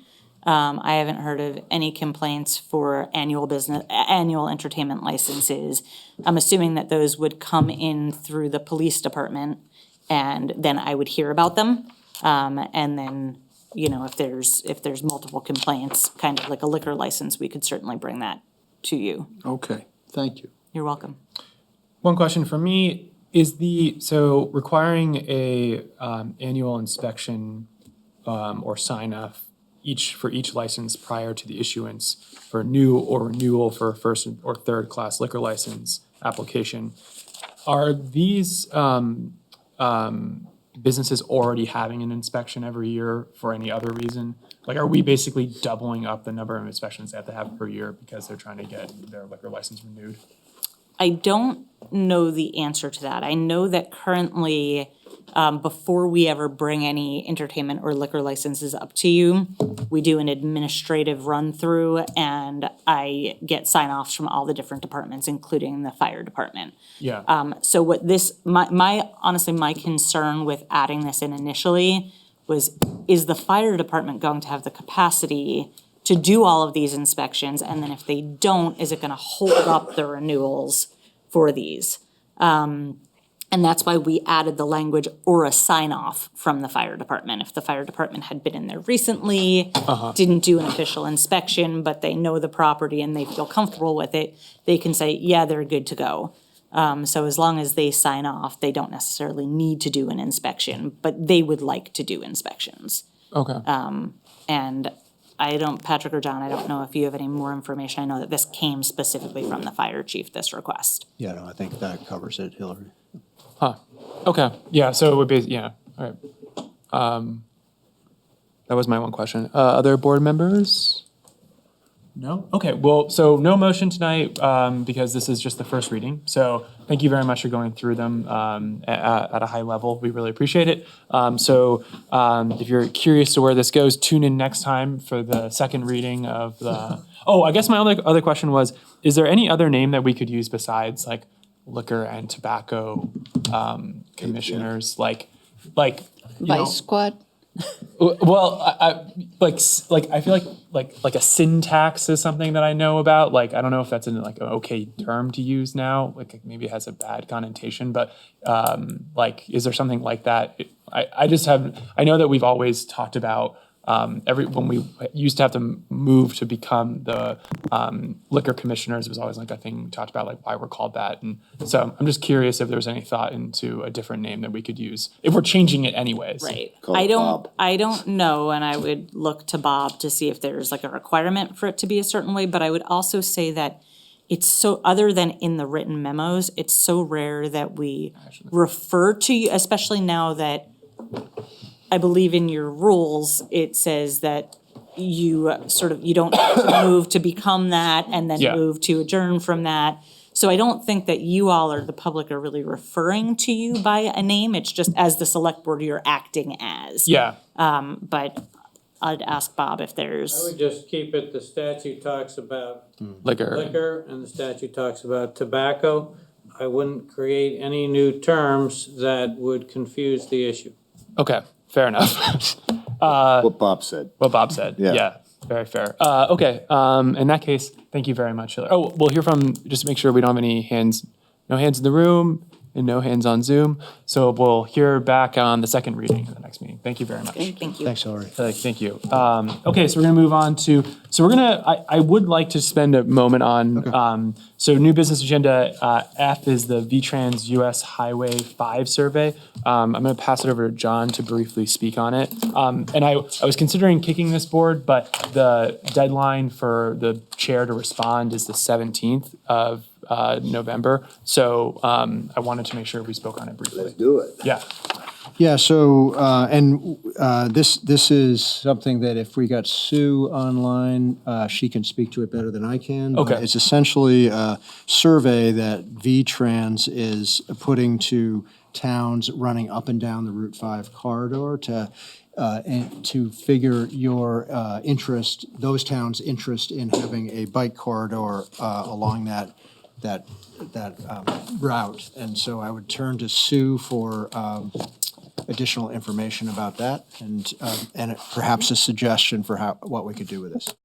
Sure. Thank you. So the town received a copy of the survey from VTrans. We were asked to distribute it to the chair of the Planning Commission and the chair of the Select Board through the Wyndham Regional Commission.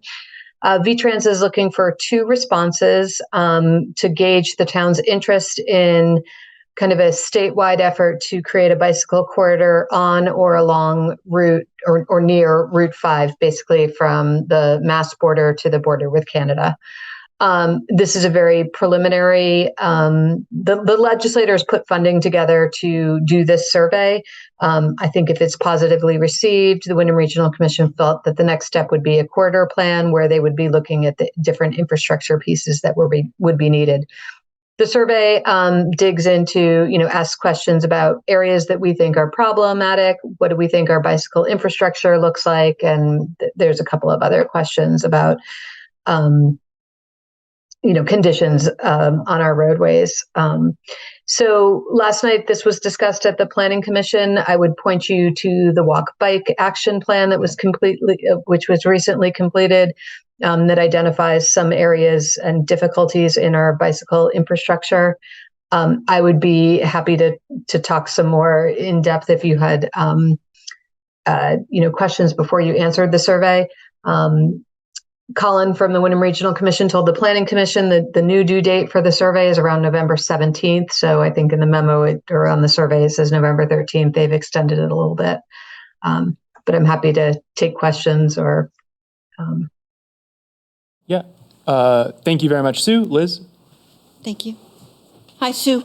In reading this, it's obviously a bike survey, but it seemed to me that the elephant in the room is sidewalks. And, I wouldn't want a bikeway over a sidewalk. So is there some sort of relationship to, is this in addition to a sidewalk? Because it's pretty rough up on Putnam. So I don't know for sure. Part of the impetus to this is the success of things like the Lamoille the Lamoille Regional Trail, that's an off-road trail. Yes, thank you. It's late. That's an off-road trail, as well as the Missisquoi Valley Trail, which I think, so for Brattleboro, it might have to be a combination of a multi-use path or bike lanes on the roadway, or, at the Planning Commission, we talked, well, maybe this would be a way to get a rail width trail as well. So something along the Connecticut River that we've had some efforts to try to get going, but haven't had success with the railway. So we don't really know what it would look like. I would imagine with Brattleboro, because some of our constraints, it might be the on-road bike lanes or a multi-use path, which would be wider than just, that could have bicycles and pedestrians on it. Would definitely have to be wider, though. Well, if our chair has the opportunity to put a note in here, I would hope for sidewalks as well. Okay, I will. So so the goal here is I'm going to fill out the survey. If there's anything you want me to incorporate in here, my general take is like, yeah, we should definitely say that we're interested in this. The Lamoille Valley Rail Trail is an amazing economic driver for the Northeast Kingdom. It's like and across the northern part of the state. Bike and rail trails are an exciting thing that I think Brattleboro could really benefit from. I can definitely incorporate talking about how it would impact sidewalks if that was something, or a multi-use trail that was like off the road. But if there's anything else, or if you have other questions for Sue on it, this would be the time. I mean, I would just make the stab. I mean, I completely, wholeheartedly support this, but I'm an avid cyclist, so I know where you're just working with the white line that you're given to keep your car in between for a shoulder and some portions of that. So yeah, this all excites me. Yeah, and I would even say, like, I would hope that an alternative could be possible that's not just a little white line bike lane, right? And that we actually could have investment in this community. No, I mean, the white, it's not, I mean, that's all you have sometimes to try to keep out of the main road, and you can't. Yeah. So to have an option of being able to be on the right side of that white line would be fantastic. Liz. Well, it seems to be a piecemeal approach to the idea of complete streets. And have they abandoned the complete streets idea? No, they haven't. And I think this is more geared towards, an off-road facility. So no, they haven't abandoned the complete streets principles. This is an addition to that. Daniel. Yeah, I mean, I think it's interesting that we're talking about a route that is roughly adjacent to Route 5. And, thinking about like Putney Road, it's hard to imagine, well, it's probably just on Route 5, but like, it would be really great if this were like protected lanes that pedestrians and cyclists could use safely, My dream whenever we're doing a bike path is that it's a protected path, not just a piece of paint. It's late.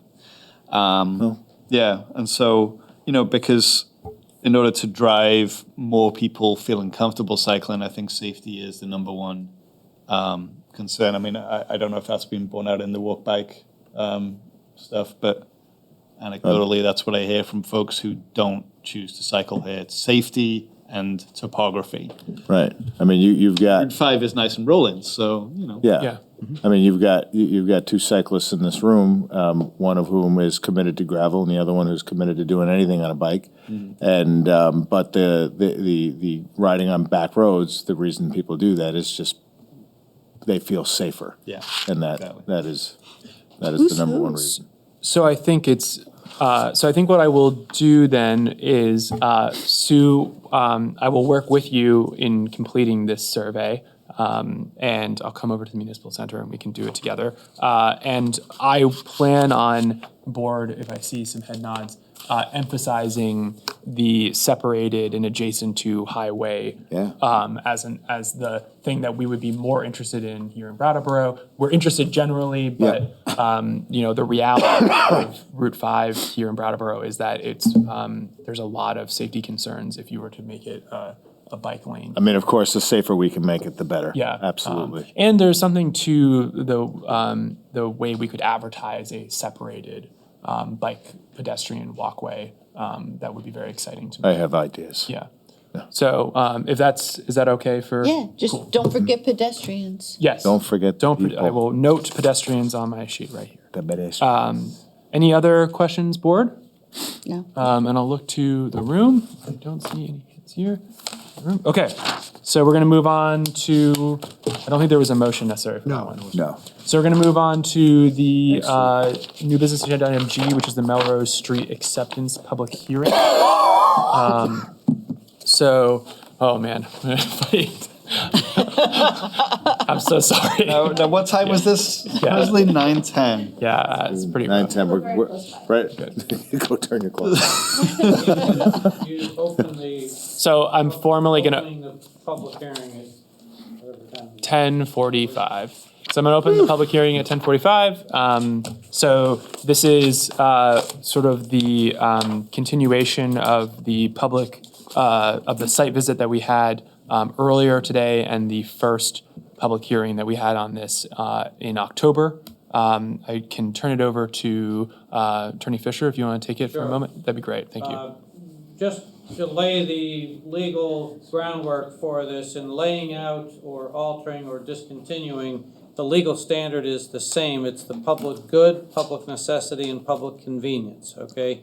So if the board finds that the laying out of the new section of Melrose Street and the discontinuance of the northerly old leg are in the public good, public necessity, and public convenience, then you can make that motion tonight, direct me to write up the findings that you can adopt, and we have 60 days in which to record that decision that gets recorded in the town clerk's office, as well as this survey that you have copies of in the backup material gets recorded as well, okay? So I think in the grand scheme of things, as far as road layouts and discontinuances, this is a pretty easy one insofar as at the site visit, you were walked through the area of the new road that is what I call the southern leg, coming from the bridge in an easterly direction or northeasterly direction, coming out on Melrose Street between those two buildings. And then the discontinuance of the northwesterly section, that is the section that, as if you were at the site visit, is through the old floodplain or lower section there. So beyond that, I don't know if Brattleboro Housing Partnership wishes to add anything, or if anyone else has any comments. I'm happy to answer any questions. I think you saw the floodplain today, and you saw where the road, sort of where it changed, where all the buildings were removed, the old road was, and then where we aligned the new sewer underneath the roadway. So I think it's important that the town continues to have access to those things. And to me, the road, even though at first it's a little different, it's a different thing, but we're really looking at mitigating large flooding in Brattleboro. And so that's why this was created very intentionally. Absolutely. And thank you so much for being here so late. Oh, yeah, my Appreciate it. pleasure. And we had some questions at the site visit, which were answered, but Liz, you. I just want to comment that I know ever since Tropical Storm Irene, the Brattleboro Housing Authority and the Brattleboro Planning Department have been working towards this goal, and I commend you for your hard work and determination. Thanks, thank you. And it's been really great working with the town. I have to say that it's been a really wonderful partnership. And we are not, as a housing provider in the town, we are not, this isn't something that we normally do, but it's so important. We really felt like it was really important in securing other housing upstream and downstream, that it really, really aligns with our mission. Excellent. Any other board members? Yeah, well, I just want to clarify that what we're saying here is that it's not just relieving the flooding at this location, but upstream and downstream. Yeah, that was. Absolutely. It was very noticeable Yeah. today At the site visit. when we were there. It was, and I think that this whole project, when we've seen it, some of the flood mitigation that we've done, we've seen it work already. So that's really a positive thing. And then the nice thing about having it go back to the town is that when there is flooding, when the flood water does intentionally go over the roadway, the municipality will have a little bit more control and be able to really decide when they want to shut the road down, as opposed to us making that decision. Great. Can I get a motion, board? Yes. Liz would like to. Yes, Liz. I move to discontinue that part of Melrose Street from the easterly side of the bridge to its original terminus at the intersection of Melrose Street and George F. Miller Drive, and to lay out a new section of Melrose Street from the easterly side of the bridge through the new route to its intersection with Melrose Street as depicted on the survey. Excellent. Thank you, Liz. Is there any further discussion? I don't see any hands on Zoom, and I don't see any hands in the room. In that case, Liz has made a motion, and I'm not going to reread it again for the sake of time, because I know the interpreters don't have much. So in that case, board, the motion as moved by Liz. All those in favor? Aye. Aye. It's going to carry 5-0. Thank you so much. Yeah, Really thank you so appreciate much. it. Thank you, Bob Fisher, as well, for being here. We have just one more item on the agenda this evening, and that's going to be to make committee appointments. So we have 3 committees that are looking for appointments this evening: the CPCC, the Planning Commission, and the Rex and Park Board. The board's heard interviews over the last 2 meetings. Board, the way that we do it is a little, basically you nominate someone, we open nominations, then we close nominations, and then we vote on the nominees until there's a majority of one nominee, and then that person is appointed. So you do not need to nominate anyone if you don't want to, and we don't need to fill positions if you don't want to. So I'm going to start with the, just for the clarity of the record, we heard from John Coulier on the Planning Commission, Sasha Whitworth today for Rex and Park, and Ken Fay last meeting on Rex and Park. We have not heard from Olivia Sweetnam or Robert Kelly, who are both applicants for the CPCC for Robert, and the Planning Commission for Robert, and for the CPCC for Olivia, and for Rex and Park Board for Olivia. So just because they didn't show for interviews doesn't mean you can't appoint them if you want to based on their application. So I'm going to start with the CPCC. Are there any? I'm going to open nominations for the CPCC. So if there are anyone who wish to nominate anyone. So I don't see any nominations. So I'm going to close nominations for the CPCC. And so I think that means that we'll just put it back out again. Yep. And then I'm going to open nominations for the Planning Commission. Is there anyone who is interested? Liz. I nominate John Collier. Okay. Liz is nominated John Collier for the Planning Commission. Any other nominations?